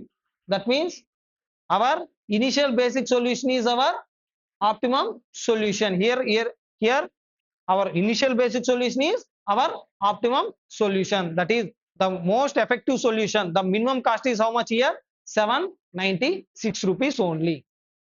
Okay. Next topic, scheduling. Scheduling determines start and completion time of each operation. What scheduling will do? Scheduling will tell you when to start an operation, when to stop an operation, what is the starting time of an operation, and what is the finishing time of an operation. It ensures maximum utilization of missions and workers without overburdening them. Scheduling helps to use the maximum amount of resources like available missionaries, like available workers, without overburdening them. You are not allowed to allocate maximum amount of works to the only workstation, one workstation or single worker. So it ensures that equally work is segregated to all missions and all workers. What about routing? Routing versus scheduling. Routing decides the sequence of operations. Routing will tell you what is the sequence of operation. What is first operation? What is second operation? Like what is the subsequent operation? Like preceding act. What is preceding activity? What is succeeding activity? So routing will tell you sequence of operations. Scheduling will tell you start and finish time of an operation. Scheduling decides timing. Routing is prerequisite for scheduling. Without routing, if you don't know sequence of operations, how can you schedule?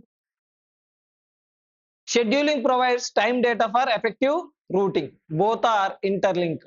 Routing as well as scheduling, both are interlinked. Scheduling helps the routing to determine the proper timing. Next, what are the principles we are following? We are going to follow while scheduling. One is optimum task size. One is optimum task size. Another one is optimum production plan. And finally, optimum operation sequence. Optimum task size, that means task size must be optimum, minimum. Next, optimum production plan. The production plan must be effective. Next, finally, optimum operation sequence. The operation sequence must be, will not collide with some other sequences. So operations sequence must be effective, efficient, and proper, nothing but appropriate.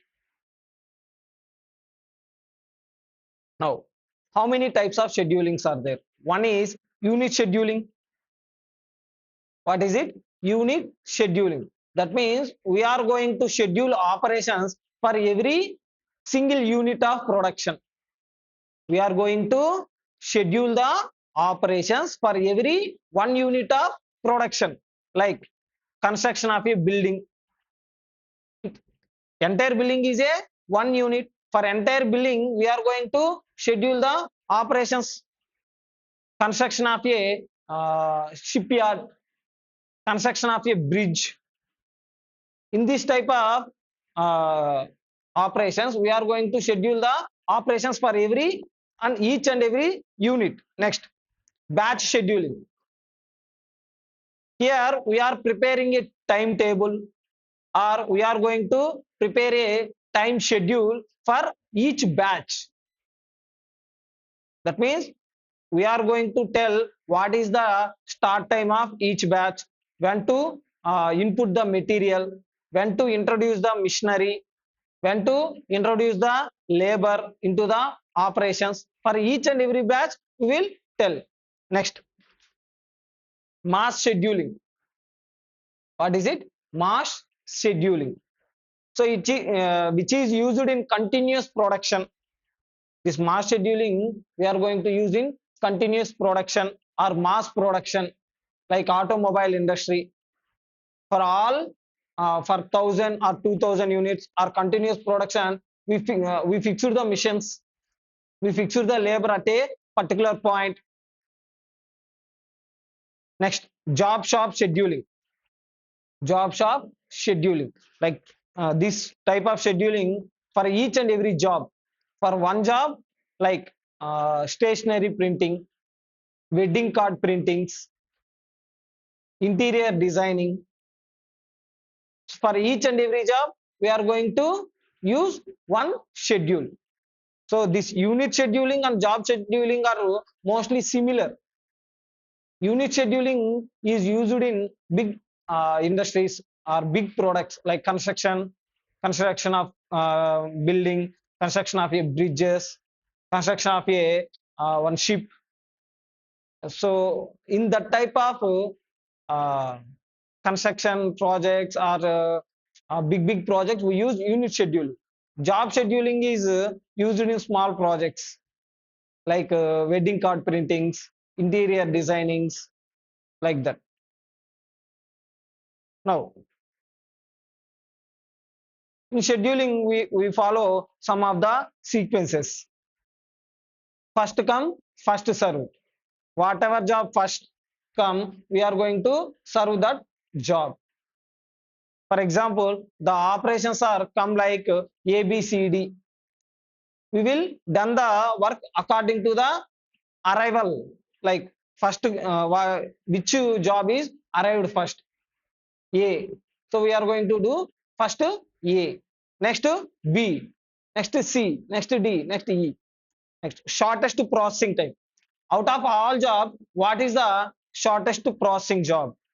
Which job will take shortest time to perform the operation? Next, minimum due date.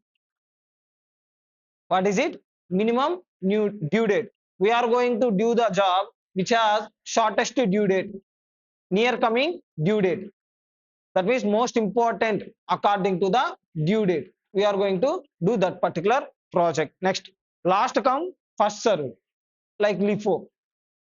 We are going to serve to the people who came last. Next, static time for remaining operations.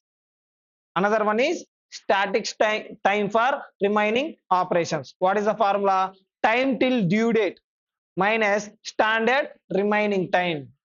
Time till due date minus remaining time divided by number of operations. How we are going to find the static time? Time remaining, that is nothing but due date minus processing time. Due date minus processing time divided by number of operations, you will get static time. This static slack for remaining operations is equal to fixed and simple slack calculation. Prioritize jobs with tighter schedules based on the standard times.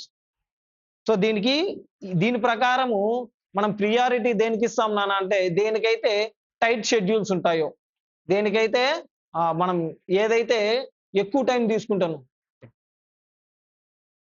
we are going to give priority according to the statics tool. So which is taking much time. Next, dynamic slack, DSRO. More adaptive slack based on expected, not fixed time. In static slack, we are going to use fixed time. But in dynamic slack, we are going to use expected time. For example, one operation is scheduled till 10 p.m. But due to some reasons, it done till 11 p.m. That means next operations will also late by how much? 1 hour. So this dynamic slack adjusts the time. This dynamic slack will adjust the time, but this static slack will not adjust the time. It will work according to the fixed time. So here time till due date. Here time till due date minus expected time for remaining operations. Here standard time for remaining operations na, but here expected time for remaining operations divided by number of remaining operations. Both are same, but here we use standard time, nothing but fixed time, but here we are going to use expected time.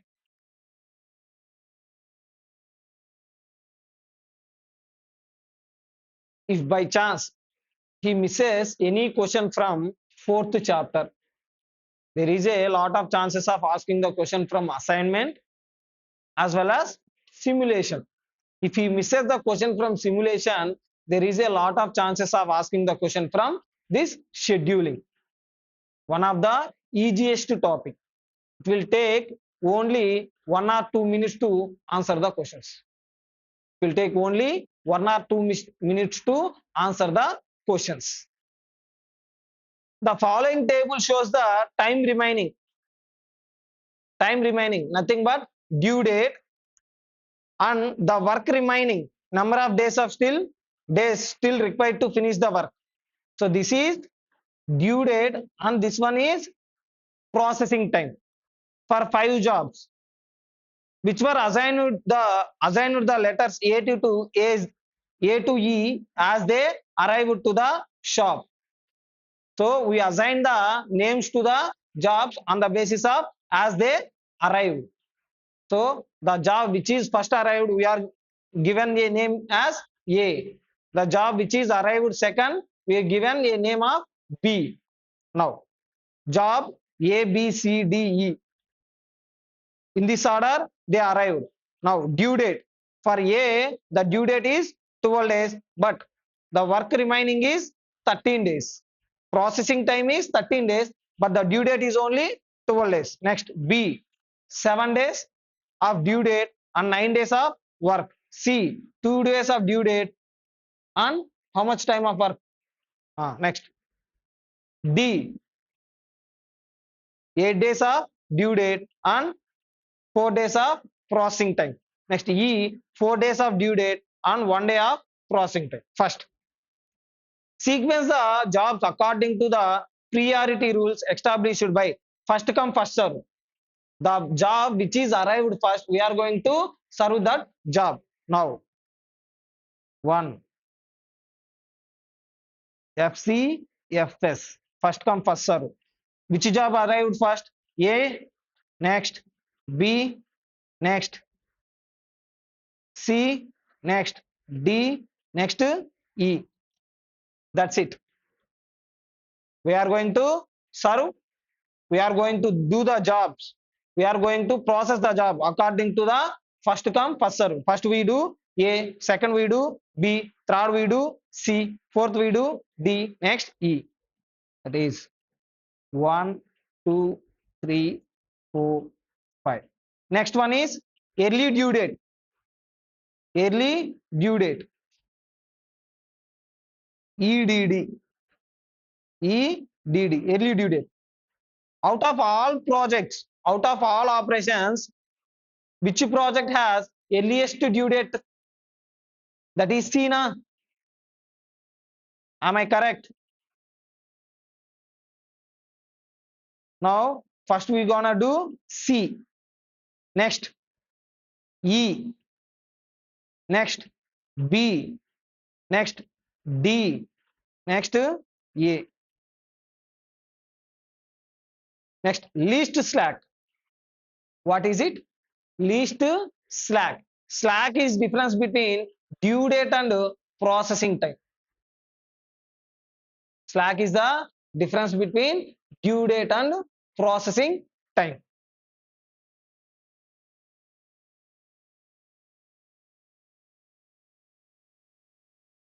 Least slack. Now, tell me slack for all operations.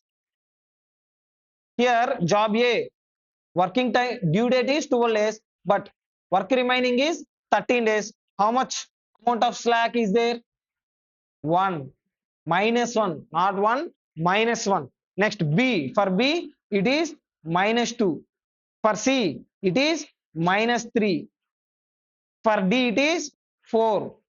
For E it is 3. Now, out of all, what is the least slack? Minus 3 is the least slack.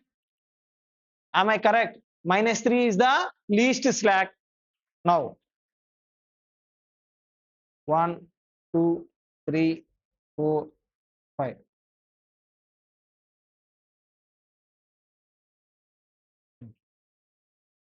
That is C, C, B, A, D, sorry, E, D. So how to get slack? Slack, slack is equals to due date minus processing time. How to get slack? Due date minus processing time. Next, fourth one, that is D. Shortest processing time. So this is also called as LS. What is it? LS, least slack. SPT, shortest processing time. Shortest processing time. SPT. 1, 2, 3, 4, 5. Now, tell me which job has shortest processing time. That is E. Next is D. Next C. Next B. Next A. E. D. C. B. A. Next, longest processing time. What is it? Longest processing time, LPT. Longest processing time, LPT. Just reversal of SPT. Am I correct? A, B, C, D, E. So LPT is just reversal of SPT. Any doubts?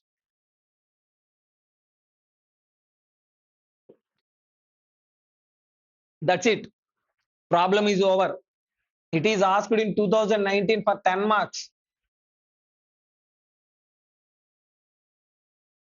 In 2023 examination also they asked for 8 marks, 7 marks or 8 marks, I don't know. But definitely. In 2022 syllabus also they asked 2 times from this chapter, this topic, not this chapter, this topic for 7 marks. If there is any chance of missing the question from simulation, most probably they will ask from this scheduling only.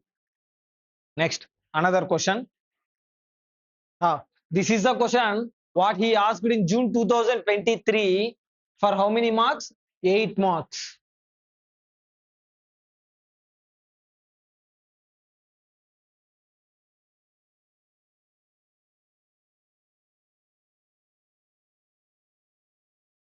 Below table shows the time remaining on work remaining. So time remaining is nothing but due date and processing time for 5 jobs which were assigned the letters A to E as they arrive to the shop. First, sequence the jobs according to the priority established by early due date. Which job has earliest due date out of all jobs? Out of all jobs, which job has earliest due date? Tell me. C. Next one is B. Next A. Next E. D. C. B. A. E. D. Am I correct? Next, least slack. What is it? Least slack. How to get slack? Slack is the difference between due date and processing time. If you deduct processing time from due date, you will get slack. Slack is equals to due date minus processing time. Now 6 minus 3, 3, 4 minus 8, minus 8, sorry, minus 4, 2 minus, so 3 minus 4 minus 3, 2, 5. Out of which project or which job has least slack? That is minus 4, that is B. Next C, next D, A, E, B, C, D, A, E. This is the sequence of operations. Next, longest processing time, that is LPT. Now, out of all jobs, which job has longest processing time? B. Next, B, D, C, A, E. Next, critical ratio rule. What is it? Critical ratio rule. How to find critical ratio rule? That is, critical ratio is equals to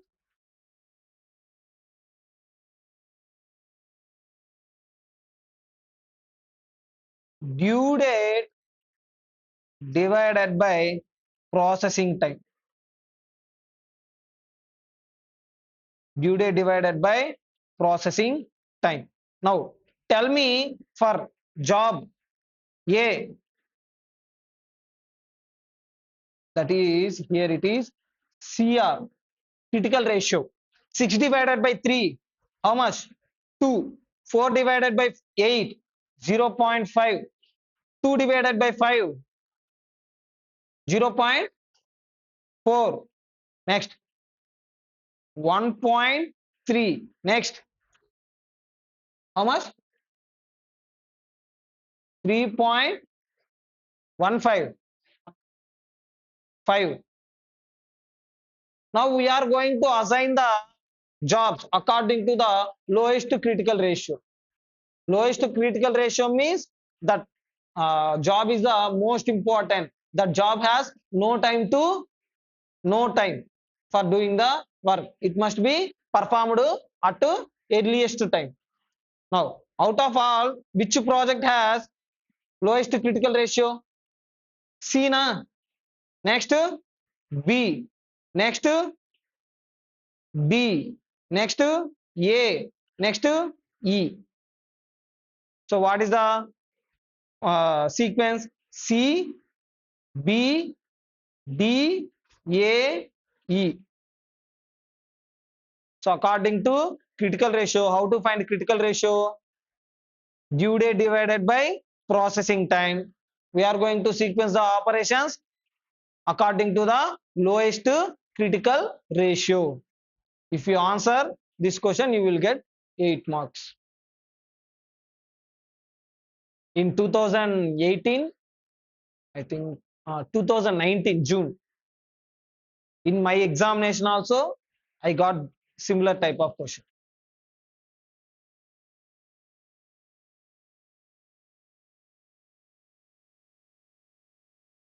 Completed. Next.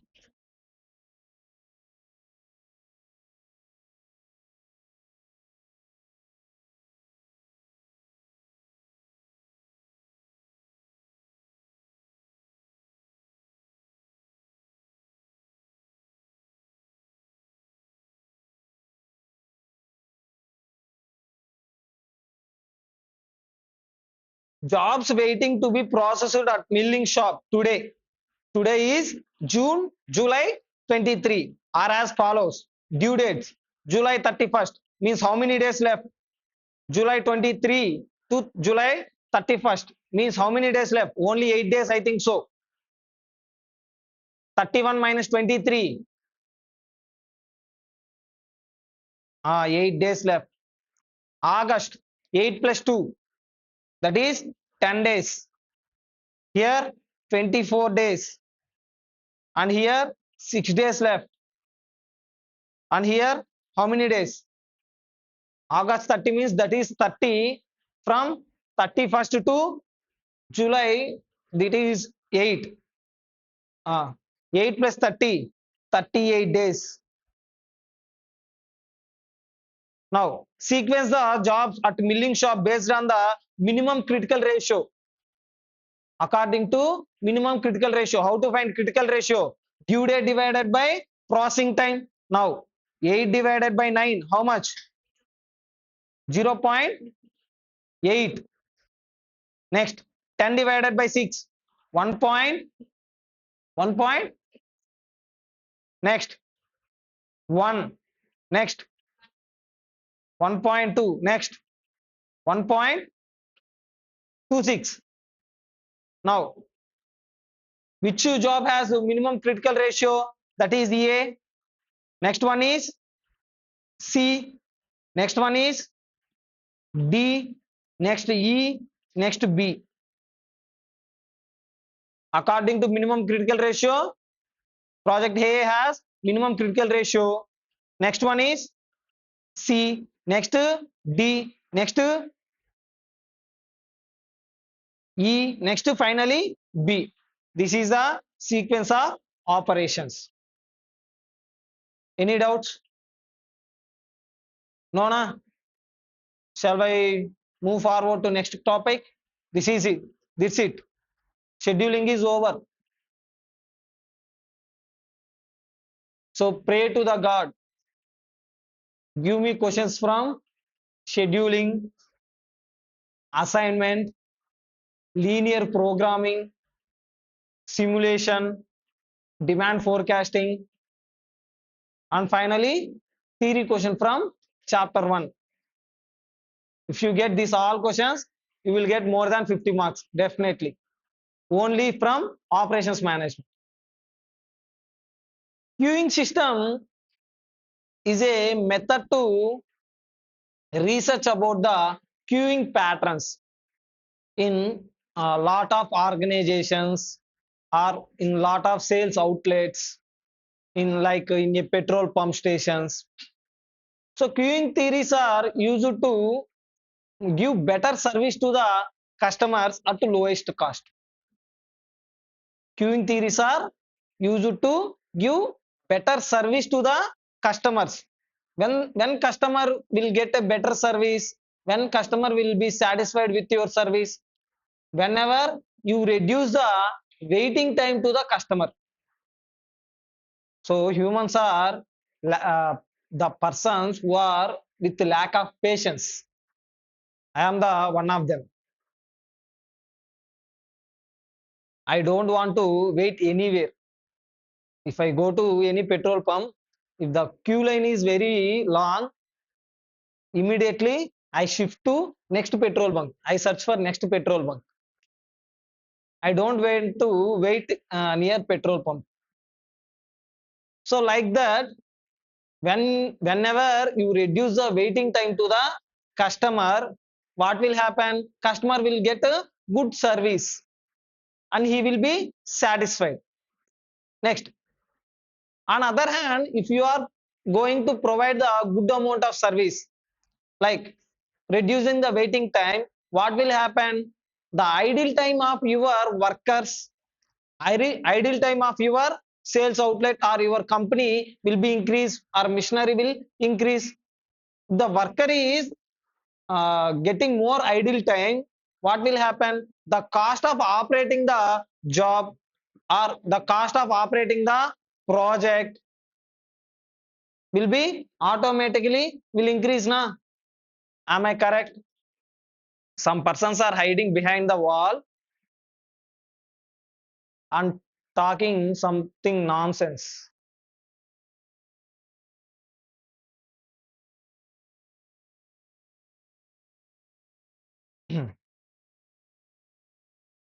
If the idle time is increasing, it will cost you much to the company.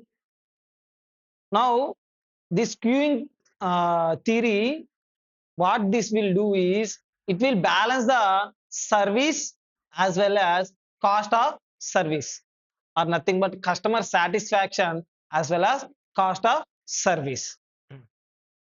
A queuing system consists of an input population, and a queue and a service mechanism. This is queue and this is service mechanism.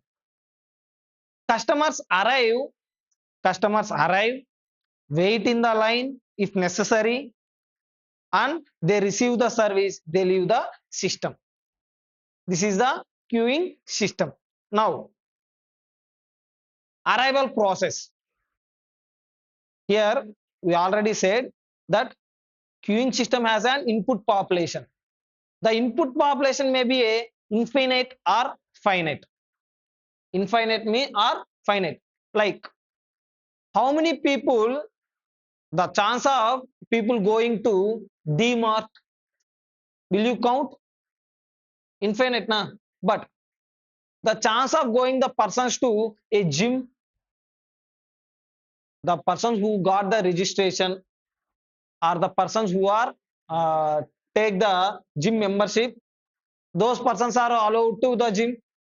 So the persons going to gym is a finite population, or the persons going to petrol station, or the person going to D-Mart is infinite population.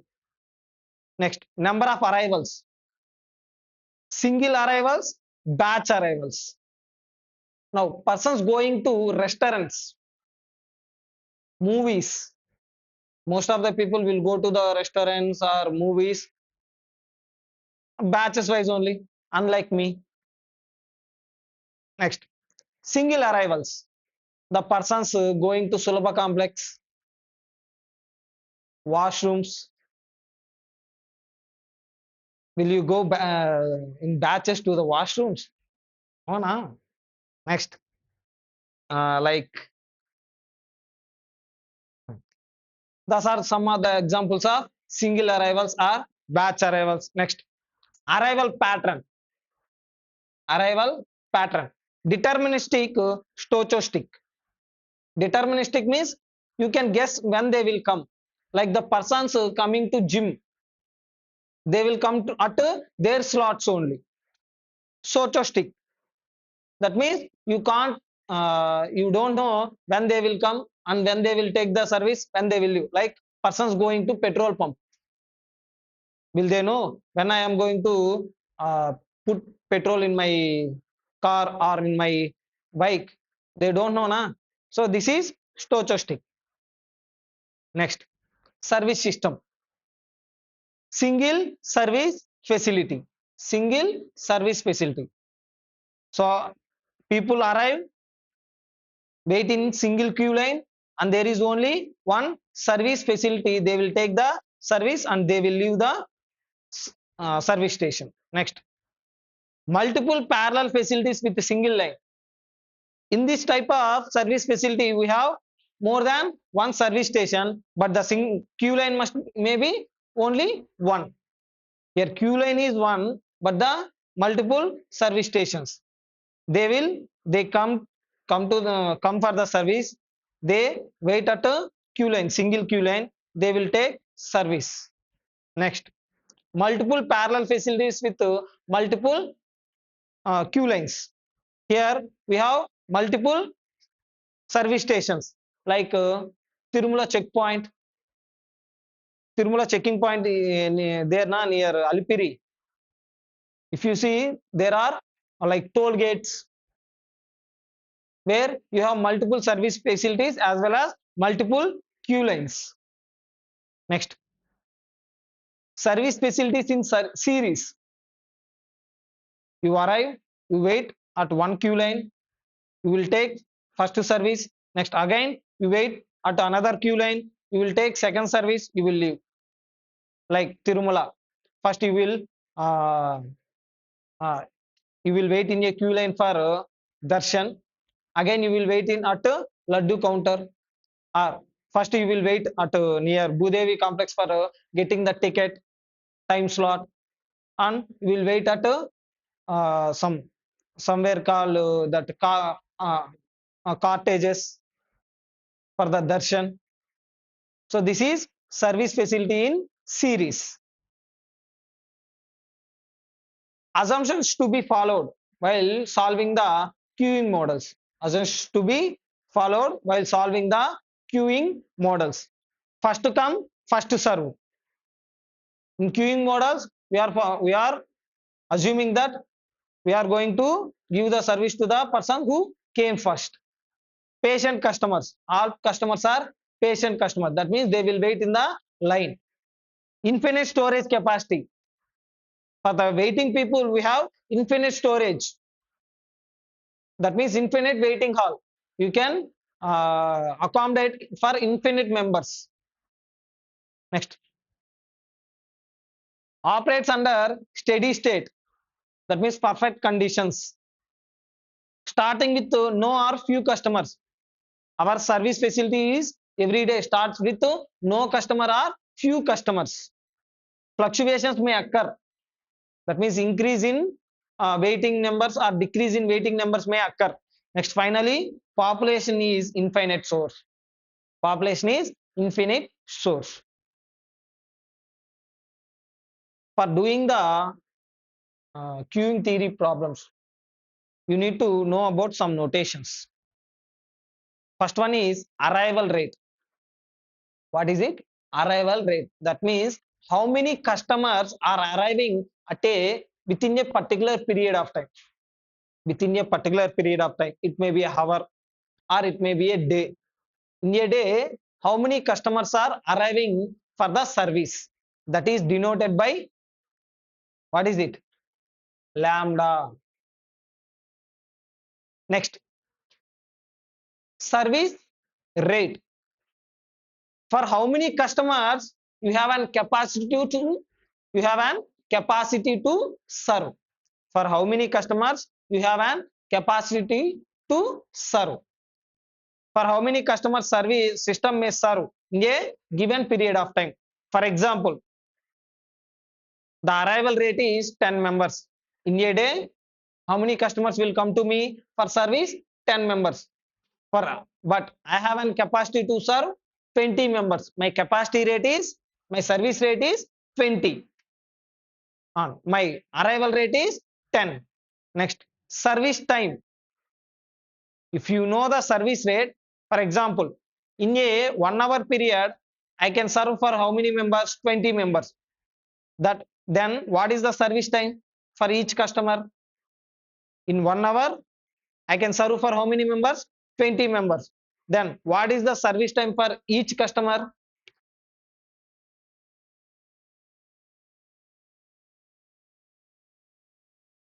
0.05. That means into 60 minutes, 3 minutes. Each customer is taking 3 minutes. That means 20 customers will take 1 hour. In 1 hour, I am servicing for how many members? 20 customers. That is my service rate. Next, queue length. What is it? Queue length. It is denoted by LQ, length of queue. Average number of customers. Average number of customers waiting in the queue line. On an average, how many customers are waiting in the queue line? This will tell you number of customers, not time. How many customers are waiting in the queue line? What is the formula? Lambda square divided by mu into mu minus lambda. LQ is equals to lambda square divided by mu into mu minus lambda. It is used for inconsistent service time. Inconsistent service time. That means the service time to each and every customer is not same. The service time to each and every customer is not same. Like one customer will take 3 minutes, one customer will take 2.5 minutes, one customer will take 4 minutes. Likewise, you don't know exact service time. You know average service time only. For inconsistent service time, we're going to use LQ is equals to lambda square divided by mu into mu minus lambda. For constant service time, for constant service time, the length of the queue line will decrease to half. For constant service time, the length of queue line, what will happen? Decrease to half. For example, for inconsistent service time, the length of queue line is 10 members. But constant service time, the length of the queue line is only 5 members. Okay. Now, what is the formula? Lambda square divided by, here mu na, here 2 mu. 2 mu into mu minus lambda. Like there is a car wash center, automatic car wash center. For every car, it will take 5 minutes. It may be a Swift Desire, or it may be a Fortuner, or it may be a Harrier, any type of car. It will take only 5 minutes for every car. For that type of questions, we have to use LQ is equals to lambda square divided by mu into mu minus lambda. There is another car wash center which is manual car wash. For Swift Desire, it will take 5 minutes. For Fortuner, it will take 8 minutes. For Harrier, it will take 7 minutes. Here, the time is not constant. In that type of question, we are going to use lambda square divided by mu into mu minus lambda. What is lambda? Arrival rate. What is mu? Service rate. If you know lambda and if you know mu, entire answers you will get entire answers. Only you have to remember formulas. That's it. Now, so this is LQ na. LQ means this one. LQ means this one. How many customers are waiting? Now, how many customers? 1, 2, 3 customers are waiting. That is LQ. LS. How many customers are there in system? Not only waiting, the persons who are taking service as well. LS means not only persons waiting in the queue line, the persons who are taking the service, the persons in the system. Here waiting is 3 and persons waiting in the taking the service is 3. 3 plus 3, how many members? 6 members in the system. That is LS, length of system. How you will get LS? LQ plus R. LQ plus R. R means persons in the system. R means persons in the system, or the persons being served. R means persons being served. How to get it? R is equals to lambda divided by mu. How to get R? R is equals to lambda divided by mu.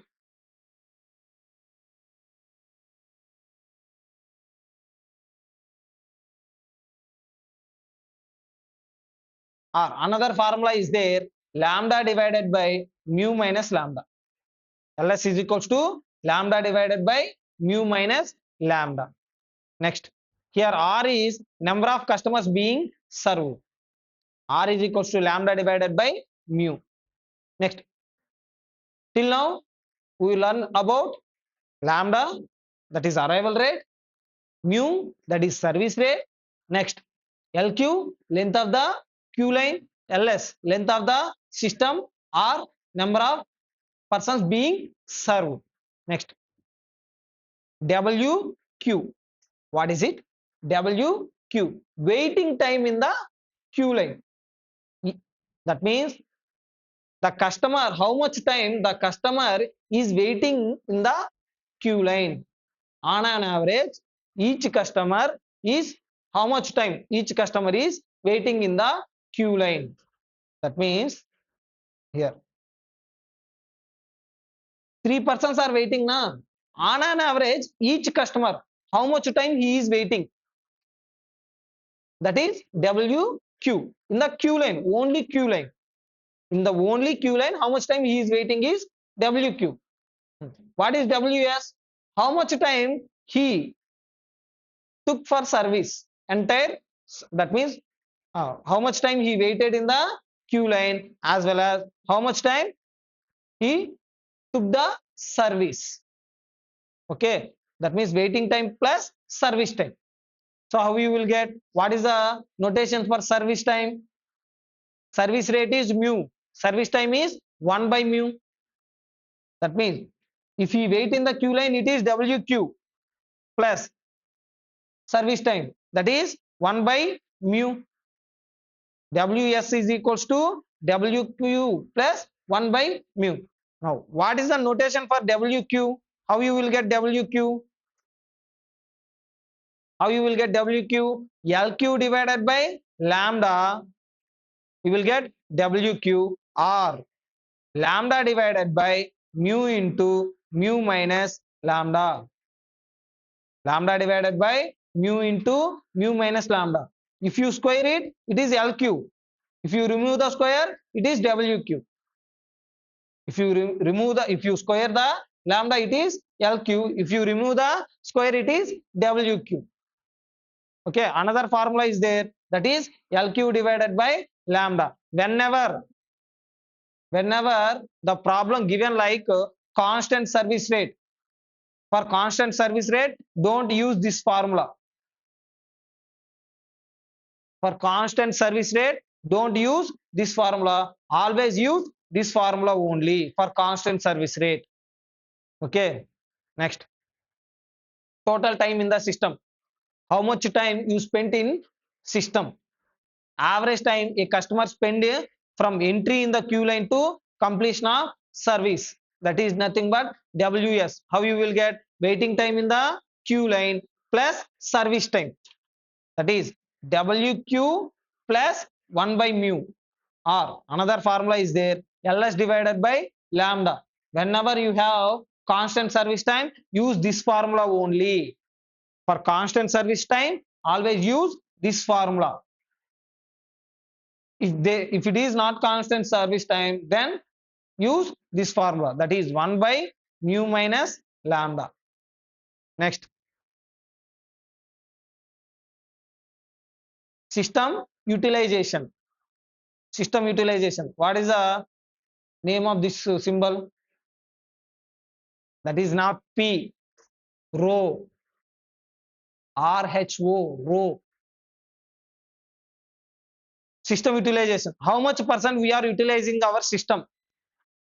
How much percent we are utilizing our system? Out of total capacity, how much capacity we are utilizing? So how you will get? Lambda divided by M into mu. M here, M means number of systems in the organization or service station. Number of systems. M is nothing but number of systems. Mu is nothing but service rate. Each system, service rate for each system. M is service rate for each system. Sorry, mu is service rate for each system. M is number of systems. Server idle time. How you will get server idle time? If you are utilizing 80% of, then what is 20%? Idle only, na? You have 10 hours. You are working for 9 hours. The balance 1 hour is idle time. You have 100% capacity. You are utilizing only 80%. The balance is unutilized, nothing but idle time only, na? So how you will get? 1 minus rho. 1 minus rho, you will get idle time. Now, probability of 0 customers in the system. Probability of 0 customers. If there is 0 customer, that means you are idle, na? If there is a 0 customer, that means you are idle. So most probably your idle time and probability of 0 customers in the system will be same. So how to get it? P naught. Probability of 0 customers is denoted by P naught. 1 minus lambda divided by mu. 1 minus lambda divided by mu. So lambda divided by mu is nothing but system utilization, or nothing but R. Lambda divided by mu is R na 1 minus R. You will get probability of 0 customers. Next, probability of n customers. That means what is the probability that there is 2 customers in the system? What is the probability that there is 4 customers in the system? There is a chance of asking questions like that. At that time, what you have to do is you have to use this formula. So Pn is equals to P naught into lambda divided by mu whole power n. Whole power n. If they asked for 3 customers, you have to replace this n with 3. If they asked for 4 customers, you have to replace this with 4. Next, ln, length of non-empty queues. What is the probability? That means are nothing but how many customers must be there in the queue line to become the so that the line will not become 0. How many customers must present in the queue line so that the entire line will not become 0 at any time, at any particular time. That is nothing but length of non-empty queues, ln. So what is the formula? Mu divided by mu minus lambda. Okay. Now we will do problems. Some problems. This is the last problematic topic in 4th chapter. I explained each and every topic: assignment, simulation, transportation, linear programming, scheduling, finally queuing theories. Out of these 6 topics, you will definitely get 2 questions. There is a chance of asking 3 questions as well. In previous attempts, they asked 3 questions. One is from assignment, another one is from simulation, another one is from linear programming. Now I am expecting 2 questions from these 3 topics. So another question they may ask from transportation or queuing theories or scheduling. Most probably they will ask from scheduling, as per my expectations. So don't skip any topic from 4th chapter. All are easiest topics only. If you read properly, if you do the number of problems, if you practice it, all are easy problems only. So our operations management is one of the easiest scoring subject. With minimum effort, you will get most of the marks, more than 60 or 70 marks. So if you, for passing in your examination, for getting the aggregate, you must get exemptions in 2 or 3 subjects. One of them is operations management, definitely. Now listen it. Customers arrive at a bakery at an average rate of 16 per hour. How many customers are arriving per hour? 16. That is the arrival rate. Na? Arrival rate is lambda. They already given lambda. What is the lambda? 16. Now, the arrival can be described by Poisson distribution. Okay. With a mean of 16. Each clerk can serve a customer in an average of 3 minutes. So the clerk is serving for each and every customer for how many minutes? 3 minutes. Nothing but service time is 3 minutes.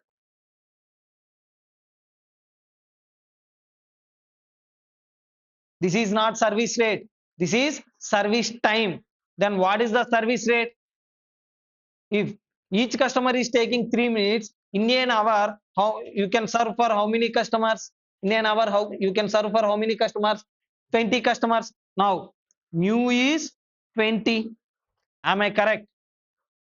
So now, what is the first question? What are the arrival and service rates?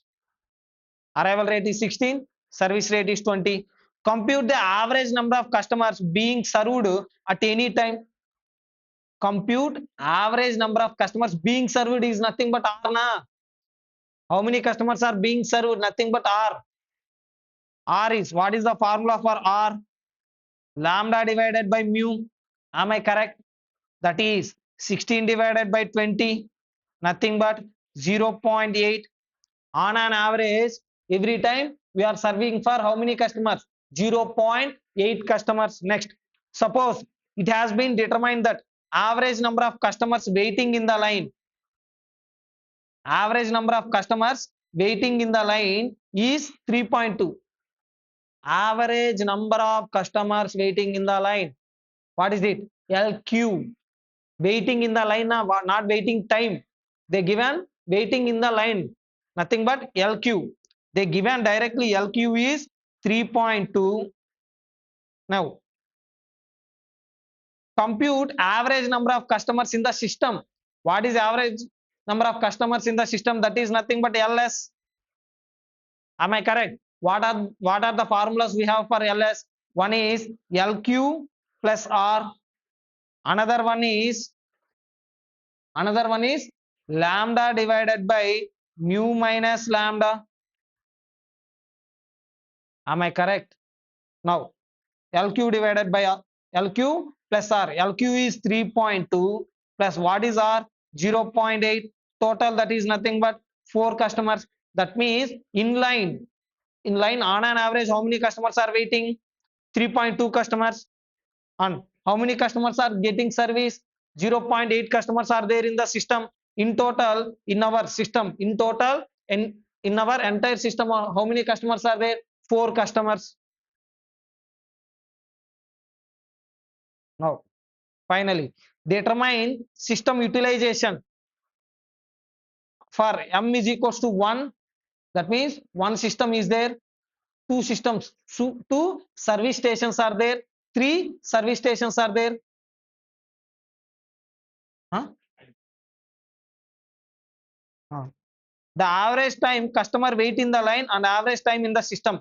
They asked again another thing as well. Average time customer wait in the line, nothing but WQ. What is the formula for WQ? LQ divided by lambda. Am I correct? Another formula is also there. Lambda divided by mu into mu minus lambda, or lambda divided by mu into mu minus lambda.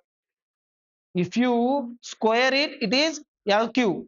If you remove the square, it is WQ. Okay, now tell me what is the LQ? That is 3.2. Am I correct? Divided by lambda, how much it is? 16. That comes to 0.2. 0.2 hours. The entire problem is given in hours only, na? 0.2 hours. In a hour, how many minutes? 60 into 0.2. 12 minutes. Am I correct? That means on an average, every customer is waiting in the queue line for how many minutes? 12 minutes. Next, what he asked? WS. What is the formula we have for WS? 1 divided by mu minus lambda, or LS divided by lambda. LS, how much it is? 4 divided by lambda, 16. That comes to 0.25.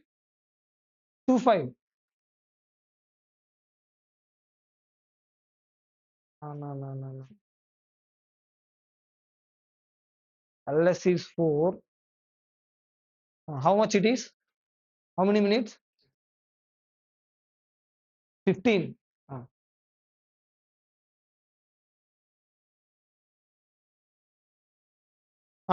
We already know one thing.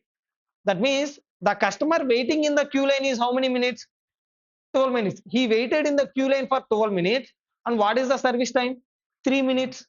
We already know that service time is 3 minutes. That means he took service for 3 minutes. He waited for 12 minutes and he took service for 3 minutes. Total 15 minutes. That means he spent 15 minutes in the system from entry to exit. That is nothing but WS, na? Match. That's it. If you answer like this, you will get how many marks? 7 marks. It will hardly take 2 to 3 minutes for answering all questions. Next, finally, he asked system utilization.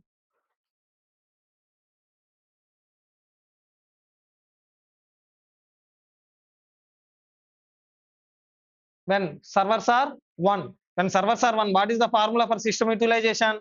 Lambda divided by m into mu. Am I correct? Lambda is 16 divided by 1 into 20. That is 0.8. Whenever we have two systems, that is 16 divided by 2 into 20. How much? 0.4. 16 divided by 40 ray. Huh? 0.4. Whenever we have three systems or three servers, 16 divided by 3 into 20, 16 divided by 20, 0.266, nothing but 80%, 40%, 26.666%. That's it. Read the question. Tell me arrival rate per hour, service rate per hour. What is the arrival rate? 60. You see the average time between two arrivals, that means time gap between one arrival and another arrival is 60 seconds. In an hour, how many 60 seconds are there? That is nothing. 60 seconds is nothing but 1 minute. In an hour, how many minutes are there? 60. That means arrival rate is 60 per hour. How many customers are arriving? 60. Next, the average service time. Each customer is taking how many seconds? 48 seconds. In an hour, how many for how many customers you can give service? In an hour, how many seconds are there? 3600 divided by, for each customer it is taking how many seconds? 48 divided by 48, 75. Now arrival rate is 60, service rate is 75. Next, what he asked? Average queue length, LQ. What is the formula for LQ? Lambda square. It is not constant service rate. That's why he mentioned average. That is the reason why he mentioned average. If he mentioned average, that means it is not constant service rate. Now, what is the formula? LQ divided by, lambda square. LQ is equals to lambda square divided by mu into mu minus lambda. Now, LQ is equals to lambda square divided by mu into mu minus lambda. Nothing but 60 square divided by 75 into 75 minus 60. How much it is? 60 square. 60 into 60. 3600 divided by 75 into 15. Huh? 125. That comes to 3.2. That means on an average, how many customers are waiting in the queue line? 3.2 customers. Next, length of non-empty queues, LN. That means how many customers must present in the queue line? How many customers must present in the queue line so that the queue line will not become zero? So that the queue line will not become zero. That is nothing but LN. What is the formula? Mu divided by mu minus lambda. That is 75 divided by 15. That comes to 5. That means if 5 customers are presented at any point of time, then the queue line will not become 0. Okay, next. Average number of workers in the system, including the workers being attended. Average number of workers in the system.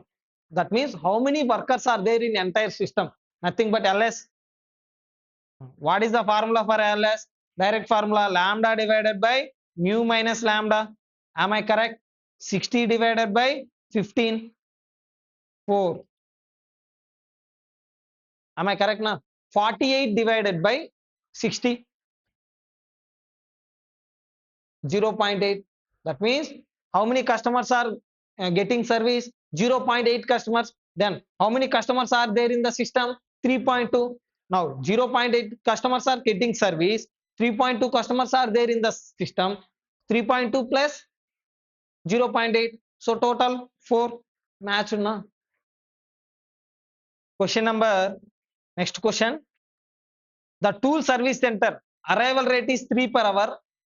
Service rate is 4 per hour. Service potential is nothing but service rate. Lambda is 3 and service rate is 5. Mu is 5. Simple Q conditions exist. The hourly wage paid to the attendant at service center is hourly wage paid to the attendant at service center is 2 per hour, and hourly cost of machinist away from his work is 5 rupees. There is one service center. In service center, one attendant is working. Per hour, we are paying 2 rupees to him. And there is one person called mechanic. He requires some tools. Am I correct? For tools, he must wait before the service center. If he is waiting before the service center, that means he is away from his work. Am I correct? If he is waiting near service center, that means he is waiting away from his work. If he is away from his work, per hour, it will cost him how much? 5 rupees. Now, the average number of machinists being served are waiting to be served at any given time. Now, for how many mechanics we are being giving service are waiting to be served.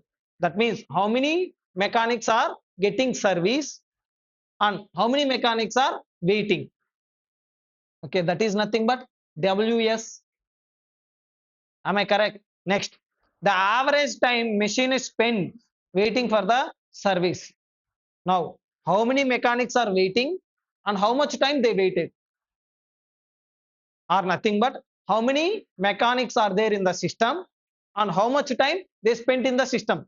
If one mechanic is out of his work, it will cost him how much? 5 rupees. For example, there are two customers are there in the system and they took the service for 1 hour or nothing but they are spent more than 1 hour in the system. They spent for how many hours? 1 hour. And how many mechanics? Two mechanics. 2 into 1, 2. And per hour it will cost him how much? 5 rupees. That is 2 into 5 how much? 10 rupees. That's how we need to calculate the total cost. Okay, now first lambda is equals to 3, mu is equals to 4. First W S or not, sorry, nothing but LS. Nothing but how many mechanics are there in the system. What is the formula? Lambda divided by mu into, sorry, lambda divided by mu minus lambda. 3 divided by 4 minus 3. Nothing but 3. Now, how many mechanics are there in the system? Mechanics are there in the system. 3 mechanics. How many mechanics are there? 3. Next, WS waiting. How much time they spend in the system? What is the formula? 1 divided by mu minus lambda. Nothing but 1 divided by 4 minus 3. 1 divided by 1, 1. Nothing but 1 hour. 1 means 1 hour. The entire data is given in hours only, na? 1 hour. If the data given in minutes, then it is minutes. Now, that means 3 mechanics waited in the system for how many hours? 1 hour. Now, cost of operating system is equal to, first, how many attendants are there? Only one attendant. One attendant is there. He worked, for example, in a day there are 8 hours. He worked for how many hours? 8 hours. We are paying how many rupees for each attendant? 2 rupees. Nothing but 16 rupees in a day. Now, how many mechanics were waited? 3 mechanics waited. For how many hours? 1 hour. For how many in a day? How many hours are there? 8 hours. What is the cost per hour? 5 rupees. Am I correct? 3 into 1 into 8. That is 24 into 5. 120. Total 136 rupees. Or nothing but per hour. How much? Per hour. 136 divided by 8 hours. The cost of operating the system per hour is how much? 17 rupees. So whenever he asked about like what is the cost of operating, always calculate LS and always calculate WS. Multiply these two.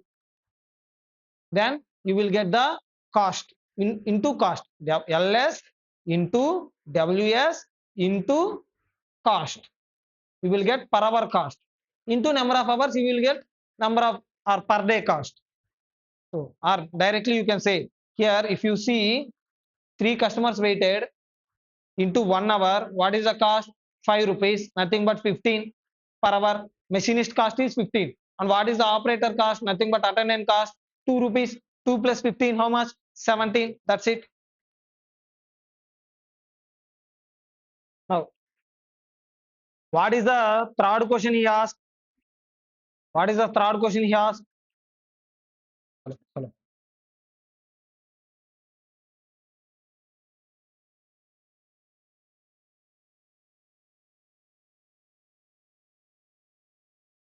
The cost of operating the system for an 8 hours stay, 8 hours a day. What is the cost of operating the system for 8 hours? 136 rupees. Next, the cost of the system if there were 2 attendants working together as a team, each paid 2 rupees per hour and each are able to serve on an average 3 per hour. How many attendants are there? 2 attendants. And each can serve for how many members? 3 members. Then what is the service rate per hour? 2 into 3, that is 6. Now there is no change in the lambda. What is lambda? Lambda is 3. What is mu? Mu is 6. Now WS. WS is equal to how much? Lambda divided by mu into mu minus lambda, that is 3 divided by 6. How much? 0.5. Am I correct? Sorry, sorry. This is not 6 minus 3, na? That comes to 3 divided by 3, 1. What? WS.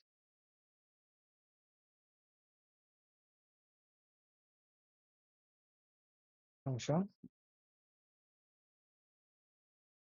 Okay, for WS it is okay.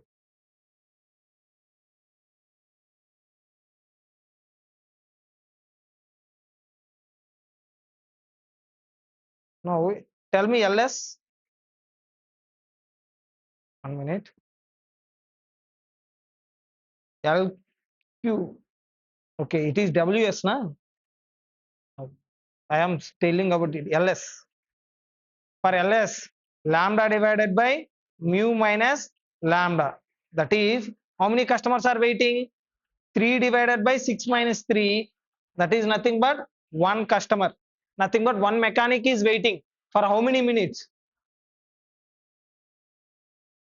That is nothing but WS. 1 divided by mu minus lambda.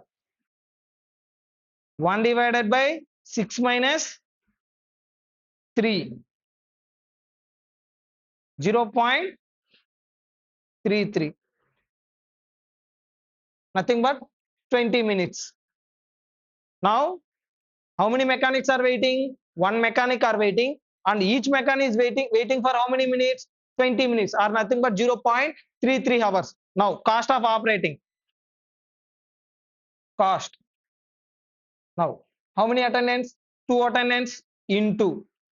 What is the cost? 2 rupees per hour. Nothing but per hour cost is how much? 4 rupees. This is attendant cost. Now, mechanic cost. How much? Now, how many mechanics are waiting? 1 mechanic, and they waited for how much? 0.333 into What is the cost of mechanic away from his work? 5 rupees. Now how much? 1 into 0.333 into 5. 0.665. 0.665. 1.665. Now one mechanic waited for how many minutes? 0.333. Nothing but 20 minutes into 5. That is 1.665. This is per hour cost. Nothing but how much?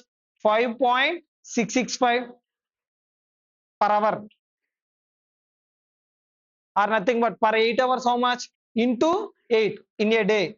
So 5.665 into 8, that is nothing but 45.32. 45.32 is the total operating cost for each day. Any doubts? So always calculate LS and WS whenever he asked about cost of operating the system. Next, a taxi operator is planning to open a computerized ticket counter in the center of the city, staffed by one ticket agent. It is estimated that the request for the tickets information will average 18 per hour. What is the arrival rate? 18. Service time is assumed to be exponentially distributed. Previous experience with similar computerized operators suggests that mean service time should average about 2.5 minutes per request. ఒక్కొక్కరికి for each person, for each person, what is the service time? 2.5. In an hour, what is our capacity of service? In an hour, 60 divided by 2.5, how much? 24. Now arrival rate is 18, service rate is 24. Lambda is 18, service rate is 24. System utilization. What is the formula for system utilization? Here he didn't mention about number of systems or number of servers. That means we are assuming it as only single server. No. He is operating with single ticket agent. Now formula for system utilization. Lambda divided by m into mu, that is nothing but 18 divided by 1 into 24. How much? 0.75, nothing but 75%. Am I correct? Next, second one, percentage of being time, percentage of time the server idle time. What is the formula? 1 minus rho. Am I correct? 1 minus 0.75, that is nothing but 0.25. If he is using the system for 75%, then what is the balance? That is idle time only. Next, the expected number of customers waiting to be served. How many customers are waiting to be served? Nothing but LQ. LQ is equals to lambda square divided by mu into mu minus lambda. That is 18 square divided by 24 minus, 24 into 6. 18 square. How much? 18 into 18. 324 divided by 18, 24 into 6. 140. 2.25. On an average, how many customers are waiting? 2.25 customers. The average time customer spend in the system. The average time customer spend in the system, entire system. How much time the customer is spending in the system? Nothing but WS.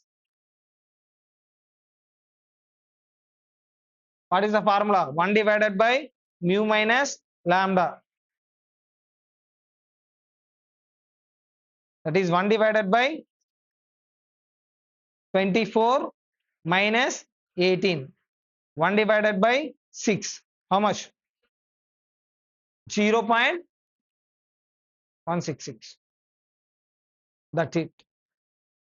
For example, if we ask the question like the arrival rate to a car wash center is automatic car wash center is 8 cars. The arrival rate to automatic car wash center is 8 cars. And service. Each car is taking 5 minutes. Automatic car wash na, that means constant service rate na. Now mu is 1 by mu, it is not mu. 1 by mu is how much? 5 minutes. That means in an hour how many customers, for how many customers you can serve, for how many cars you can wash? 12 na. Now lambda is 8, mu is 12. Then what is the formula for LQ? Lambda square divided by, it is constant car wash, it is constant service, 2 mu into mu minus lambda. In that case, if he ask WQ, how to, what is the formula? LQ divided by lambda. Use this formula only. Whenever constant service rate, use this formula. What is the formula for WS? You can use LS divided by lambda or WQ plus 1 by mu. Use this formula mostly. Okay. For LS, what is the formula you need to use? LQ plus R. LQ plus R. For LS, use LQ plus R. Don't use 1 by mu, sorry, lambda divided by mu minus lambda. It is wrong. It will give you wrong results. Okay. Whenever constant service rate, use these formulas only. Don't use direct formulas. Use indirect formulas only. Okay. Any questions regarding queuing theories? Any questions regarding queuing theories? It is easy only, na? It is very easy. Only one thing, you have to remember the formulas, and another thing, you have to remember the notations, and you have to learn the link between one and LQ and LS, LQ and WQ, LQ and WS. You have to make sure about the link between these notations.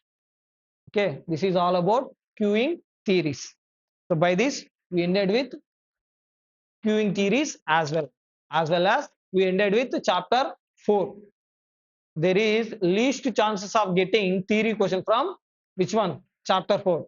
There is a chance of asking 2 or 3 MCQs from chapter 4.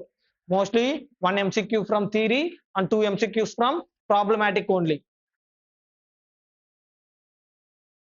Like they may ask the arrival rate from queuing theories. Okay. Likewise, they ask. Next, we will see project management tomorrow.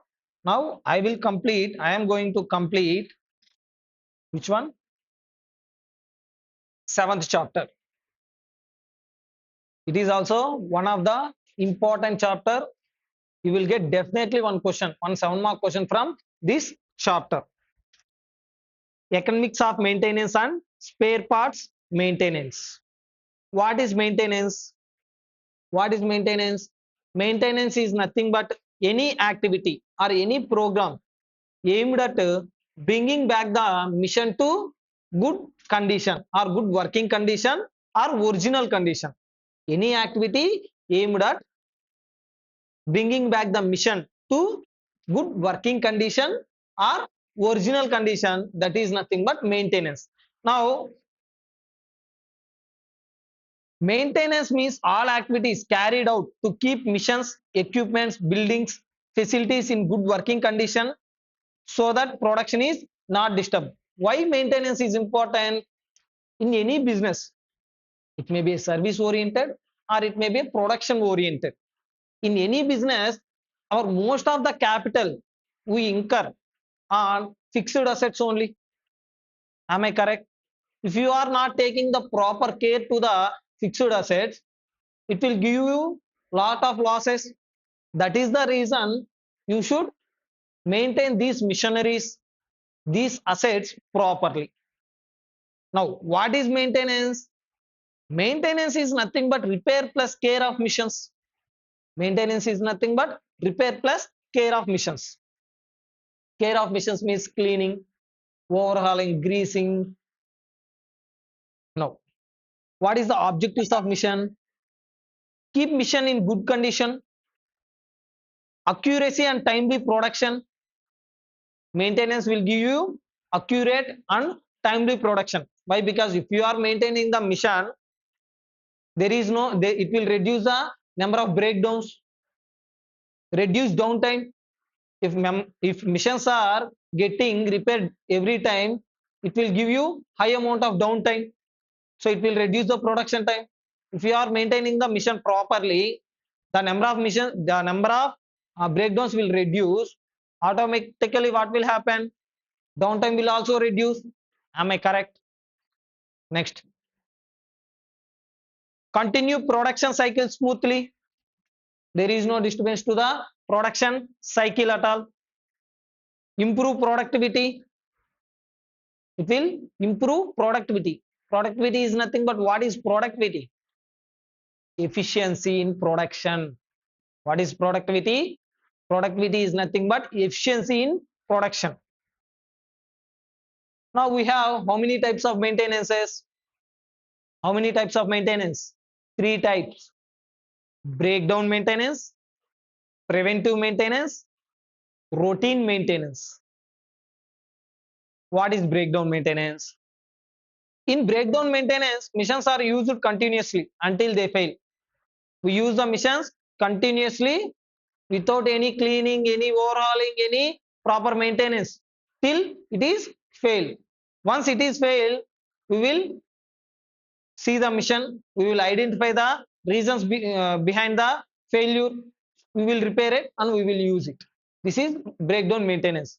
There is no proper care of missions. Repair is undertaken only after breakdown. This system does not include regular inspection, advanced planning. In breakdown maintenance, there is no regular inspection and advanced planning. Benefits: lower maintenance cost. There is no preventive maintenance at all, so that we will save the preventive maintenance cost. No downtime for regular checkups. For regular checkups, nothing but for preventive maintenance, you must stop the mission for some time, at least for half an hour or at least for 1 hour. So due to breakdown maintenance, you can save that time. Suitable for non-critical equipments. Breakdown maintenance is suitable for which equipment? Non-critical equipment. What is critical? Which is important for your production. Those missions which are not important for production, you can use breakdown maintenance for that missions. Because why? Because it won't stop your production. Next, disadvantages. What are the disadvantages of breakdown maintenance? Sudden stoppage, high repair cost. Next, reduce equipment life, low safety to the workers. These are the some of the disadvantages of breakdown maintenance. What about preventive maintenance? Preventive maintenance is planned, systematic approach to maintaining the equipment. In preventive maintenance, what we gonna do is we gonna regular check up the mission at regular intervals for 10,000 kilometers or for 10,000 hours of running, or for every 1 month we are going to check the mission. We will identify the weak parts. Weak parts is nothing but it is not yet failed. Those parts are going to be failed in short period. We are going to identify the weak parts and we are going to repair it, or we are going to replace the weak parts before they fail. It involves regular inspection, servicing and minor repairs before breakdown. Before breakdown only we are doing some minor repairs. What is the advantage? Preventive maintenance won't bring the number of breakdowns to zero, but it will definitely reduce the number of breakdowns. It won't bring number of breakdowns to zero, but it will reduce the number of breakdowns. Greater safety to the workers. Greater safety to the workers. Next, for example, one person is a lorry driver. He is not maintaining the lorry properly. Someday what will happen? Brake is failed. there is a chance of getting accident. It will harm the driver, na? He is a worker to the mission. If the mission is maintaining properly, then there is no chance of major repairs. Now, fewer large scale repairs. If you are going with breakdown maintenance, there is a chance of getting large repairs. If you are going with preventive maintenance, there is chance of low repairs. Better quality product. If machine is getting repaired again and again, the quality of product will reduce. If machine is working properly, the quality of the product will increase. Large equipment life cycle. If you take care of the missions properly, the lifetime of the mission will increase. Next, disadvantages. High inspection manpower and spare cost. For preventive maintenance, you require inspection, you require labor, as well as you require some spare parts. This will cost you much. Required skilled labor. Record keeping analysis are time consuming. For preventive maintenance, you must keep keep some records, like when to do preventive maintenance, what type of spare parts needed, what type of parts we need to check. May lead to over maintenance. Preventive maintenance may lead to over maintenance. I saw some of the persons, mostly government teachers and old doctors. They won't use the car much, but for every month they put for the service. Mostly in teachers and doctors, they won't use the car much. They hardly use for 2000 or 1000 kilometers in a month, or in a period of 2 months, but they will put for the service regularly. For 1000 kilometers, they are incurring the cost of 10,000. For each service for a car, it will take amount of at least 10,000. For 1000 or 2000 kilometers, they are incurring 10,000 rupees. This is nothing but over maintenance. Next, what about routine maintenance? What is it? Routine maintenance. Routine maintenance includes small and regular maintenance, job carried out daily and frequently. Routine maintenance is nothing but it includes small and regular maintenance like cleaning, greasing, tightening of nuts and bolts. This is nothing but regular maintenance or daily maintenance. Tightening nuts and bolts, lubrication, checking oil levels, cleaning. These are the some of the things included in routine maintenance. What is standby equipment? An additional mission or equipment kept ready to take over the operations if main mission fails, ensuring uninterrupted production or service. One of the equipment we are keeping as a standby equipment, like Stepney tire in a car. Whenever main mission fails, we use this standby equipment in the place of main equipment. Next, shifting production. The process of transferring production from one mission or line or plant to another in case of breakdown. For example, I am using one car regularly, like one BMW car. I kept another car like Maruti Suzuki or some other car, normal car, for uh, emergency purposes. If BMW car is repaired, I use another car like Maruti Suzuki or some other car. This is nothing but shifting production. Here we are not using standby equipment. Here we are shifting entire production to another line. This is shifting production. Next. Another thing is replacement of mission. What is it? Replacement of mission. Wear and obsolescence are the two main causes for replacement of mission. So one thing, you can't use the mission n number of years or for a unlimited time. There is a for every mission there is some limit. or nothing but per life cycle. If you use above the life cycle, if you use the mission above the life cycle, what will happen? The maintenance cost will be increased. It will cost you more than your mission cost. The maintenance cost will cost you more than maintenance cost. Now, what you have to do is you have to replace the mission, replace every mission at a particular point of time or economic point of time. In replacement of mission, we are going to find out the what is the economic period for replace the mission. What is the most appropriate period for replacing the mission? Wear and obsolescence. Wear means wear and tear. Wear and tear will happen due to usage of the mission. What is obsolescence? Technological obsolescence are the two main causes of replacement of mission.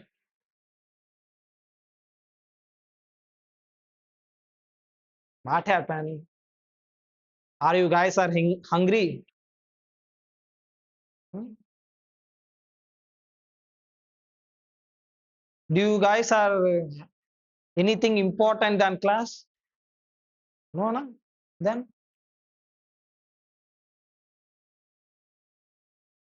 ah. A mission is technologically obsolete when another mission can do the same job more efficiently.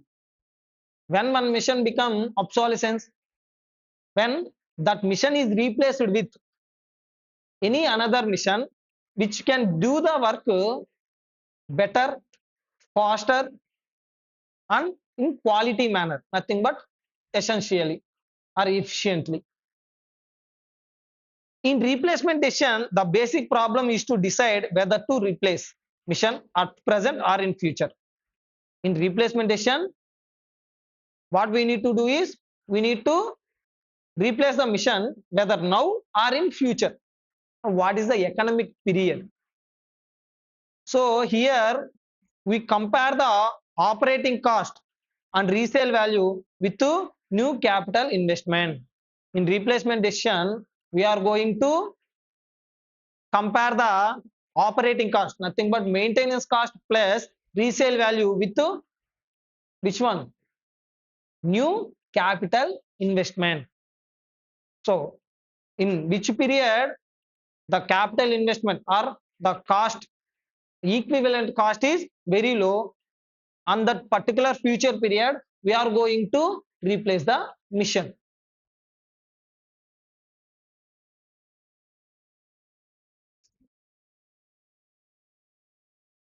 అంతే దొల్లుకుంటాం మెట్ల కిందకి వెళ్ళిపోతాం.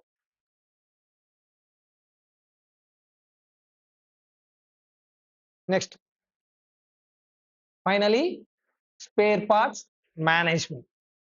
Spare parts management. Spare part management is the complex activity in a large manufacturing plant. Spare parts. That means what type of spares we need to maintain in the inventory. We need to keep in the inventory. And how many spare parts we have to keep in the inventory. Why? Why we need to know about this? If you maintain the spare parts unnecessarily, if you maintain the spare parts unnecessarily, it will block your capital investment. Am I correct? For example, in a mission, there is a one part called engine. The chances of failure of engine is hardly 1%. If you maintain the engines more than 100, each engine cost you how much? 1 lakh or 2 lakhs. 2 lakhs into 100, how much? 2 crores. But you are not getting enough capital return or return on investment from those. That means you are unnecessarily investing 2 crores of amount on that particular capitals like engines. In a year, hardly there is a failure of 2 or 3 engines. For example, the return on each engine is 50%. Nothing but 2 lakhs into 50% is 1 lakh. 2 engines into how much? 2 engines into 1 lakh, that is 2 lakhs. By incurring how much? 2 crores, you are getting a return of hardly how much? 2 lakhs. Nothing but how much return? 1%. 1% is the return. That is the worst return on investment. That's why you need to know about what type of spares we need to keep in the inventory and how much we need to keep in the inventory and for how many days.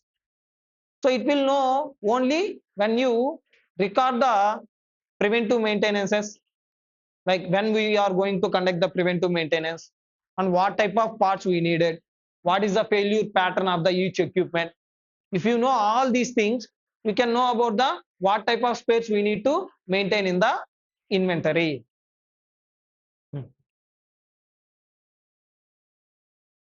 Spare part management is the complex activity in large manufacturing plant, as it is one of the critical enablers for providing better service to the customers.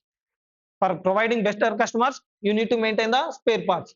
Why Suzuki is always providing better quality to the service, so quality in service, because of spare parts availability.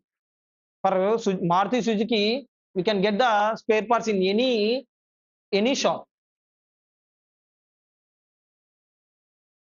in several stages of the product life cycle. Next, spare part management therefore requires a methodological record based approach to serve customers who purchase the products. So you need to maintain one service records for the purpose of giving the better service to the customers about when they purchase the spare parts, what type of spare parts required for which type of repairs. Spare parts are also essential for preventive maintenance, like oil, air filters, brake pads. These are also some spare parts it require for preventive maintenance in a bike or in a car. So spare parts management is also one of the most important thing. Now, classification of spare parts. Classification of spare parts. One is regular spares.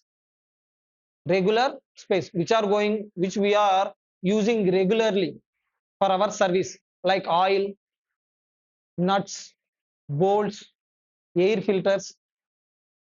The importance is for this regular spare, the importance is very low, but it requires in large quantity. The quantity is high, but the value of the spares is very low. Quantity of the spares we require is very high. We require high quantity of spares, but value of that spares is very low. It won't stop your production. Regular spares are not going to stop your production. You can delay your service by 1 or 2 months. Insurance spares. Insurance spares. For those spares, we are going to get insurance,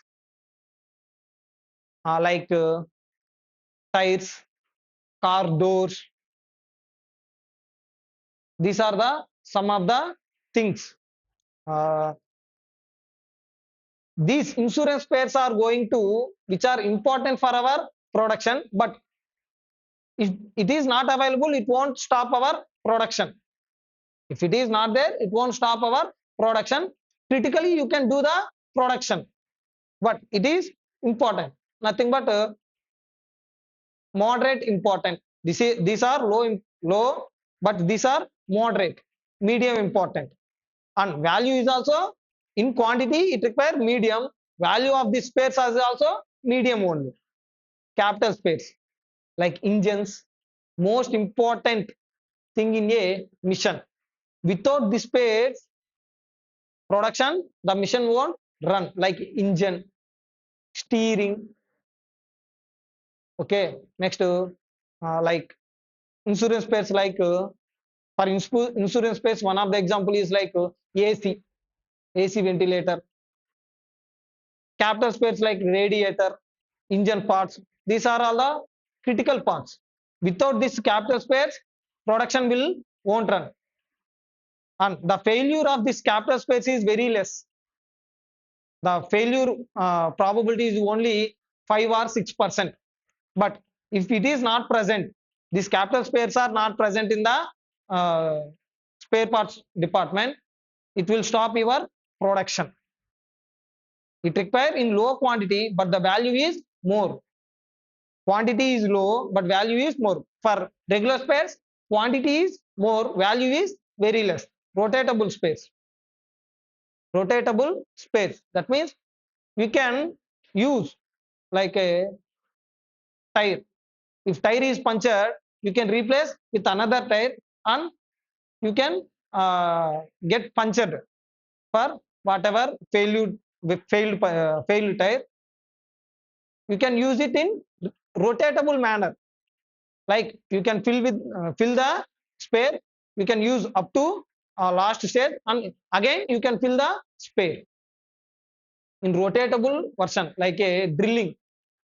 You know, mm, there is one iron rod called drilling rod, which is used in bore wells. Okay, after it is drained, like it is exhausted, they again what they will do? They will welding it. They will weld it, and again we can use they use for drilling. These are like rotatable spares. So these are the four types of spares in spare parts management. This is all about which one? Economics of maintenance and spare parts management. In this chapter, there is a chance of asking two types of question. One is breakdown maintenance versus preventive maintenance, which is best, and when to do preventive maintenance. When to do preventive maintenance uh, for 2 months or for 1 month, for every 2 months, for every 1 month, and another one is replacement of mission. When to replace a mission?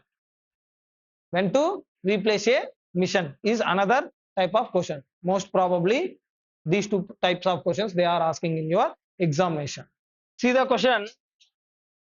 Arju Limited records of breakdowns of its missions for a 300-day work year as shown below. Number of breakdowns and frequency. Out of 300 days, 40 days he got 0 breakdowns. On 150 days he got 1 breakdown. Out of 300 days he got, for 70 days he got 2 breakdowns. Likewise they given number of breakdowns and with their frequencies. Next, the firm estimates that each breakdown cost rupees how much? 600. Is considering adopting a preventive maintenance program which would cost how much? 200 per day, and limit the number of breakdowns to an average of 1 per day. If you do the breakdown maintenance for each and every repair, you have to incur how much? 600. But if you go with the preventive maintenance in combination of breakdown maintenance, not only preventive maintenance. Why? Because preventive maintenance alone won't give you a result of 0 breakdowns. Preventive maintenance alone won't give you 0 breakdowns. Preventive maintenance will reduce the breakdowns, but it won't reduce the number of breakdowns to 0. Now, what is the expected annual savings from preventive maintenance program? By doing preventive maintenance program, so that what is the annual savings from the preventive maintenance? Now, breakdowns, frequency, probability, breakdowns into probability. Now, breakdowns 0, 1, 2, 3, 4. Am I correct? Next, 40, 150, 70, 30, 10. Total how many days? 300 days. Now, Probability. How to calculate probability? Concerned frequency divided by total frequency. How much probability? 0.133. Next. Wait.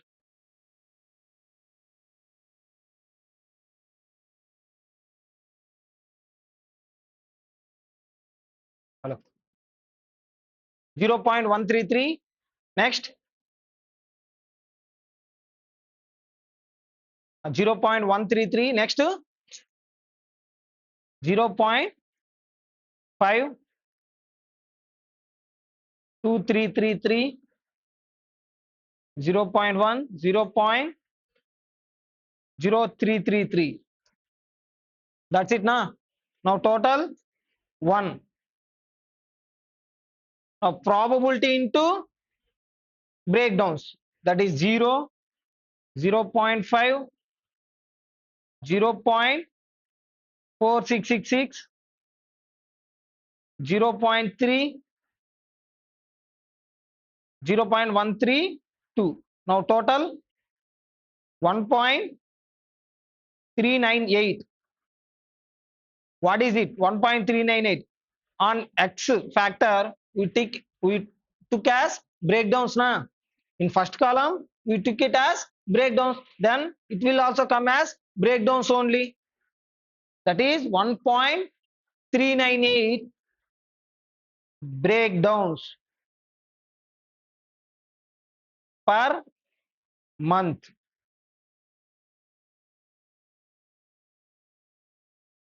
It is per month, sorry, per day. The data given in days. Now, on an average, we are getting 1.398 breakdowns per day. Now, what is the breakdown cost?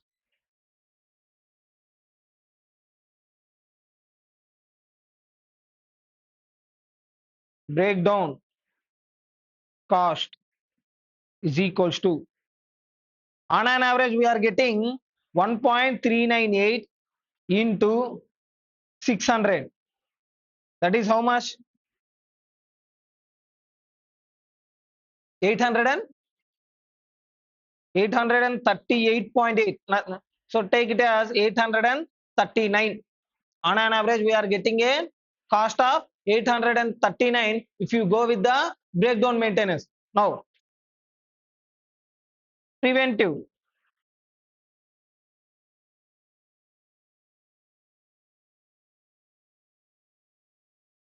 Preventive maintenance. If you go with preventive maintenance, you have to incur preventive maintenance cost of how much? 200 rupees plus number of breakdowns will reduce to how much? 1.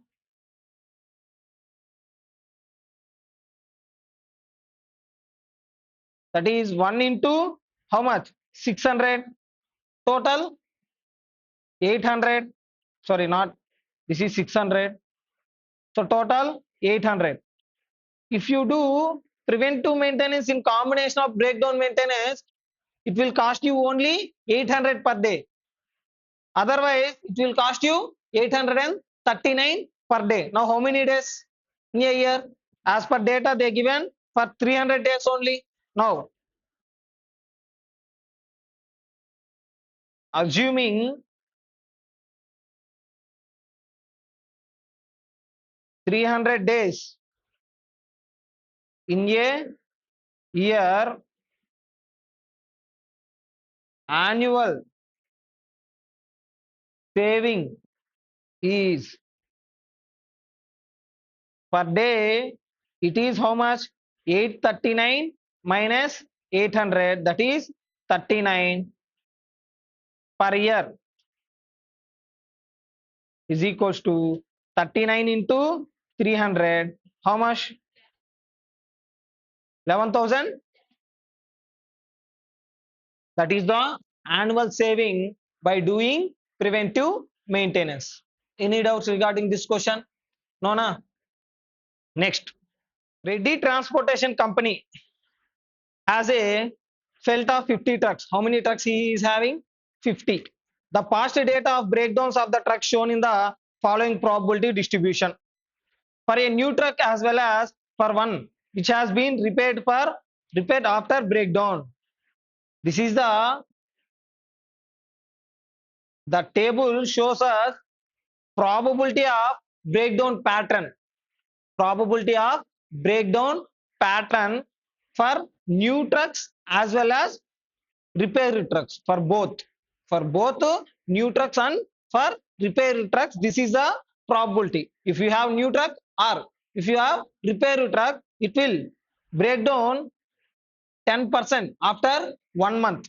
After 2 months, the chance of breakdowns is 20%. After 3 months, the chance of breakdown is 30%. After 4 months, the chance of breakdown is 40%. That means if you repair today 10 trucks, in first month, how many trucks are going to be repaired? 10%. That is nothing but one truck. In second month, in a period of second month, how many trucks? 20%. That is nothing but 2 trucks. In third month, how many trucks are going to be repaired? 3 trucks. In fourth month, how many trucks are going to be repaired? 4 trucks. Now, each breakdown rupees 3,000 on an average. Each breakdown cost us how much? 3,000, which includes cost of time lost and cost of materials, manpower, all. Nothing but production loss, cost of repair work, all. The manager of RTC knows the importance of preventive maintenance. He estimates the cost of preventive maintenance to be 500 per such preventive action. Per truck, you have to incur how much? 500. For what? Preventive maintenance. For doing preventive maintenance, you have to incur how much? 500. What should be the appropriate maintenance policy in terms of mix of preventive and breakdown? Now, which is appropriate policy? Whether breakdown maintenance or preventive maintenance. And if you go with the preventive maintenance, for how many months you have to do the preventive maintenance? In previous question, they mentioned like this. If you see, by doing preventive maintenance, the number of breakdowns will limit to how much? 1 per day. But in this question, he didn't mention anything like that. Yes or no? And if you see in previous question, in first column they given number of breakdowns, but in this question they given months after maintenance. And in first question, the preventive maintenance are charging on the basis of per day 200, but here it is per mission. Now how many missions we have? 50 into 500 into 50, how much? 25,000. That means if you do preventive maintenance once, it will cost you 25,000. It is your option. You can do for every 1 month. You can do for every 2 months once. You can do for every 3 months once. Based on the most economical factor, based on the most economical period, we will choose for how many months we are going to do preventive maintenance. First, number of months, probability into months. Now 1, 2, 3, 4. Probability 0.10, 0.20, 0.30, 0.40. Now probability into months, that is 0.1, 0.4, 0.9, 1.6. Total 3. What is 3? 3 months. 3. In first column, we took it as months, na? Then here also it will comes as months only. 3 months. What is 3 months? How many trucks we have? 50 trucks, na? The entire 50 trucks are going to be repaired in a period of how much? 3 months. Now, in a period of 3 months, we will get how many repairs? 50 repairs. In a period of how many months? 3 months, we will get how many repairs? 50 repairs. If you take here as number of breakdowns, then you will get here also as number of repairs only. Okay, next. Now, in a period of 3 months, in a period of 3 months, we are getting 50 repairs. Breakdown cost per month is equals to how much Nana breakdown cost? 50 into what is the breakdown maintenance cost per each truck? 3000. This is for how many months? 3 months na? Divided by 3. How much? 50,000. If you go with the breakdown maintenance, it will cost you how much? 50,000. Now, calculating number of breakdowns, number of breakdowns in each month.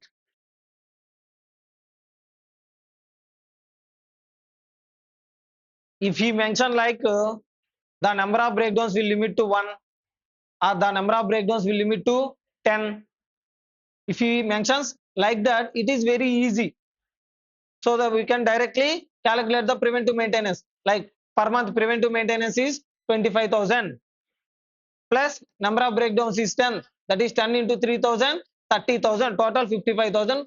Problem is closed. But he didn't mention any number of breakdowns. By doing preventive maintenance, the there is no limit of number of breakdowns. He didn't mention anything like that. Now we are going to calculate the number of breakdowns in each month. How many missions we are having in first month? How many missions we are having in hand? 50. What is the probability pattern in first month? That is 0.1. In first month, 5 missions are going to be repaired. Now, if you come to second month, the whatever 50 missions initially, new missions, the chance of failure of new missions is how much? 50 into 0.2. Now, there is chance of the missions which are repaired in first month. The missions which are repaired in first month will again get repaired in second month. Yes or no? The missions which we repaired in first month, the 5 missions, there is a chance of getting repaired in second month as well. Am I correct? Now, what is the time gap between first month and second month? 1 month period. Now, for 1 month period, what is the probability failure? Probability of failure, that is 0.1. 5 into 0.1, that is how much? 10.5. Am I correct? Next, third month. How many missions we are having? 50. 50 into, in third month, the probability of failure is 0.3. Now, whatever missions we repaired in first month will get again repaired. There is a chance of repairing again. Now, what is the probability? Now, from first month to third month, what is the time gap? 2 months. That is 5 into, what is the probability of failure for 2 months? 0.2 plus. Now, we repaired how many missions in second month? 10.5. These missions are again going to be repaired in third month. There is a chance, is the chance is there na. Now, what is the probability? Now, time gap is only from second month to third month is only 1 month. 10.5 into 0.1. Now, total how many? 17.05. Next, fourth month. 50 into 0.4 plus. Now, whatever missions we already repaired in first month will again get repaired in fourth month. What is the probability? How much time gap? 3 months. Now, 5 into, what is the 3 months probability? 0.3 plus 10.5 into 0.2 plus 17.05 into 0.1. How much? Total 25.8. Now, now we are going to calculate most effective period for doing the preventive maintenance or economic period for doing the preventive maintenance. Calculating most economic period for doing preventive maintenance. First, months,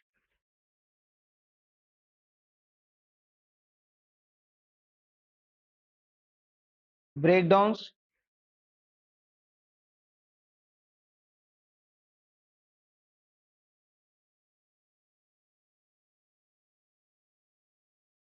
breakdowns. Next, cumulative breakdowns,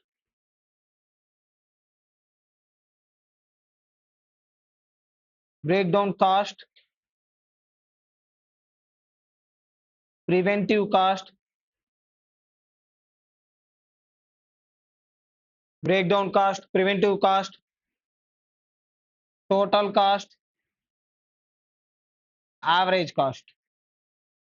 Now, month 1, 2, 3, 4.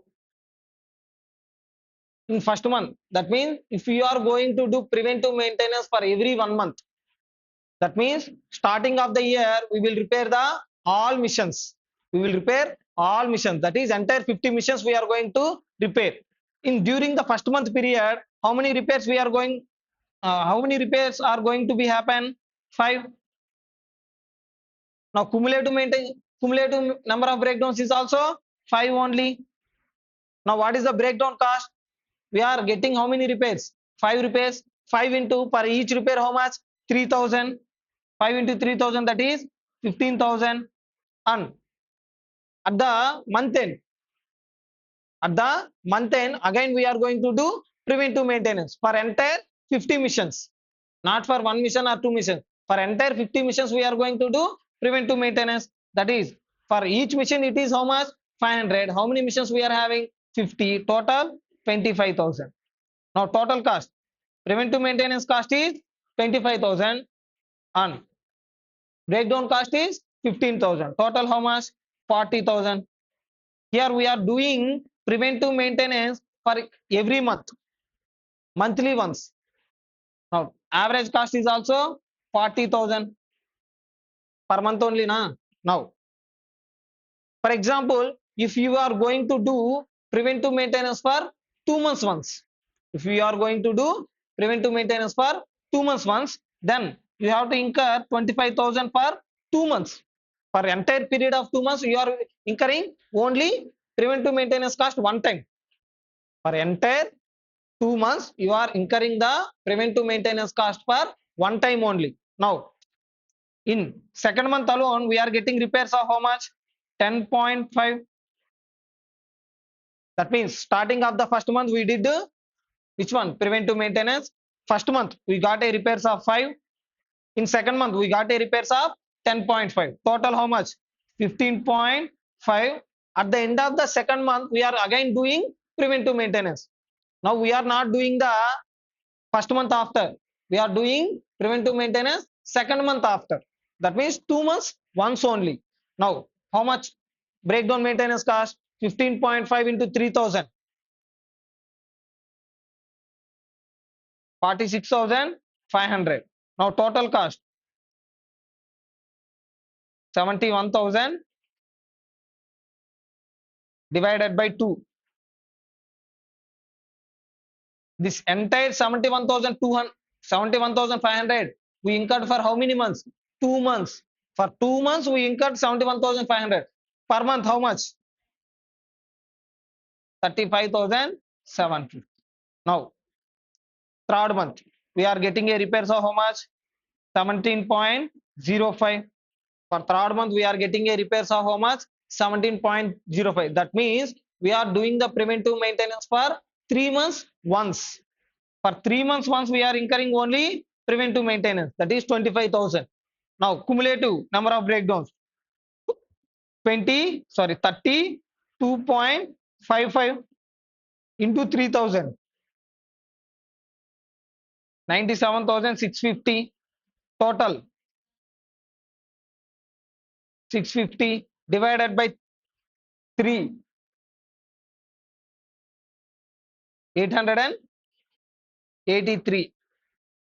Next, in fourth month alone, we got a repairs of how much? 25.3. Now, cumulative number of breakdowns 57.85. That means at the starting of the year, at the starting of the first month, we did the preventive maintenance. Now, at the end of the fourth month, we are going to do the preventive maintenance. Now, we have new missions here. Here, what missions we have? New missions. Now, we used it first month, we got a repairs of 5.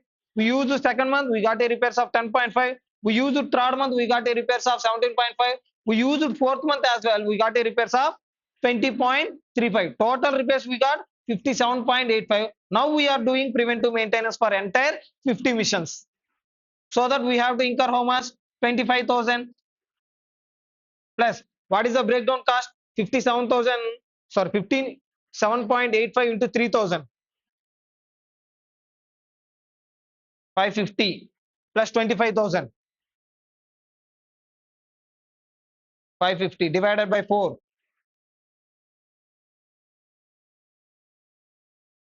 7.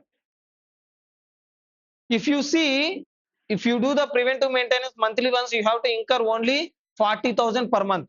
If you do preventive maintenance for 2 months once, you have to incur only 35,750. But if you go with the third month, 3 months once, or 4 months once, it will cost you more than 40,000, which is best policy. 2 months once. Now we are going to do the preventive maintenance for how many months once? 2 months once.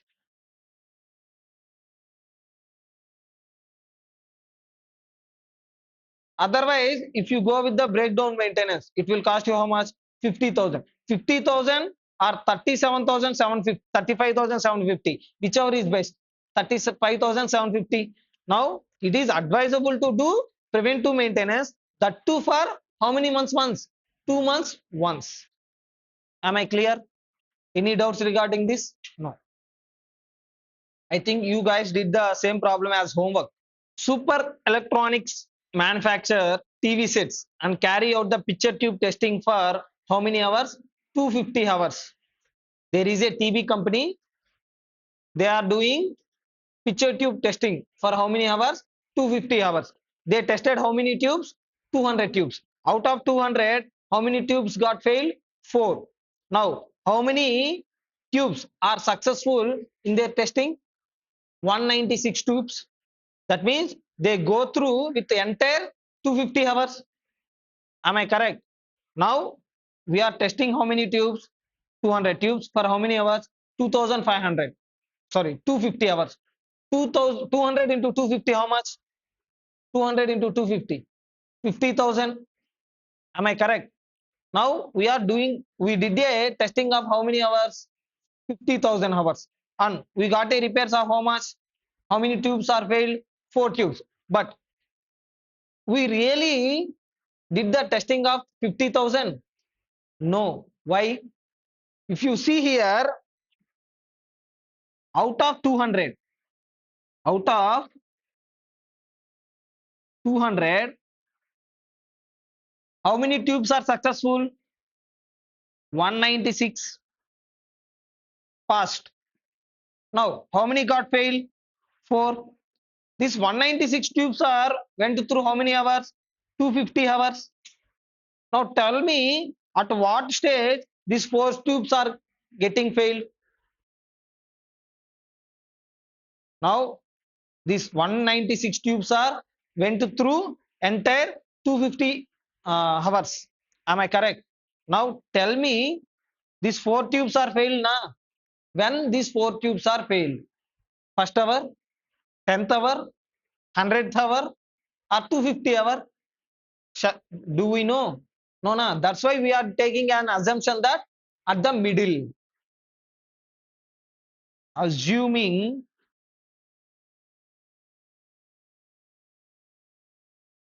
at the middle. At the middle means 250 divided by 2, 125. That is 4 into 125 hours. How many hours? 500. That means this entire 4 failed tubes went through how many hours? 500 hours of testing. And this 250 tubes into 250 into 196. This 196 tubes into 250 hours. How much? 49,000. Now total we did it. In total we did 49,500 hours of testing, and we got how many repairs? 4 failures. For 49,500 hours we have 4 failures. Now in a year, now in a year we are selling how many tubes? 15,000 TVs. 15,000 TVs, and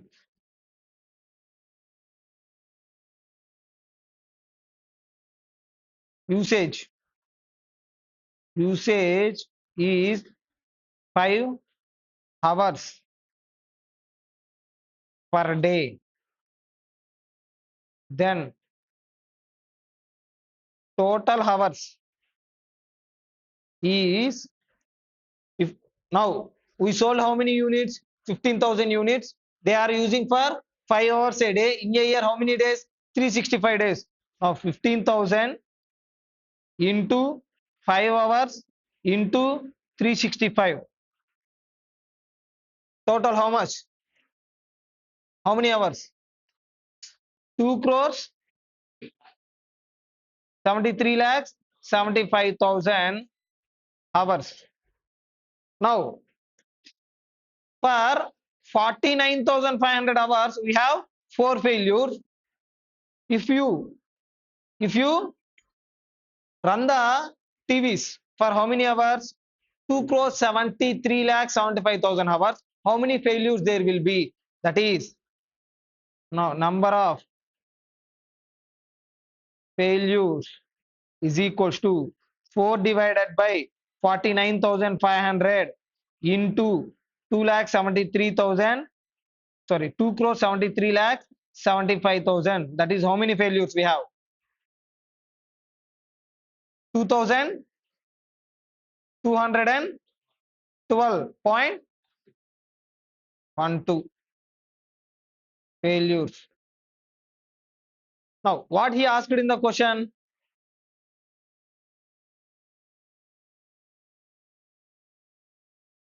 If the average usage of the customer is 5 hours a day, 15,000 TV sets were sold, then in a 1 year, how many tubes? How many tubes are going to fail? And mean time between failures. Mean time between failures. Now, For 49,500 hours, we have how many failures? 4 failures. Then what is the mean time between each failure? Nothing but the time gap between one failure and another failure. Mean time between failure is 49,500 hours divided by 4. That is how many failures? How many hours? 12,375 hours. That means there will be a that means there will be a time gap of 12,375 hours between one failure and another failure. Next,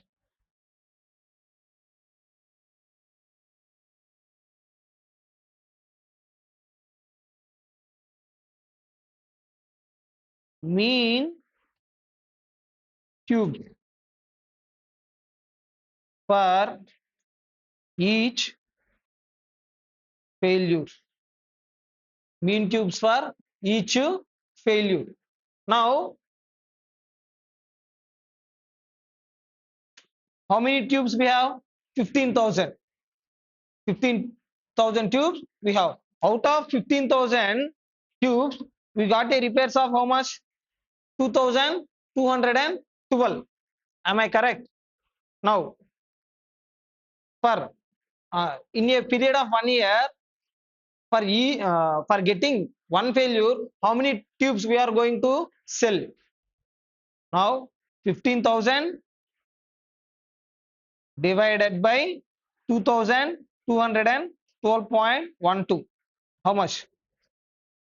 6.78.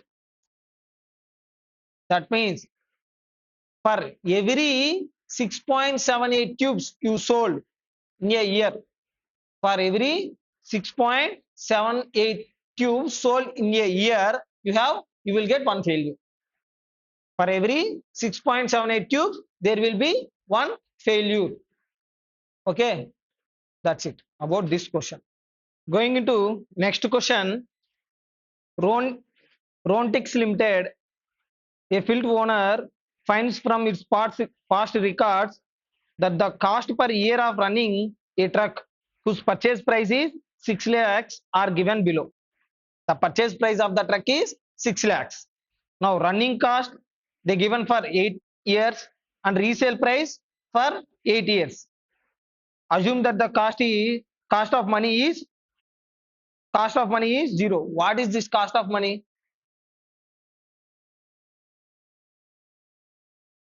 In FM, you got the time value of money, na? That is cost of money is 0. The time value of money is there is no time value of money. Okay. Assess the average annual cost of the truck for each year. Now we have to calculate the average annual value, average annual cost of running the truck per each year. Up to how many years? 8 years. Next, analyze and infer at what age should the truck be replaced on economic consideration. Now, which is the best year to replace the truck? Which is best year? In which year you are getting the lowest running cost? On that particular year, we are going to replace the cost, replace the truck. Now, year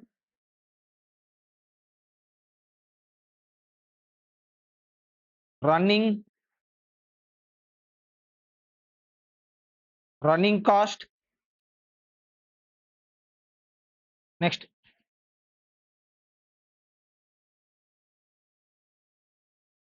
running cost, cumulative running cost. Next,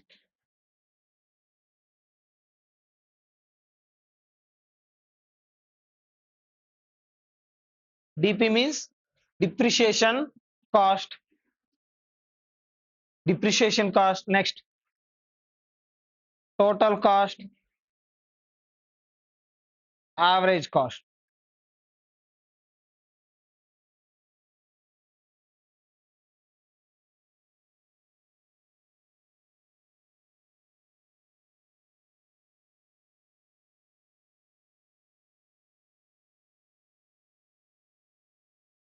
One, two, three, four, 5, 6, 7, 8. Now, running cost 100, 120, 140, 180, 230, 280, 340, and 400. These all are in thousands. Now, that means if we are going to replace the truck for every 1 year once, if we are going to replace the truck for every 1 year once, that means at the starting of the year we purchased the truck for with how much? 6 lakhs. We used the truck for entire year by incurring a cost of how much? 100 rupees. 100 means 100 thousands, nothing but 1 lakh. Total how much? 7 lakhs. Am I correct? Now we are selling it for how much? 300. Am I correct? We are selling it for 300 means 3 lakhs.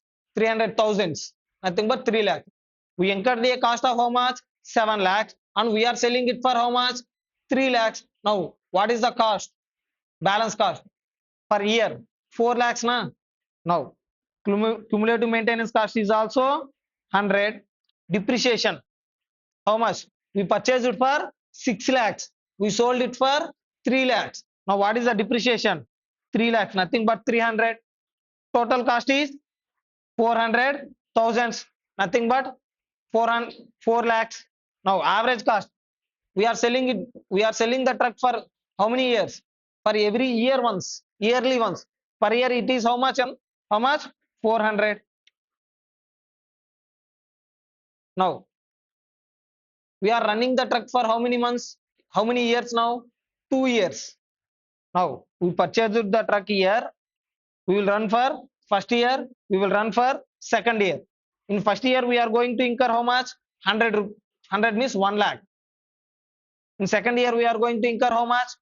120. Nothing but 1 lakh 20,000. Total, how much? 2 lakhs 20,000. And we are selling for how much? We are selling it for how much? 1 lakh 50,000. We purchased it for 6 lakhs. We are selling it for how much? 1 lakh 50,000. Now, what is the depreciation cost? 4 lakhs 50,000. Array scrap value is how much? 1 lakh 50,000. Purchase cost is 6 lakhs. The balance amount is depreciation only, na? Am I correct? Now, what is the depreciation? 4 lakh 50,000. Now, total cost. How much? 6 lakh 70,000. Am I correct? Now, this entire 6 lakh 70,000 is for how many years? 1 year or 2 years? For 2 years. Divided by 2. 3 lakhs 35. That is nothing but 335. Next. 3 years once. 360. Cumulative cost. Now, for how much we are selling it? 75,000. We purchased it for how much? 6 lakhs. 6 lakhs minus 75,000. How much? How much? 525. Nothing but 5 lakhs 25,000 plus 360. 885. 8 lakhs 85,000. Now, for how many months? For how many years? 3 years divided by 3. 295. 295. Correct. Next. 360 plus 180. 4. 540. Now we purchased the truck for 6 lakh and we are selling it for 37,500. Now what is the depreciation? 5 lakhs 62.5. 562.5. Now 1,100 2.5 divided by 4.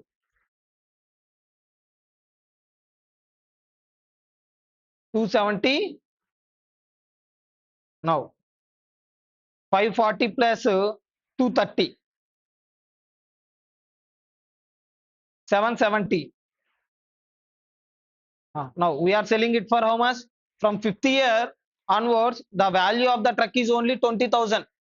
From 50th year onwards, the value of the truck is only 20,000. Then what is the depreciation cost? 5 lakhs 80,000. Am I correct? We purchased it for 6 lakh. We are selling it for 20,000 means the purchase cost is or depreciation cost is how much? 5 lakhs 80,000. That is 580. 770 plus 580. 1,350 divided by 5. 270. 70. Next plus 280. 770 plus 280. 1,050 plus 580. 1,630 divided by 6. 271.6. Next 1,390 plus 580 divided by 7.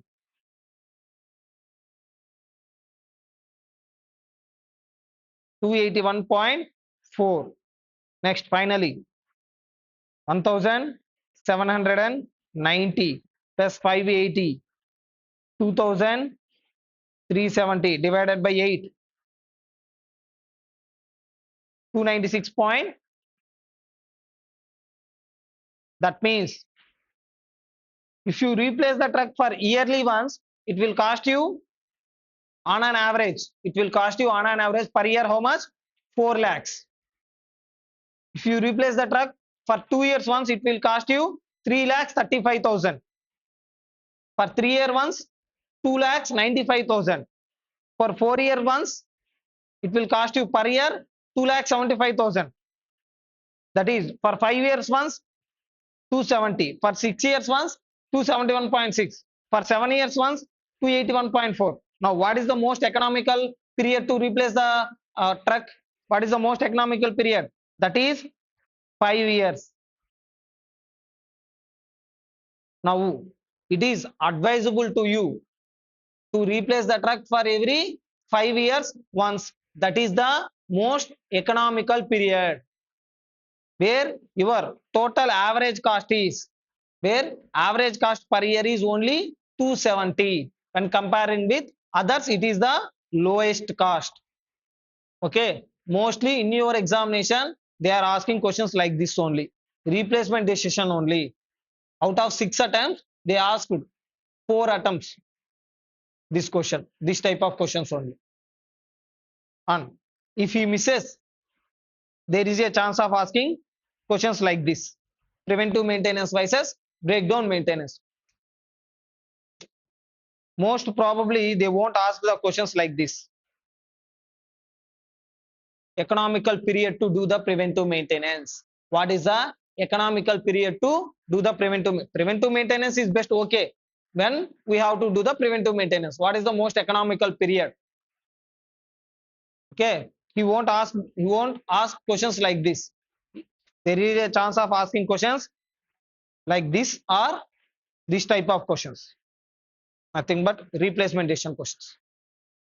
By this we completed with chapter number 7 as well. Only one chapter left regarding problematic, that is project management. Now we will see the last chapter of our operations management regarding problematic.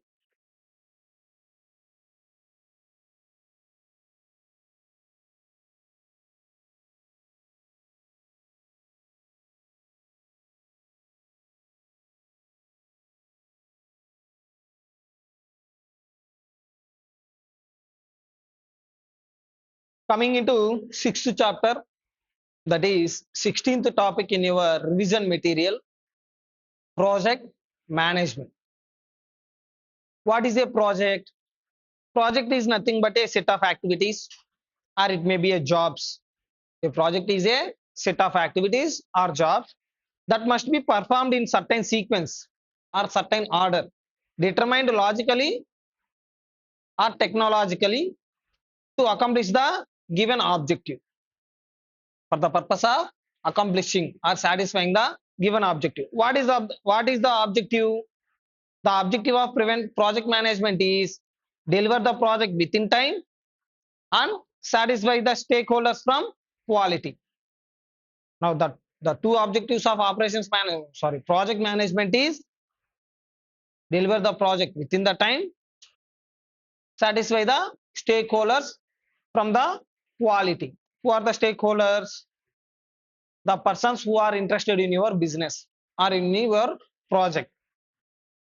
Now, what are the examples of project management? What are the examples of project? Construction of residential quarters, new product launch, satellite mission development. These are the some of the examples of this project. Now, what are the characteristics of project? It may be a customized. Each project is unique in its own nature. Required time and resource for completing the project. We require some time and we require some resources as well. It is divided into several activities. The project is divided into several activities. Now, for doing the problems in project management, the most important thing is network analysis. For each and every type of problem, each and every model of problem, we require network diagram. Network diagram is the most important thing. Without network diagram, it is impossible to solve the any problem in project management. Now, what is a network? What is a network analysis? It is a diagrammatic presentation of work to be done in a project. It is a diagrammatic presentation of whatever works we are going to do in a project. A network is graphically representation of project. This graphical representation of a project depicting the flow as well as the sequence of well-defined activities and events. In network diagram, we will link the activities and events. We will identify the preceding activities and succeeding activities with the current activities. There is the network diagram we are going to draw with some logics by making some links between the all activities. Now, what are activities? In network diagram, we will see two things. One is activities, another one is events. What are activities? Activities is represented by an arrow like this. It must travel left to right or downwards or upwards. It is not allowed to travel right to left. Every activity must consume some time and some resources. Name and duration. Name and duration is written above or below its arrow. The name of an activity or duration of an activity must written above or below the arrow. Length of the arrow has no relation to its duration. The length must not be equals to its duration. Like for small duration, we don't need to draw small arrow. For long duration activity, it is not required to draw big arrow. Activity can be parallel or sequential. If one activity is starting from, two activities are starting from one event. Events are denoted by circles. If two activities are starting from one event, it is known as parallel activity. If one activity is starting after ending of another activity, then it is called as sequential activity. Every activity must start from and end to an event. Every activity must start and end with an event. That means it must start with an event and with it with and it will stop with an event. It must start and stop with an event only. You must not leave the activity like this. All preceding activities must be completed before the succeeding activity to be started. Before starting the succeeding activity. That means before starting the future activity, you must sure that all the preceding activity must be completed. Next, activity is always represented by straight line, but not in curve. You are not allowed to draw the arrow like this. It must be straight line only. Activities is identified with alphabets.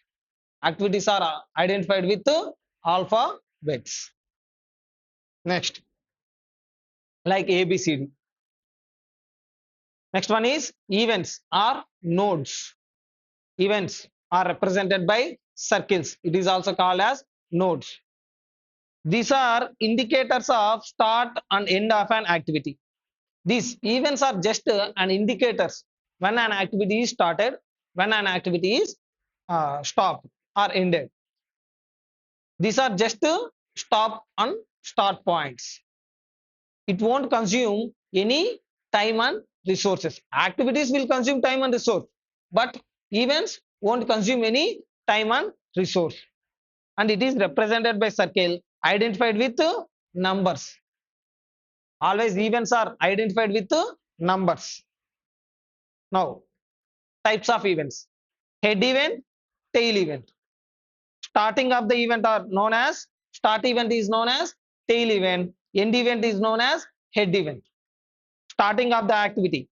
Activity is starting from tail event. Activity will end at head event. First event and last event.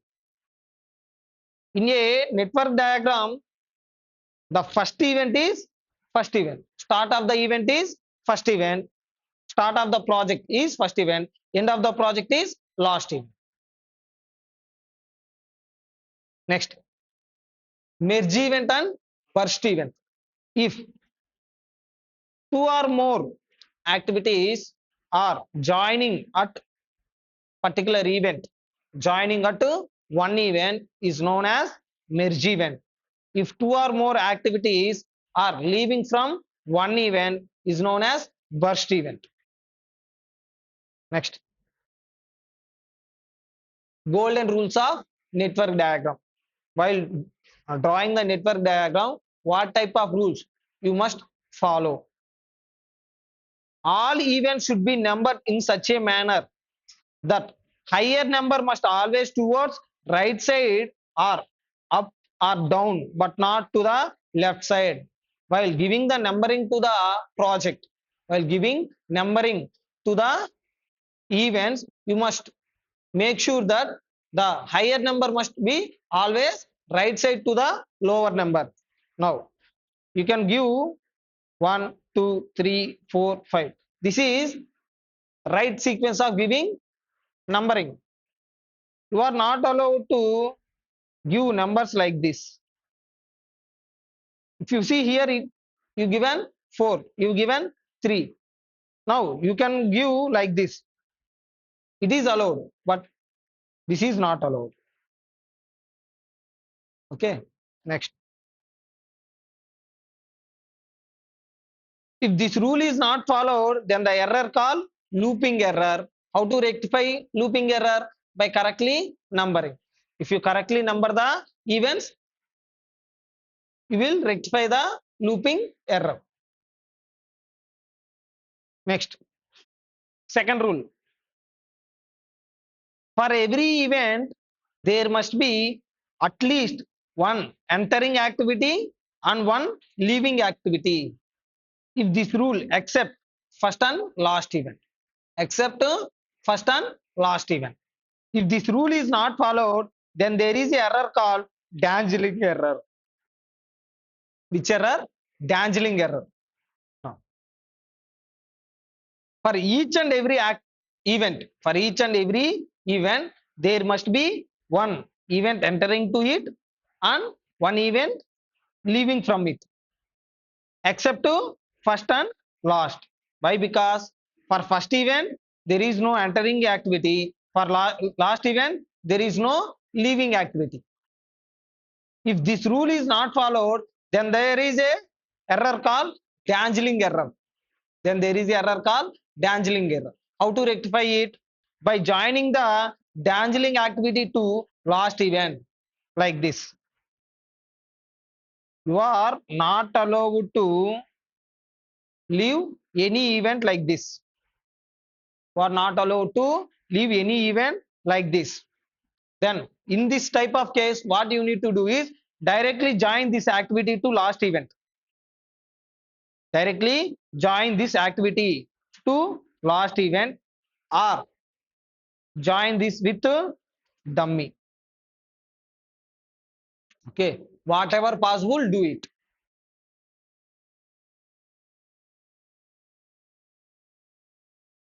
Next, by joining dangling activity to the last event or by using the dummy activity. Next, rule number 3. No two activities can have same head and tail event. If this rule is not followed, then there is a error called duplicating error. Now,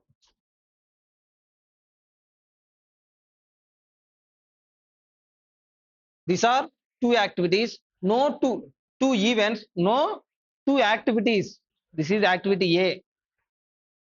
No two activities are allowed to start from same event and end with an same event.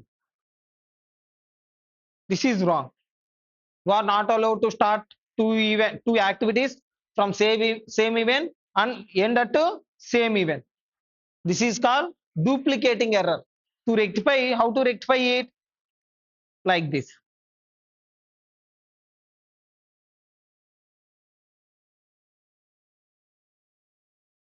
This is correct. Okay. How to rectify it? By using one dummy event and dummy activity at a time. Next,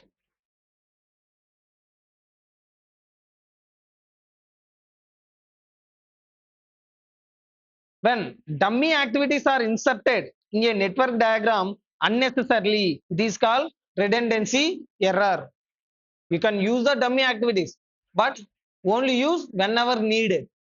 If you use the dummy activities unnecessarily, then there is a error called redundancy error. How to rectify it? By removing the unnecessary dummy events, dummy activities. Events are activities, both. What is dummy activity? Dummy activity is used to rectify errors or to link two or more activities in order to make the network diagram logical. To make network diagram logical or for the purpose of rectifying the errors, we use the dummy activity and dummy events. It is shown by dotted arrows. It is shown by dotted arrows like this. Dummy does not consume any time or resource. Dummy activity won't consume any time or resource. Now, what is critical path? Critical path is a path with a longest duration in the network diagram. The longest duration path in the network diagram is the critical path. That is the minimum time to complete the project. Critical path is the longest duration path in the network diagram, and that is the minimum time. That is minimum possible time to complete the project. It is shown in the network diagram. It is shown in the network by bold or shaded arrows. You must identify the critical path in the network diagram with bold or shaded arrows. Activities on the critical path are called critical activities. Whatever activities located on the critical path are called as critical activities. Now, in project management, there is a chance of asking three model questions, three types of model questions. Like one is float, another one is PERT, finally crashing. First one is float. What is float? Float is the amount of time the activity can be delayed. Float is the amount of time, nothing but delay time, without impacting the overall project completion time. You can delay any activity. You can delay any activity, but it won't affect the total project completion time. Nothing but what is project completion time? What is project completion time? That is the time of critical path. Am I correct? What is project completion time? Time of critical path. You can delay any activity, but it won't affect the completion time of the project. That means you can delay only non-critical activities. If you are going to delay the critical activities, what will happen? The entire project is going to be delayed. If you delay the critical activities, then entire project will be affected. Non-critical activities have some flexibility. Which activities? Non-critical activities.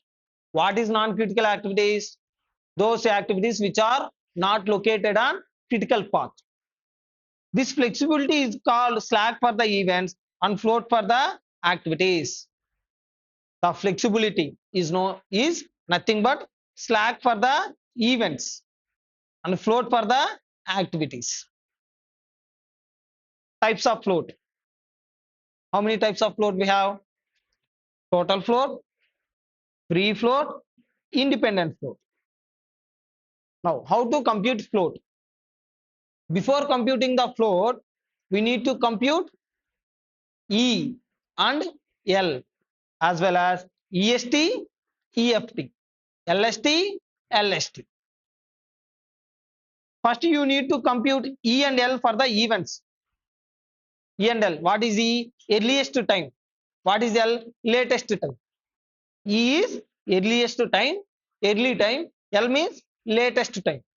And EST, earliest start time of an activity. This E and L is for events. E and L is for events. This EST, EFT, LST and LFT is for activities. EST means earliest start time. EFT means earliest finish time. LST means latest start time. LFT means latest finish time. Now, E and EST. How to compute E and EST? E of tail event is EST for the activity. E of tail event. E of tail event is EST for the activity. For the first event, E is always 0. For first event, E is always 0. For next event, identify the all leading paths towards the event.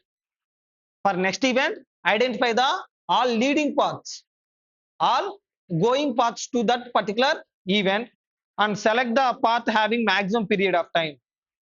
Select the path with the maximum period of time. That maximum time is E of the event. The maximum time is E of the event. Trick.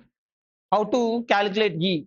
Trick is, for calculating E, go forward or left to right. Forward means go left to right. Add the duration, take the highest duration. Move forward by adding the duration, with adding the duration, and take the highest duration. Now, EFT. Next one is EFT.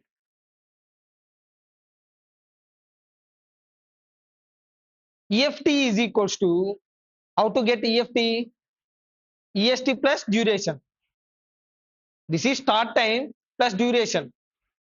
You will get EFT, finish time.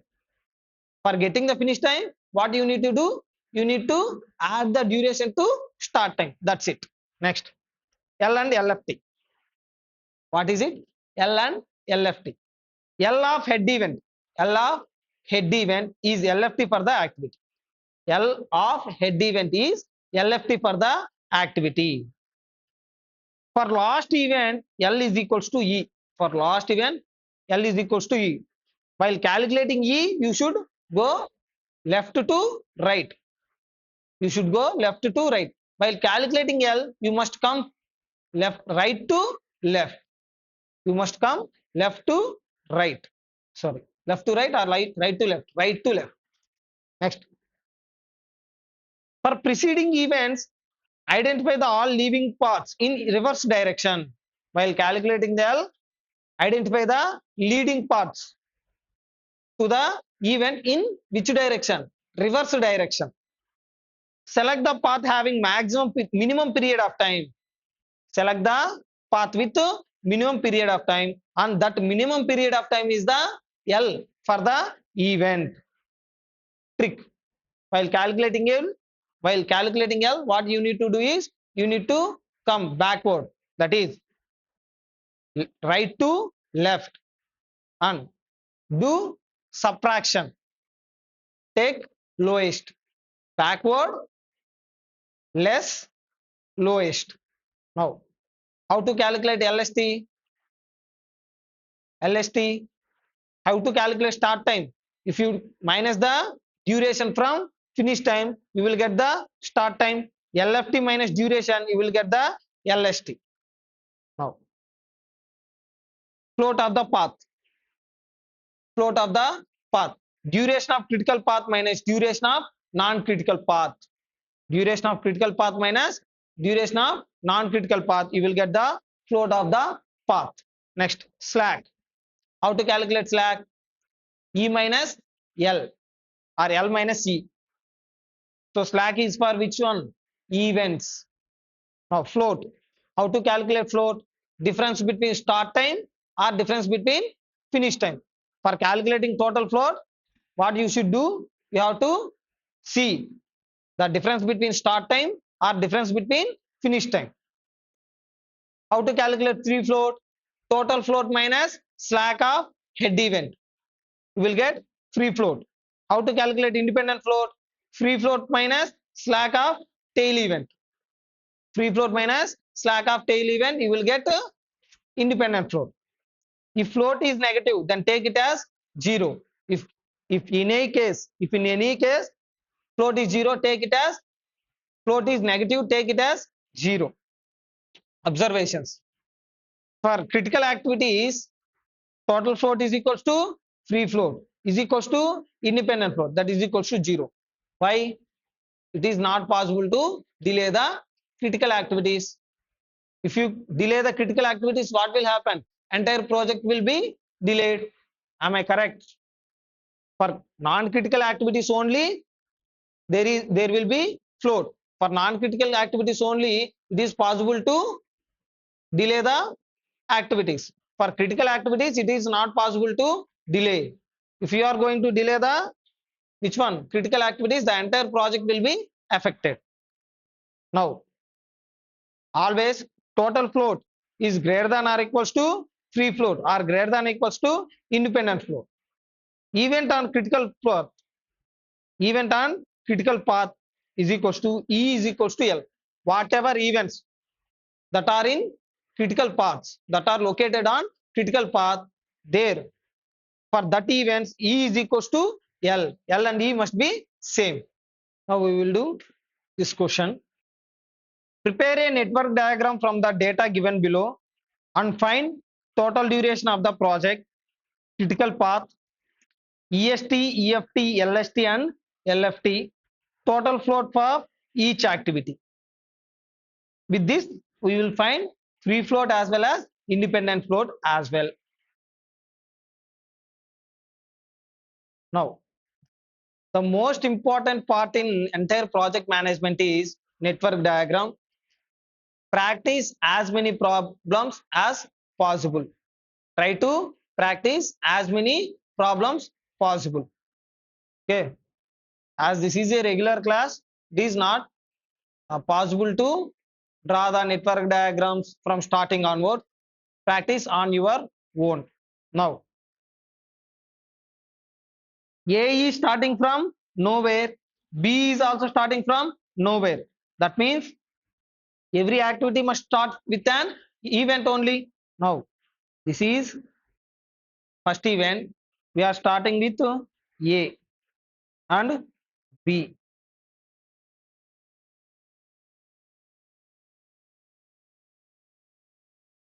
Now, for C, for C, B is the for C, B. This is C, this is B, this is A. For D, what is the preceding event? A and C. That means A and C must join at one place. If you join here, it will become AC. And E is starting from where? Only A. This is AC na. If from where you will start E, if you start from here, it will become AC. That means E is starting from where? AC. That's why I am joining this.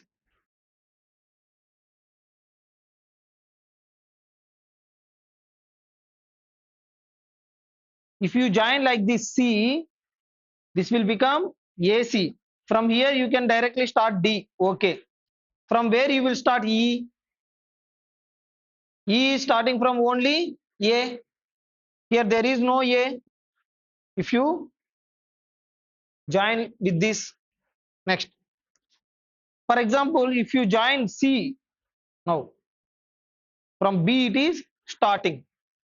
And where it has to join? With A. Now I am starting with B. This is AC point. From here D is starting. From here E is starting. Next F is starting from B. Next G is starting from, this is D. G is starting from D. Now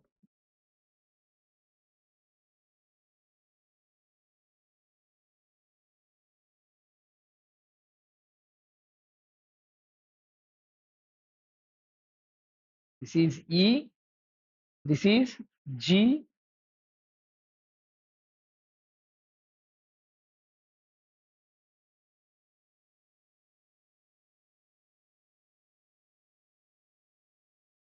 If you see here, F and G is joined at one place. F, G. G is starting from where? D. For G, preceding event is D. Next, for H is also preceding event is G only. Now, if you see E, H, I, these three are joining at one place. This is E, this is H, and this one is I. Finally, J. Completed. Again, check once. A and B started from nowhere. E is starting from A only. This is only A. Now, C started from only B. D starting from here. It is dummy one. Na? Now, this will become AC. D starting from AC. G starting from where? D. Next, E starting from A. F is starting from B. This is B. Next, H is starting from only D. Next, I is starting from where? F and G ended. This is F. This is G. Next, J is starting from E, H, I. This is E. this is H, this is I. Completed. Now give it numbering. 1, this is 2, 3, 4, 5, 6, 7, 8. Now duration. Tell me the duration. For A it is how much? 15. For B it is, tell me durations. For A it is 15. For B it is 15. For C how much? For C it is 3. For E 8. For D it is 5. For F 12. For G 1. For H 14. For I 3. For J 14. Now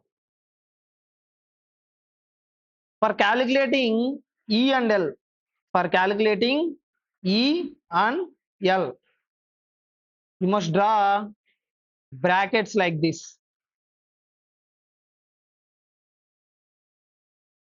For each and every event.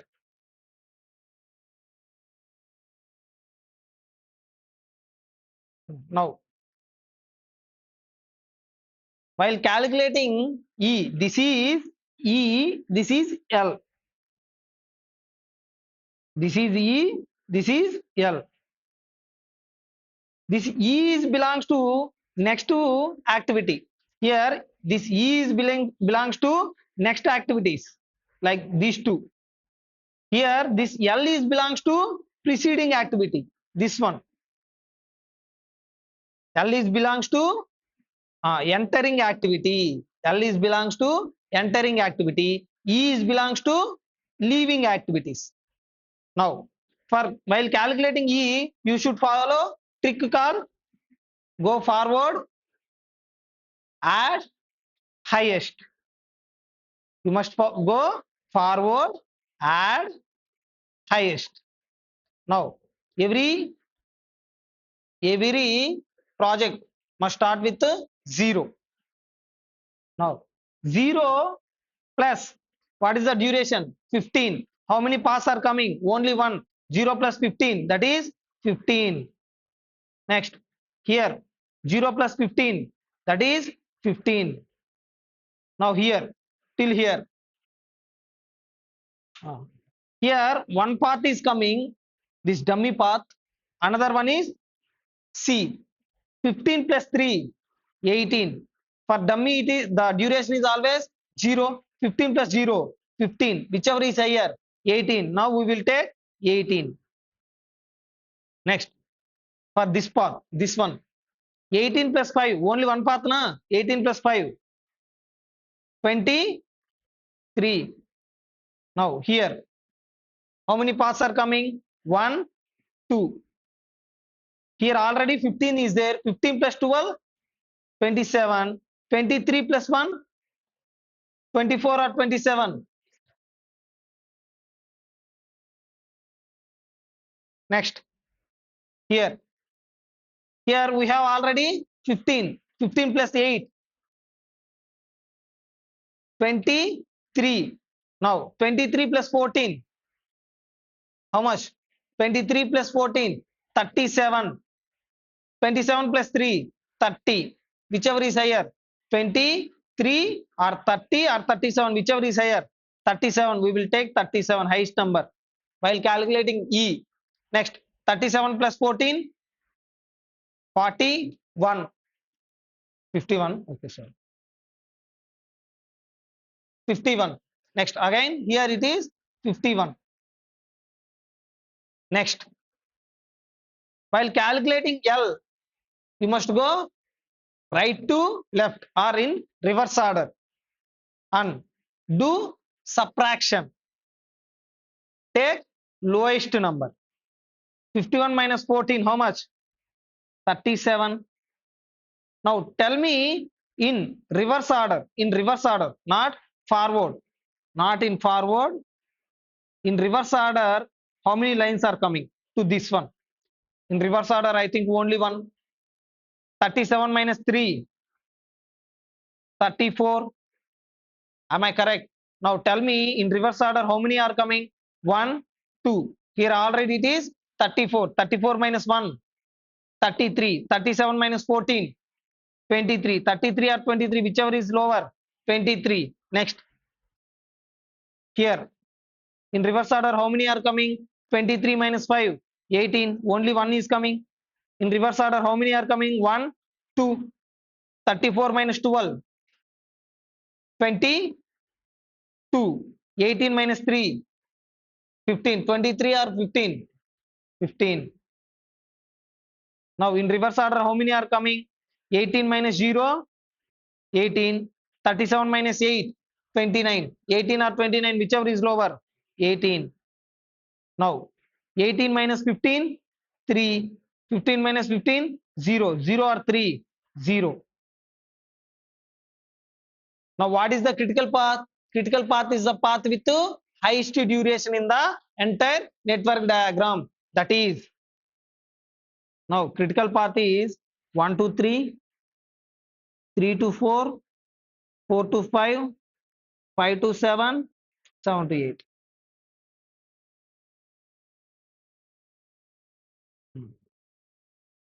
On critical path, on critical path, whatever events are there, whatever events are there, for all events, E is equals to L. Whatever events are there in critical path, for all events, E is equals to L. Okay, this is the highest duration path in the network diagram. This is critical path. Now, critical path duration is how much? Critical path is 51 days. Now, this is the minimum time to complete the project. This is lowest possible time to complete the project. Next. Next one is, what is next one?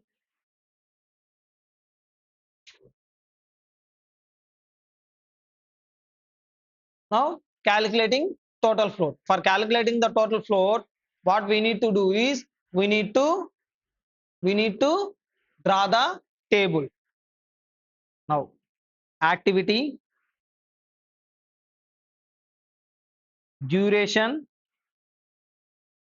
EST, EFT, LST, LFT, total float, free float, independent float.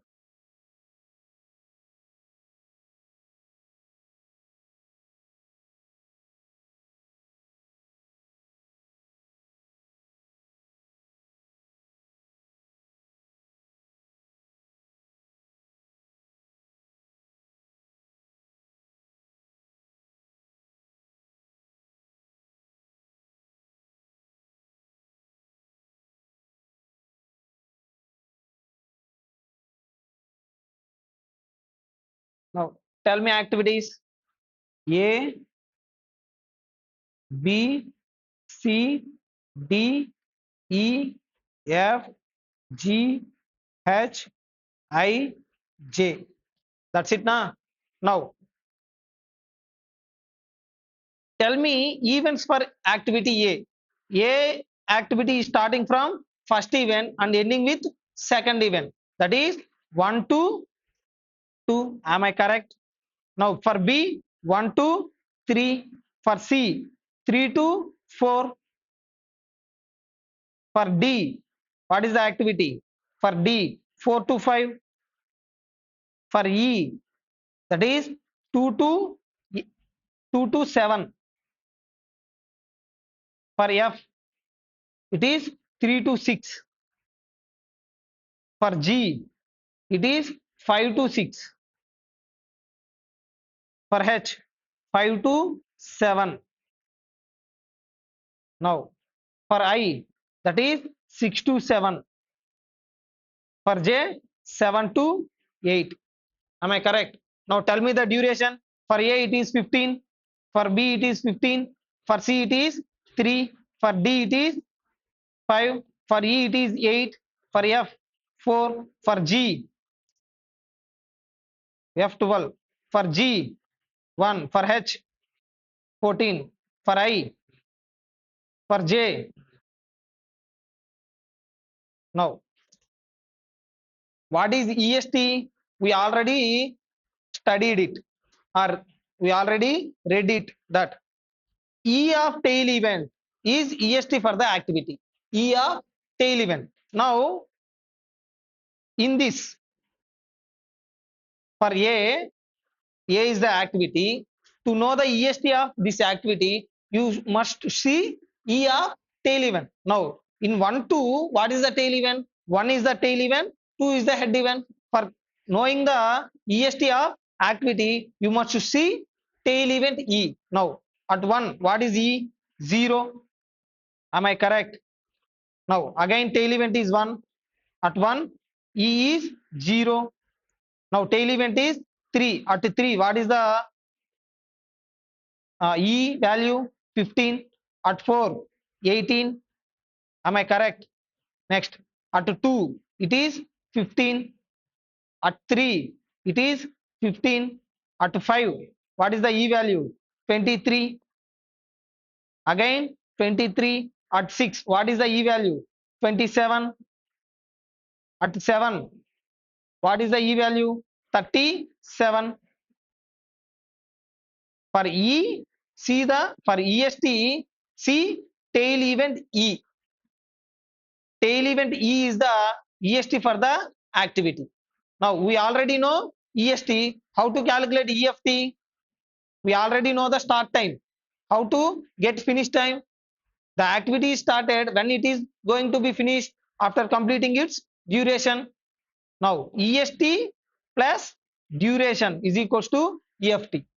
EST plus duration is equals to EFT. That is 15, 15, 18, 23, next 23, next 27, 24, 37, 30, 51.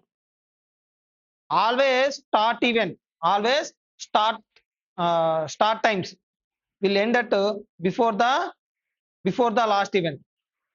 Always finish times end at last event. Now, after calculating EST and EFT, calculate LFT. What is LFT? What is LFT? L of head event is the LFT for the activity. L of head event. What is head event? 2. L of head event is LFT for activity. Now, at 2, what is L value? At 2, what is the L value? 18, I think so. At 2, what is the L value? 18. Now, at 3, what is the L value? 15. At 4, what is the L value? 18. At 5, what is the L value? 23. Am I correct? Yes. At 7, what is the L value? 37. At 6, what is the L value? 34. 37. Again 7, that is 37. Sorry. 34, 37, 37, and at 8, what is the L value? 51. We already know finish time. How to get start time? If you know the LFT, LST is equals to LFT minus duration. If you minus the duration from LFT, you will get LST. Now 18 minus 15, that is 3, 0. Next 3, sorry, not 3, 15. Next 18. Next 29, 22.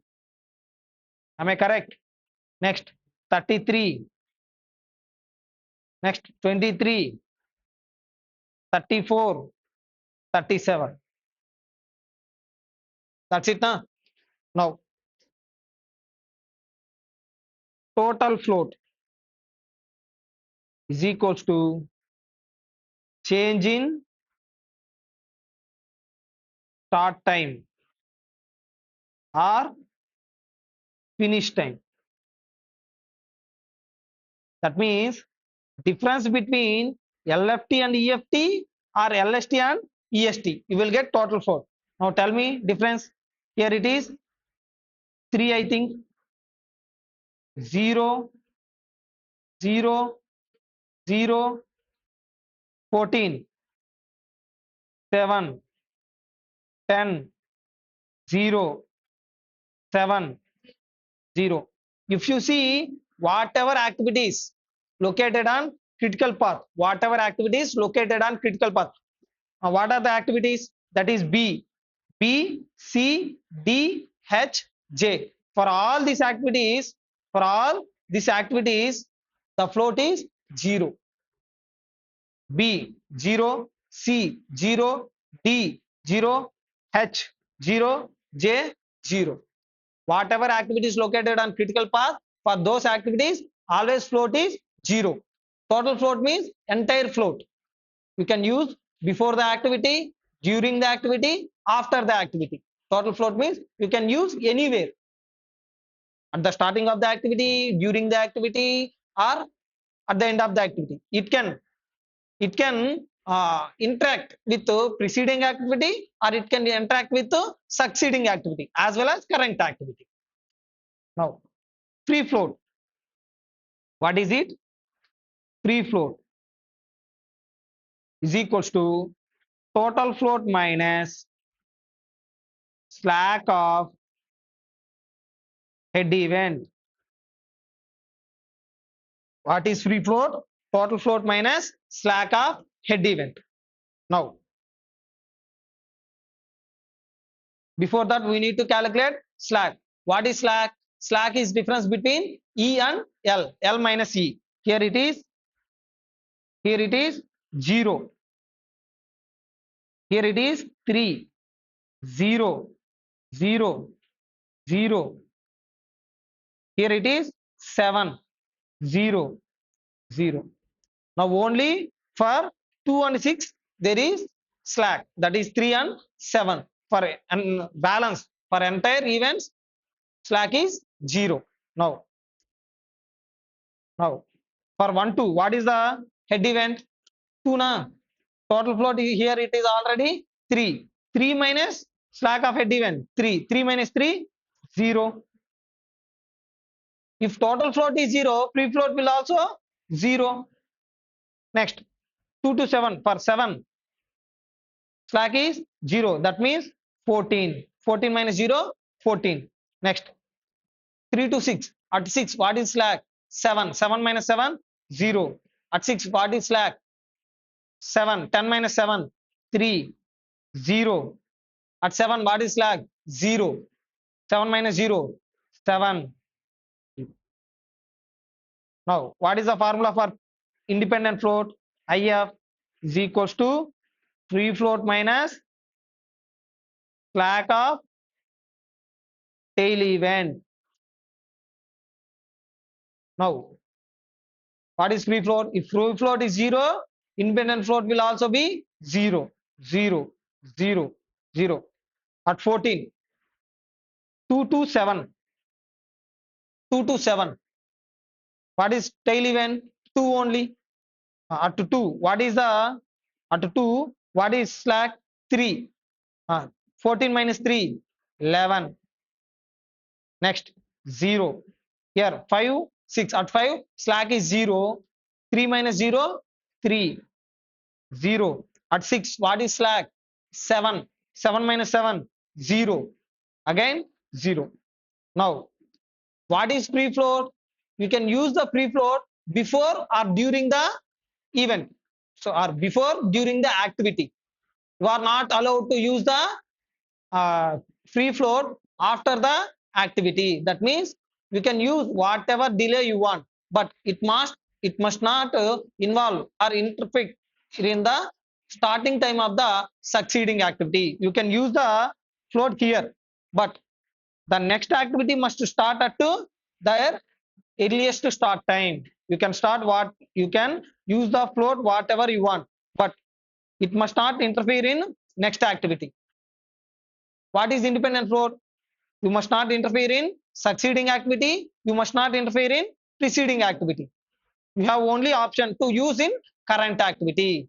That means last activity, preceding activity must end at latest time. Lately, you can use the float, and the succeeding activity must start at the earliest start time. This activity must finish at late time. This activity must start at earliest start time. Even if you have any even if you have any delay time in the current activity, then that float is known as independent float. For independent float, there is no before, there is no after, only current. For free float, there is no after, only before and current. For independent, for total float, before is there, after is there, as well as current is there. You can use anywhere. You can interfere with the succeeding activity or preceding activity. Now, whatever left, that is uh, our part and crashing, we will discuss later.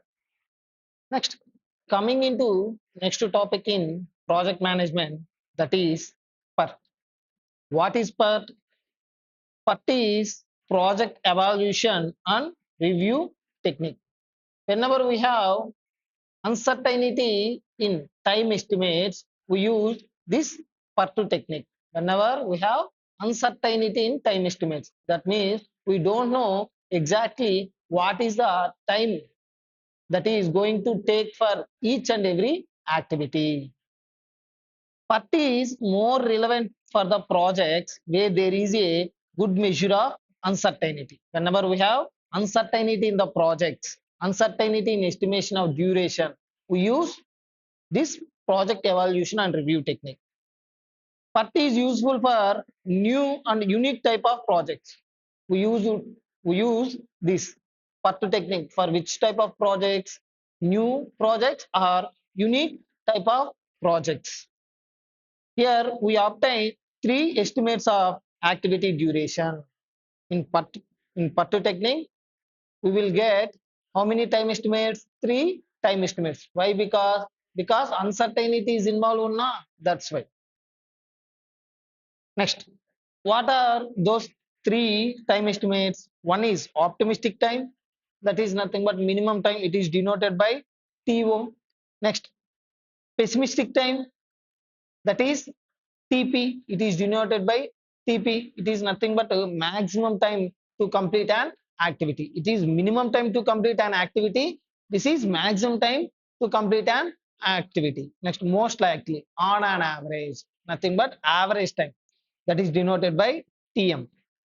Minimum time to complete the activity, maximum time to complete the activity, and pessimistic time means, sorry, optimistic time means minimum time to complete the activity, most likely time means average time to complete the activity, pessimistic time means maximum time to complete the activity. Using these three time estimates, we have to compute T, that is expected time, for the purpose of drawing the network diagram.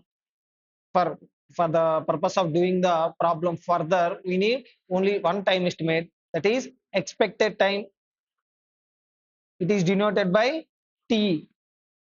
T, we are going to calculate T with the following formula, that is TO plus 4TM plus TP divided by 6. TO plus 4TM plus TP. TO means we are giving one weight to the minimum time, one weight to the average, four weights to the average time, and one weight to the maximum time, divided by 6. 1 plus 4 plus 1, that is 6 divided by 6. After calculating T, we need to calculate standard deviation for the activity, not for entire project. We are going to calculate standard deviation for each activity. What is the formula? TP minus TO divided by 6. After calculating the standard deviation for each activity, we have to calculate variance for the each activity. It is denoted by SD square. So how you will get? If you square standard deviation, you will get variance. Next, after calculating the variance, we have to calculate variance of critical path. How you will get variance of critical path? By adding the variances of all critical activities. If you add variances of all critical activities, you will get variance of critical path. Next, After calculating the variance of critical path, we have to calculate standard deviation of critical path. It is denoted by square root of variance of critical path. How you will get standard deviation of critical path? If you square root variance of critical path, you will get standard deviation of critical path. This is the process for doing the particular problem. First calculate T, next SD of activity, next variance of activity, next variance of critical path, next finally standard deviation of critical path. Now, in this particular problem, mostly they will ask what is the probability of completing the project in desired period of time. They may ask the question like this: what is the probability of completing the project in desired period of time? Nothing but within 30 days or within 40 days. What is the probability? For that, we have one formula, that is Z is equals to Px minus TCP. TCP means time of critical path, divided by sigma Cp. That is nothing but standard deviation of critical path. TCP means duration of critical path. SD means, sorry, sigma Cp means standard deviation of critical path. Px means probability of given period of time. Probability, this is not probability of given period of time. Using after calculating the Z value, using normal distribution table, we may find the probability for Z value. By solving this formula, we will get the Z value. In normal distribution table, if you see the value, probability for that value, then you will get the probability of completing the project in desired period of time. Now, we will do this problem. Here we have 7 activities with TO, TP and TM. What he asked to do: draw the network diagram, determine the expected time and variances, find critical path. What is the probability that project will be completed at least 4 weeks earlier than expected time? What is expected time? Expected time is nothing but time of critical path. What is expected time? Expected time is nothing but time of critical path. And what is the probability that project will be completed not more than 4 weeks later than expected time? He asked us to calculate what is the probability of completing the project 4 weeks earlier and 4 weeks later. For both he asked. Next, the project due date is 19 weeks. The due date of the project is how many days? 19 days. What is the probability of not meeting the due date? What is the probability of not meeting the due date? That means if our due date is 19 days, what is the probability of not meeting the due date? If you meeting the due date, then you can directly answer it. For example, the chances of meeting the due date is 70%. Then what is the chances of not meeting the due date? The 30% only now. If you calculate the chances of meeting the project within 19 days, then if you deduct it from 100%, you will get the probability of not meeting the project. That's it, very simple. Now, activity TO, TM, TP, next TE, SD, A, next VA. VA means variance of the activity. 1, 2 activities: 1 to 2, 1 to 3, 1 to 4, 2 to 5, 3 to 5, 4 to 5, 4 to 6, 5 to 6. Next TO: 1, 1, 2, 1, 2, 2, 3. Next TM: 1, 4, 2, 1, 5, 5, 6. Next TP: 7, 7, 8, 1, 14, 8, 15. Now, how to calculate TE? TO plus 4TM plus TP divided by 6. Now 1 plus 1 into 4, that is 4. 1 plus 4, that is 5. 5 plus 7, 12. 12 divided by 6, that is 2. Next, here 4 4 are 16. 16 plus 1, 17. 17 plus 7, 24 divided by 6, 4. Next, 2 4s are 8. 8 plus 2, 10. 10 plus 8, 18 divided by 6, 3. Next, here it is 6. Sorry, not 6, it is 1.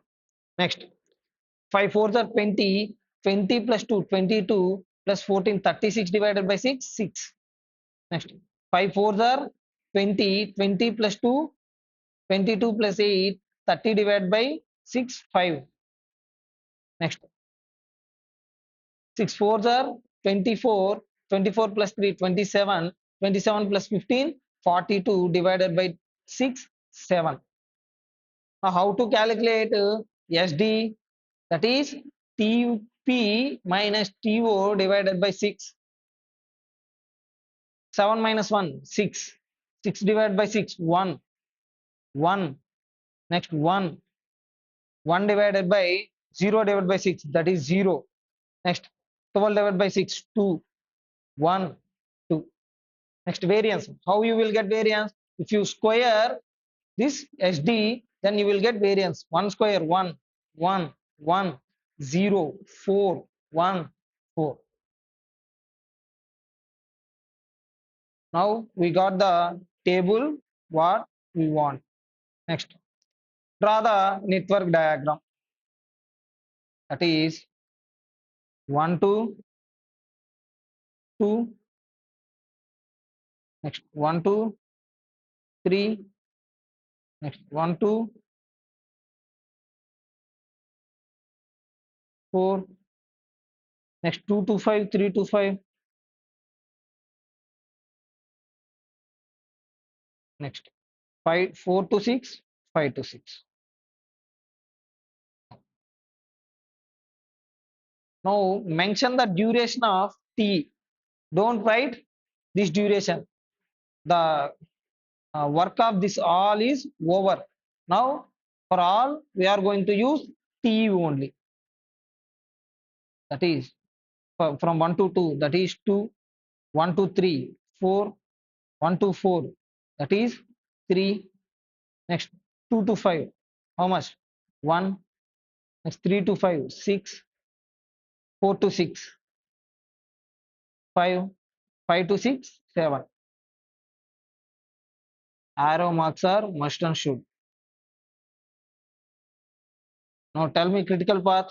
Critical path is a path with highest duration in the network diagram. That is 1 to 3. Next 3 to 5. Next 5 to 6. Critical path is equals to 1 to 3, 3 to 5, 5 to 6. How many days? 17 days. Now, expected project duration is also 17 days only. What is the expected project duration? Expected project duration is also 17 days. Now, variance. Variance of critical path. Variance of critical path. How you will get variance of critical path? If you add the variances of all critical activities, that is 1 to 3, 3 to 5, 5 to 6, you will get the variance of critical path. Now, what is the variance from that is 1 to 3? These are the critical activities. Now, that is 1 to 3, 3 to 5, next 5 to 6. What is the variance? That is 1 plus 4 plus 4. That is how much? 1 plus 1 plus 4 plus 4. That is how much? 9. This is variance. Now, SD of critical path, that is equals to square root of 9 is 3. Now, what is our first question? Draw the network diagram. Yeah, we already done. Next, determine the expected task times and their variances. These are the expected task times and these are the variances. Next, what is the probability that project will be completed at least 4 weeks earlier than the expected time? What is the expected time? 17 days. Earlier than expected time means 4 days earlier than expected time means 4 weeks earlier than expected time means 13 days. Now Z is equals to what is Px? That is probability of ask time, or Px is nothing but what he asked for how many days he asked for the probability, nothing but desired days. Now, how many days? 13 days is the desired days minus what is the time of critical path? 17 days divided by what is the uh, value of standard deviation? That is 3.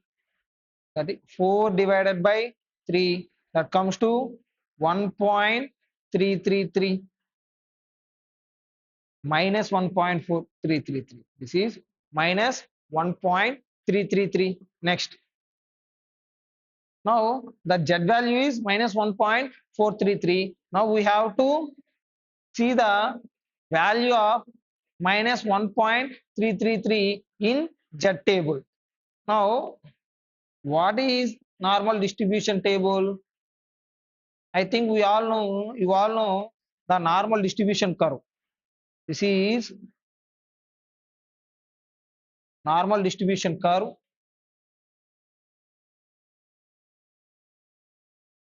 These are all minus values. These are all plus values. From here, it start with 0%. Here it is 100%. At 0, the Z value is 0, then the probability is 50%. That means if your value is less than 0, if your Z value is less than 0, then the probability of the project is less than 50%. If your value is greater than 0 or nothing but if your Z value is positive value, then the project completion, the completion of the probability of completing the project, probability of completing the project is how much? More than 50%. The probability of completing the project is more than 50%. So the Z value here it is minus 4, here it is plus 4. The Z values are mostly lies between from minus 4 to plus 4. Now, our value is minus 1.333. That means our project completion is must be less than 50% only. Now I will show you. This is minus 1. Here it is minus 2, minus 3 like this. Plus 1, plus 2, plus 3, plus 4. Now always we should calculate the probability from left to right. If the value is my plus 1, that means from here to here we have to calculate the probability. Now tell me the value, the distance from here to minus 1 is equals to here plus 1. The distance from here to minus 1 will always equals to here to plus 1. That means if we know the plus value, then if you minus it from 100%, you will get the minus 1 value. For example, if you know the plus 1 value, for example, it is plus 1 value is 80%. Then what is the minus 1 value, minus 1 is equals to 20%.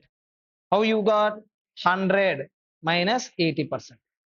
For example, if you know plus 2 value, that is 90%, or minus 2 value, that is 10%, for example. Then what is the value of plus 2? That is 100 minus 10%, is equals to 90%. Why I am saying this all things? Because here we have table of plus only. Here we have only plus table. That's why. Now tell me, what is our Z value? Plus 1.33. This is 1.3, 1.33. What is the value? 0.9082. Now plus 1.33 is equals to 0.9082. Then minus 1.33 is equals to 1 minus 0.9082. That comes to 0.0918. Nothing but 9.18%. That means, what is the probability of completing the project at least 4 weeks earlier than expected time? That is only 9.18%. Only 9.18%. What is second question he asked? What is the probability that project will be completed not more than 4 weeks later than expected time? That means project must not exceed how many weeks? 4 weeks. Then Z is equals to more than 4 weeks. That means what is the expected time? 17 plus 4 weeks. How much? 21 minus 17 divided by, what is the standard deviation? That is 3. 4 divided by 3, that is equals to 1.333. We already know the value of 1.333 is equals to 0.9082. That is nothing but 90.82%. Now, what is the probability of completing the project? That is how many days? Within how many days? 21 days. Not exceeding 21 days. Nothing but, if not exceeding 21 days means we have to complete the project within how many days? 21 days. Then what is the probability? 90.82%. That means we have 90.82% of chances that project will be completed within 21 days. Now what is the final question? Next question he asked, the project due date is 19 weeks. What is the probability of not meeting the due date? If project due date is 19 days. If you, for example, if you, the probability of meeting the due date is 80%. The probability of meeting the due date is 80%. Then what is the probability of not meeting the due date? Plus 20%. That means if you calculate the probability of meeting the project within 19 days, then if you minus it from 100%, you will get the probability of not meeting within 19 days. Now, what is the probability of Z is equals to, this is third question. Z is equals to 19 minus 17 divided by 3.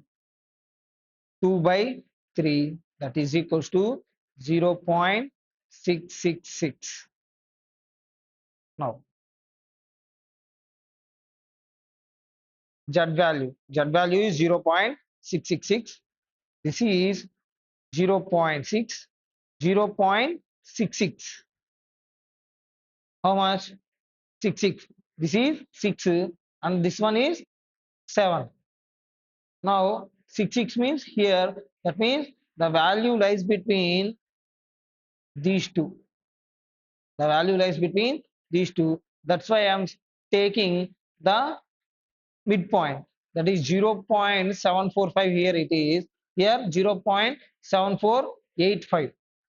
Here it is 553, here it is 85. That's why I'm taking nearly 0.747G. Now 0.666 is equals to 0.7470.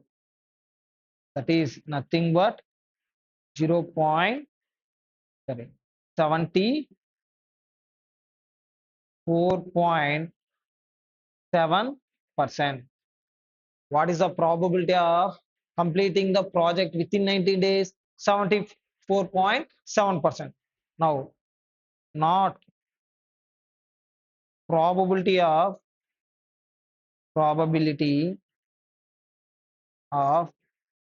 not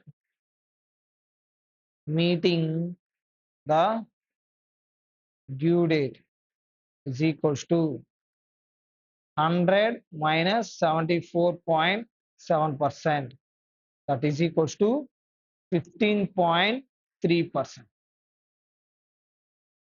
What is the probability of not meeting the project within due date of 19 days? That is 15.3%. Next, final question. What duration will have 95% confidence that the project completion? What duration will have 95% confidence of the project completion? Now, how amount of confidence we want? 95% confidence. We want 95% confidence. For this, we need to come on reverse. Now we want 95% confidence. Now, tell me the Z value at 95%. Where is 95%? Here it is 1.64.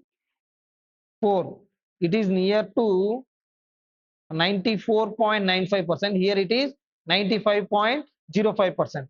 That means our 95% lies between these two. That means 1.64 and 1.65. Now 95% is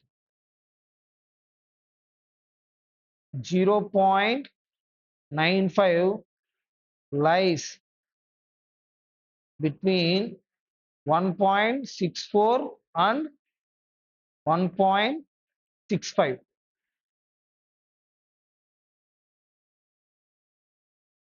I am for that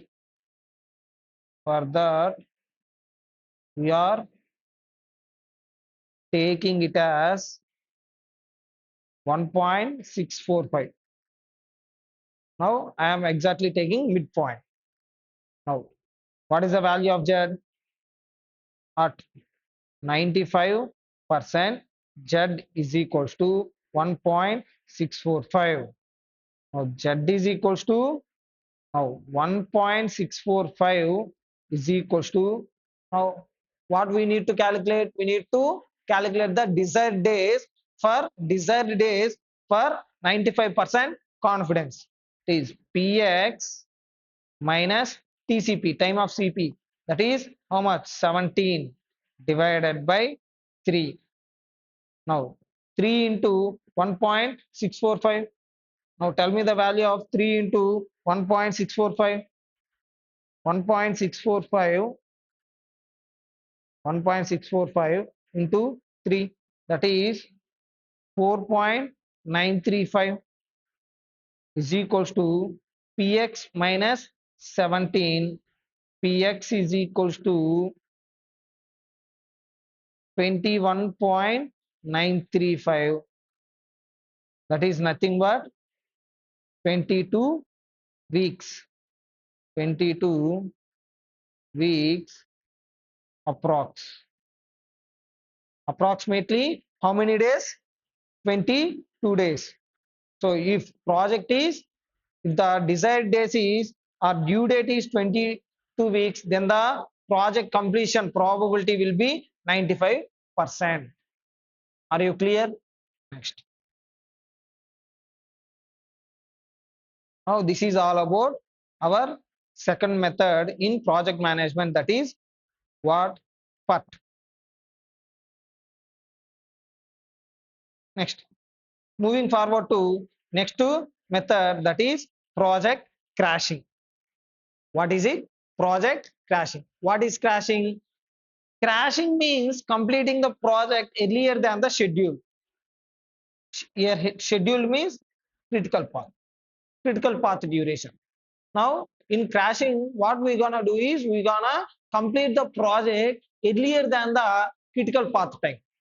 Now, if you, for example, there is a customer who is asking to complete the project within uh, before the critical path time. For example, you are all the contractors. I asked you to construct a building for me. You said 3 months. For construction of building, it will take 3 months.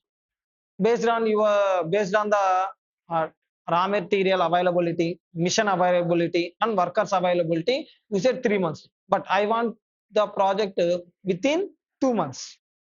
Now, what you will do? You will hire the additional labor. You will hire the machinery. For that, you have to incur additional cost. For what reason you are completing the project earlier? For my personal reasons, na? Then the cost of the additional cost what you are incurring for the project will be borne by whom? Me, nothing but customer. Now, for that, in such cases, we use project crashing. Crashing means completing the project earlier than the schedule. This is done by increasing the manpower and resources. The crashing will be done using increasing the manpower and resources. What is the benefits of doing the crashing? Saving in indirect cost. That is nothing but daily cost. That means if there is one cost which you have to incur daily up to the completion of the project. If you complete the project earlier, then you will save that indirect cost. That means there is one cost called 100 rupees per day. If your project is 20 days, you have to incur for 20 days. 100 into 20 days, 2000. If your project duration is 15 days, then you will incur for only 15 days. 100 into 15 days, that is 1500 only. Next, another benefit for crashing is reward for early completion. If there is a chance of getting the reward from the customer for early completion of the project. Next, cost of crashing. What is the cost of crashing? Additional cost of overtime, extra machinery, hiring cost. These are the additional costs we have to incur for doing the crashing. What is crash cost? Crash cost slope. What is crash cost slope? It is the cost to reduce 1 day of the activity. What is slope? Slope is if you are going to reduce the activity by 1 day, what is the additional cost? Slope is nothing but additional cost to reduce the activity each day. Additional cost to reduce the activity by 1 day is nothing but slope. How you will get? Change in cost divided by change in time. Change in cost divided by change in time, you will get slope. Or crash cost minus normal cost divided by normal time minus crash time. Now, total cost of project. How you will get total cost of the project? Direct cost, that is nothing but normal cost. Indirect cost, cost per day into number of days of the project. Additional crash cost, nothing but additional cost of crashing. Now, what are the objectives of crashing? There are two objectives for the crashing. One is optimum completion time, another one is minimum completion time. One is optimum completion time, another one is minimum completion time. What is optimum completion time? Optimum completion time is the time where your total cost is minimum. Optimum completion time is the time where your total cost is minimum, not number of days. If your cost is minimum at particular number of days, then that is your optimum time. What is minimum completion time? Where your total number of days, without thinking about the cost, if total number of days is minimum, that is nothing but last possible time to complete the project, least possible time to complete the project, that is minimum completion time. Now, what is the process of crashing? First, network diagram with both durations, all paths with normal duration. Next, slope of each activity, critical path and critical activities. This is the flow of crashing. Next, steps of crashing. Steps for doing the crashing. Reduce the duration of critical activity. Now, tell me, now our objective is to reduce the project duration. What is crashing? What is the objective of crashing? Nothing but reduce the or complete the project earlier than schedule. Here schedule means critical path time. Here schedule means project time. Now we have to reduce the project duration. What is project duration? Project duration is the duration of critical path. If you reduce the critical path, then automatically what will reduce? What is going to reduce? Project time will going to reduce. Now what is critical path? Critical path is nothing but a combination of critical activities. Critical path is nothing but combination of critical activities. If you add all the durations of critical activities, you will get the critical path. That is your project completion time. Now, if you reduce the critical activity duration, if you reduce the critical activity duration, automatically the if you reduce the critical activity duration, then what will happen? The entire project duration will reduce. Now, I will explain the total concept of this crashing with the one of the problem. Now, we will solve this problem, and with this problem, I am going to explain entire concept of crashing. Now, for any problem, first we need to draw the network diagram. Before that, I will calculate. Before that, I will calculate slope. What is slope? Slope is nothing but amount, the amount to reduce the project activity duration by 1 day. The additional amount to reduce the activity duration by 1 day is nothing but our slope. Now, this is activity, normal time, crash time, normal cost, crash cost, and finally slope. Now, activities 1 to 2, 1 to 3, 2 to 4, 2 to 5, 3 to 4, and 4 to 5. Normal duration 8, 4, 2, 10, 5, 3. Now, crash time 6, 2, 1, 5, 1, 1. Now, normal cost, how much? It is 100, 150, 50, 100, 100, 80.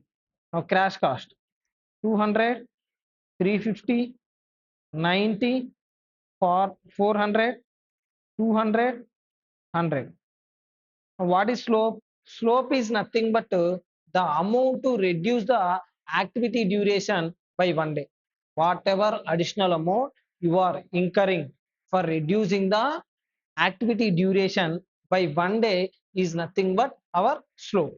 Now, if you do the 1 to 2 activity, normally it will take how many days? 8 days. With additional resources, you can do it in how many days? 6 days. If you do in normal time, it will cost you only 100 rupees. If you use the crashing, it will cost you how much? 200. Now, for reducing 2 days, how much additional cost you are incurring? 100 rupees. For 2 days, it is 100 rupees. Then for 1 day, it is how much? 50. That is slow. For 2 days, we are incurring how much? 100 rupees. For 1 day, it is how much? 50. Now, slope is nothing but change in cost divided by change in time. Now, for second one, You can reduce up to how many days? 2 days. That is the difference between normal time and crash time is 2 days. The difference between normal cost and crash cost is 200. That is nothing but slope is 100.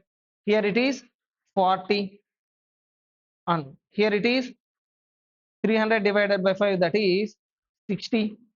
Now 100 divided by 4, that is how much? 25. Here 100 divided by 2, sorry, 20 divided by 2, that is 10.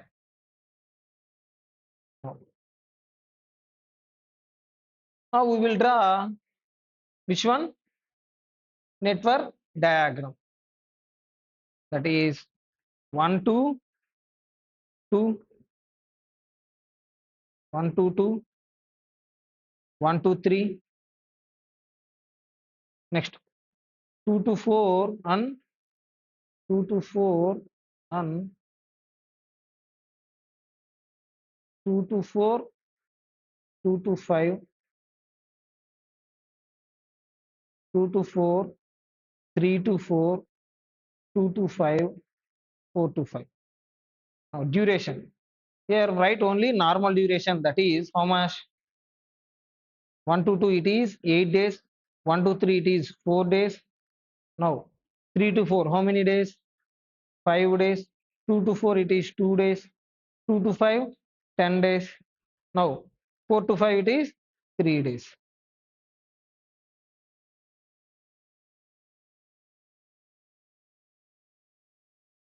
Now our critical path is this one, 1 to 2 and 1 2 to 5. What is critical path? Critical path is the path with the longest duration in the network diagram. Now tell me paths. Path 1, that is 1 to 2 and 2 to 5. How many days? 18 days. Now path 2, 1 to 2 and 2 to 4, 4 to 5. How many days? 13 days. Next path 3. Now 1 to 3, 3 to 4 and 4 to 5. That is 9 plus 3, 12 days. Now out of which what is our critical path? 18 days. So what is critical path? Critical path is a path with the longest duration in the network diagram. Now our project duration is how many days? 18 days. Our project duration is how many days? 18 days. How we got? It is the duration of critical path. How you will get critical path? Combination of critical activities. If you add the duration of critical activities, you will get the critical path duration. That is the project duration. If you reduce the critical activity duration, then what will happen? The entire project duration will get reduced. Now path, activities,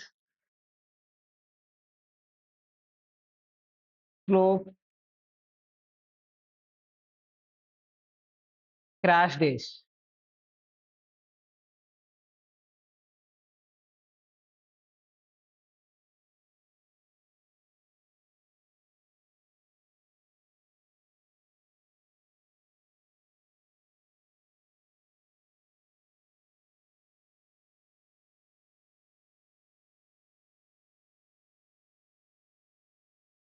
Now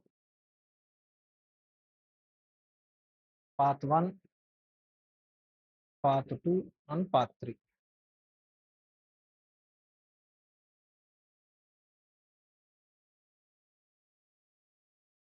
Path 1,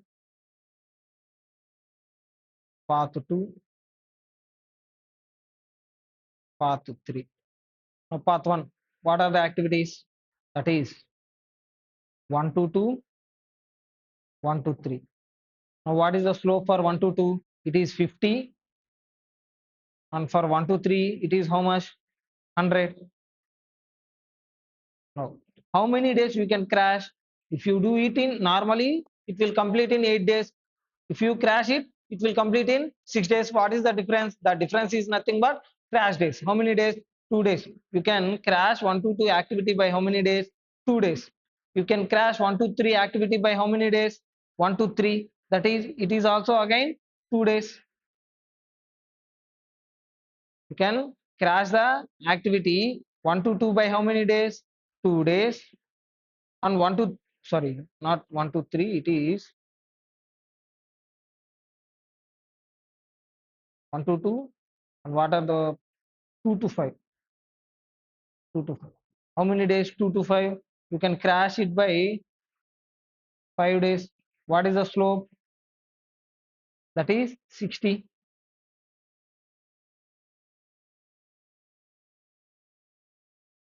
60. Next, path 2. That is 1 to 2. Next, 2 to 4, 4 to 5. 1 to 2 slope is 50. For 2 to 4, it is how much slope? 40. And for 4 to 5 is 10. Next, 1 to 3 and 3 to 4, 4 to 5. For 1 to 3, it is 100. For 3 to 4, it is 25. And 4 to 5, it is 10. 1 to 2, you can crash by 2 days. 2 to 4, you can crash it by only 1 day. And 4 to 5, you can crash it by 2 days. Next, 1 to 3, you can crash this by 2 days. 3 to 4, you can crash it for how many days? 4 days.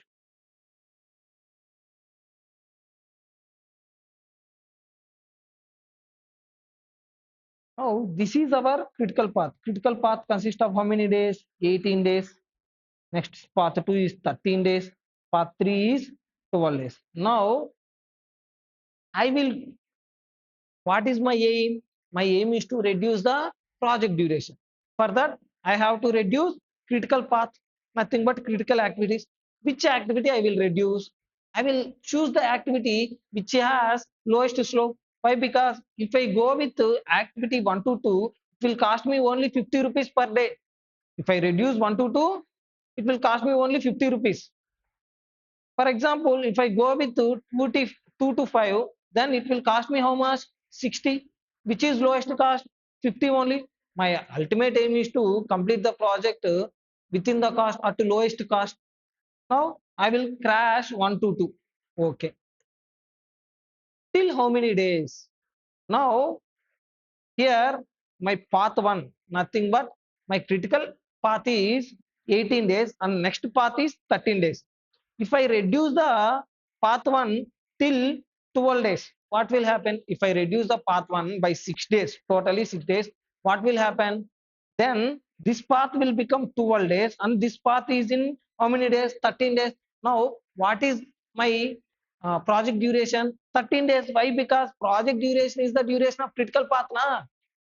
Now, what is critical path? Critical path is a path with highest duration. Out of these three, after reducing this till 12 days, out of these three, which path having highest number of days? This path 2 is having highest number of days, that is 13 days. Then this path will become my critical path. Then what is the use of? Reducing this path 1 till 12 days? That's why I will reduce the path 1 till next path.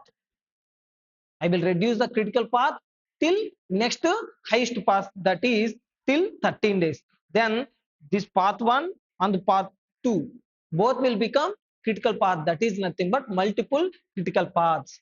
Path 1 and path 2 both will become critical paths. Now, total cost at 18 days. Now my project is how many days? 18 days. First, direct cost. Direct cost is nothing but normal cost. You have to incur this normal cost at any time. You have to incur this normal cost at any time. Now what is my normal cost? That is 100 plus 150, 250 plus 50, 300 plus 100, 400 plus 100, 500 plus 80, 580. At any time I have to incur this normal cost or nothing but direct cost. Next, indirect cost. Indirect cost. Now, per day is how much? 70 rupees. Per day it is 70. Now, 70 into how many days? 18 days. That is how much? 1260. Now, there is no additional cost like crash cost. There is no additional cost. Now, total cost is how much? 840. 1840. 1840 is my cost at how many days? 18 days. Now, I will reduce path 1. Why? Because it is the critical path. I will reduce path 1, that is 1 to 2 activity. Why I am choosing 1 to 2 activity? Because it has lowest slope. Now I will reduce 1 to 2 by how many days? 2 days. Then this entire will become, this entire 1 to 2 activity will become exhausted. Now here it is 1 to 2. The 1 to 2 is again repeated in path 2 as well. This is common activity. If I reduce here, 1 to 2 is having how many days? 8 days. Now I am reducing 2 days. This will become 6 days. Then this line will also got reduced. Then this line will also get reduced. Now how many days? I am reducing this by 2 days. Here also it will be exhausted. Now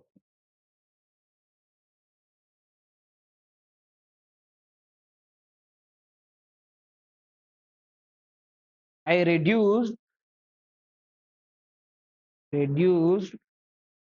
1 to 2 activity by 2 days with cost of 50 per day. Now project duration is how many days? Now project duration is how many days? 16 days. Cost at 16 days. Cost at 16 days is equals to, now what is the previous cost?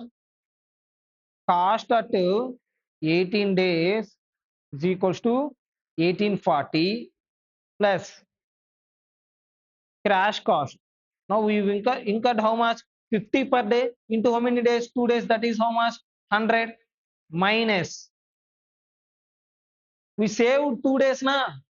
Now here 1260 is for, if your project is 18 days, then it is 1260. If your project is 16 days, then it will, the 70 rupees we are going to save 70 rupees per day. Now how much we saved? Minus ID cost.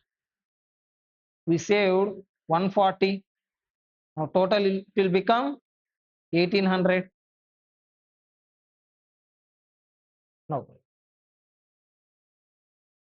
project is here 16 days, it is 11 days. Now again I will reduce this 2 to 5. I have an option to reduce the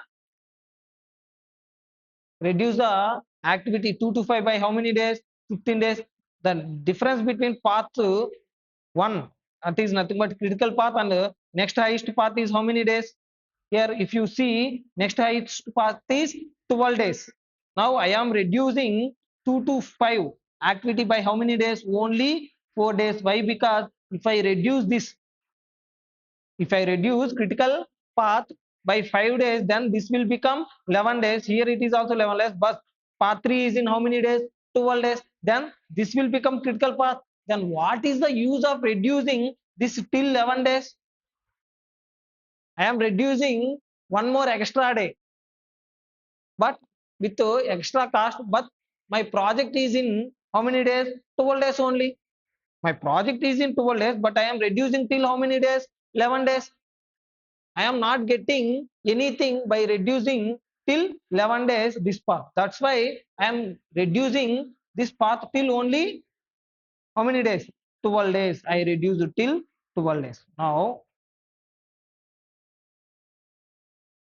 I reduced path 2 to 5 by 4 days with cost of how much? Cost of how much? Per day it is 60. Cost of 60 rupees per day. Now project came to how many days? 12 days. We have multiple critical paths. Paths now. Now cost at cost at 12 days is equals to what is the cost at 16 days? Cost at 16 days is equals to 1800. Now plus there is a crash cost. We decreased by 4 days with a cost of 60 per day. Now crash cost is equals to 240 minus indirect cost saved. How much we saved? 70 per day, that is 280. Then now total cost will become 1760. 1760. Now project is in how many days? 12 days. Next again, now how many critical paths we have? Two critical paths, that is path 1 is a critical path and path 3 is also critical path. Now if you see here, I reduced 8 by how many days? 2 days. Now it will become 6 and I reduced 10 by 4 days. It is also become 6. 6 plus 6 how much? It is 12 days. Now here it is also 12 days both. This will also become what? This will also become critical path. Now for example, if I reduce 1 to, there is no option to reduce 1 to 2. I have only one option to reduce 2 to 5. Why? Because 1 to 2 is already exhausted. I already reduced the maximum crash date, that is 2 days. I have only option to reduce it by how many days? 1 day. Now if I reduce 2 to 5 only, what will happen? Now if I reduce this nothing but 2 to 5 by how many days? Again 1 day. Now this path will become 11 days, but this path will this path is in how many days? 12 days only. Now my project duration is how many days? 12 days. What is the use of reducing? I reduced it by incurring how much? 60 rupees. If my project is reduced to 11 days, then there is a saving of 70. But if I reduce only one path, what will happen? The another path will become critical path. There is no use of reducing the single path. Now if I, after getting the multiple critical path, what I need to do is I have to reduce the both paths at a time. After getting multiple critical paths, I have to reduce all multiple critical paths at a time. Then my project will reduce it by 1 day. If I reduce this path and this path, both paths by 1 day each, then my entire project will reduce by how many days? 1 day. Now I will reduce this by 1 day. Now this will become 11 days. Now I again reduce. Which one? Now if you see, my 1 to 3 is 100, 3 to 4 is 25. Now 4 to 5 is only 10 rupees. Which one I will choose? The path with the lowest slope, the activity with lowest slope. Now I will reduce 4 to by 5 by how many days? 1 day. Now this path 2 will become 10 days, path 3 will become 11 days. I reduced path 2 to 5 by, sorry, I reduced activity 2 to 5 in path 1 and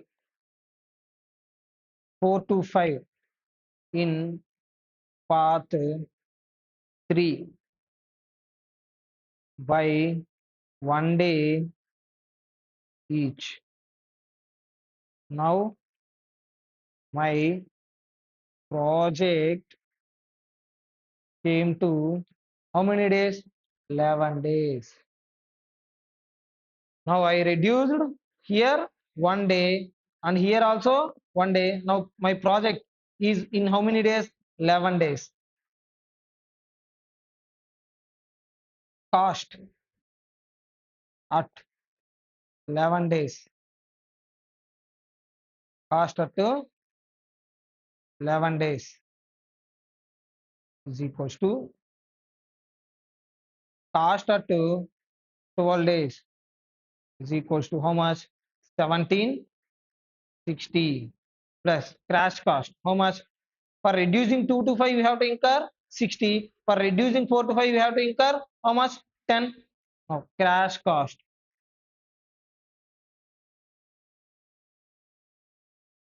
Crash cost is equals to how much? 60.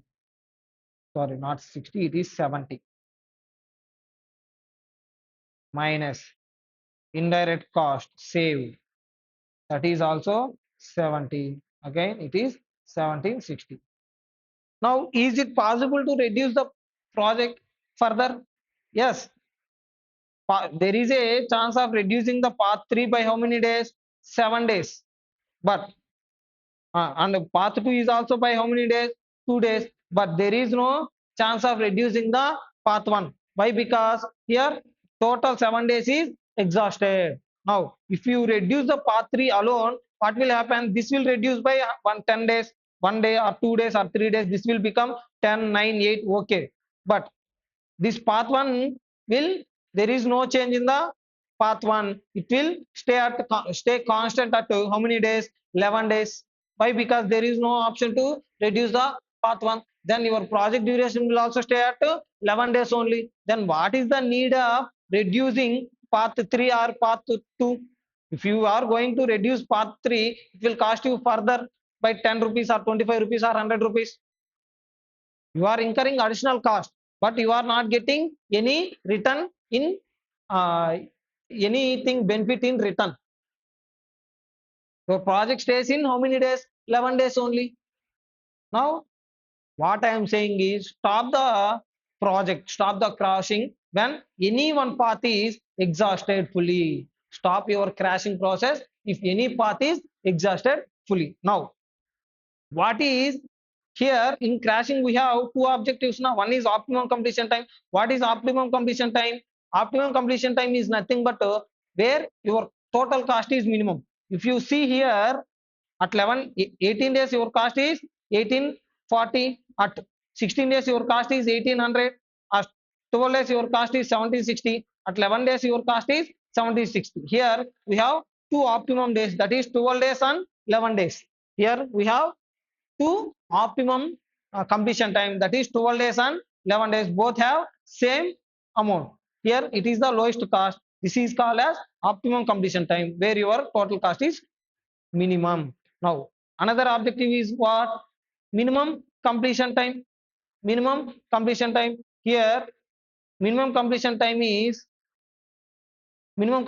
is nothing but where your project duration is minimum. Total project duration is minimum. Here if you see 11 days is the minimum completion time. Why? Because here this is the most possible, lowest possible time to complete the project. This is all about crashing. This is how you have to do the crashing. First, calculate the slope. Next, reduce the critical activity till, reduce the critical path till next highest duration path. Then you will get the multiple critical paths. Always choose the activity with the lowest slope. Next, you will get the multiple critical path. Then reduce the multiple critical paths at a time. Don't reduce the single critical path. after getting the multiple critical paths. If you want to reduce the project duration, you have to reduce the both critical path at a time. This is all about crashing. By this, we completed our entire revision session on operations management. I am not explaining that theories chapters called third chapter like product design, process design, and fifth chapter nothing but productivity management. Why? Because there is that chapters are not much difficult for explanation. So these are the most important chapters. From every chapter, you will get one question for examination, that is for 7 marks. My ultimate aim is to explain the all concepts clearly in revision class as well. So what I did till now. Now, so you guys are having only 2 weeks time to for your examination. Don't waste your time. Try to maximize this entire or utilize this entire time what you guys are having. So hope you all guys are got the entire revision session. Hope you will get good marks in operations management. So don't forget to ping me after getting your results, after getting your good marks in operations management. Thank you.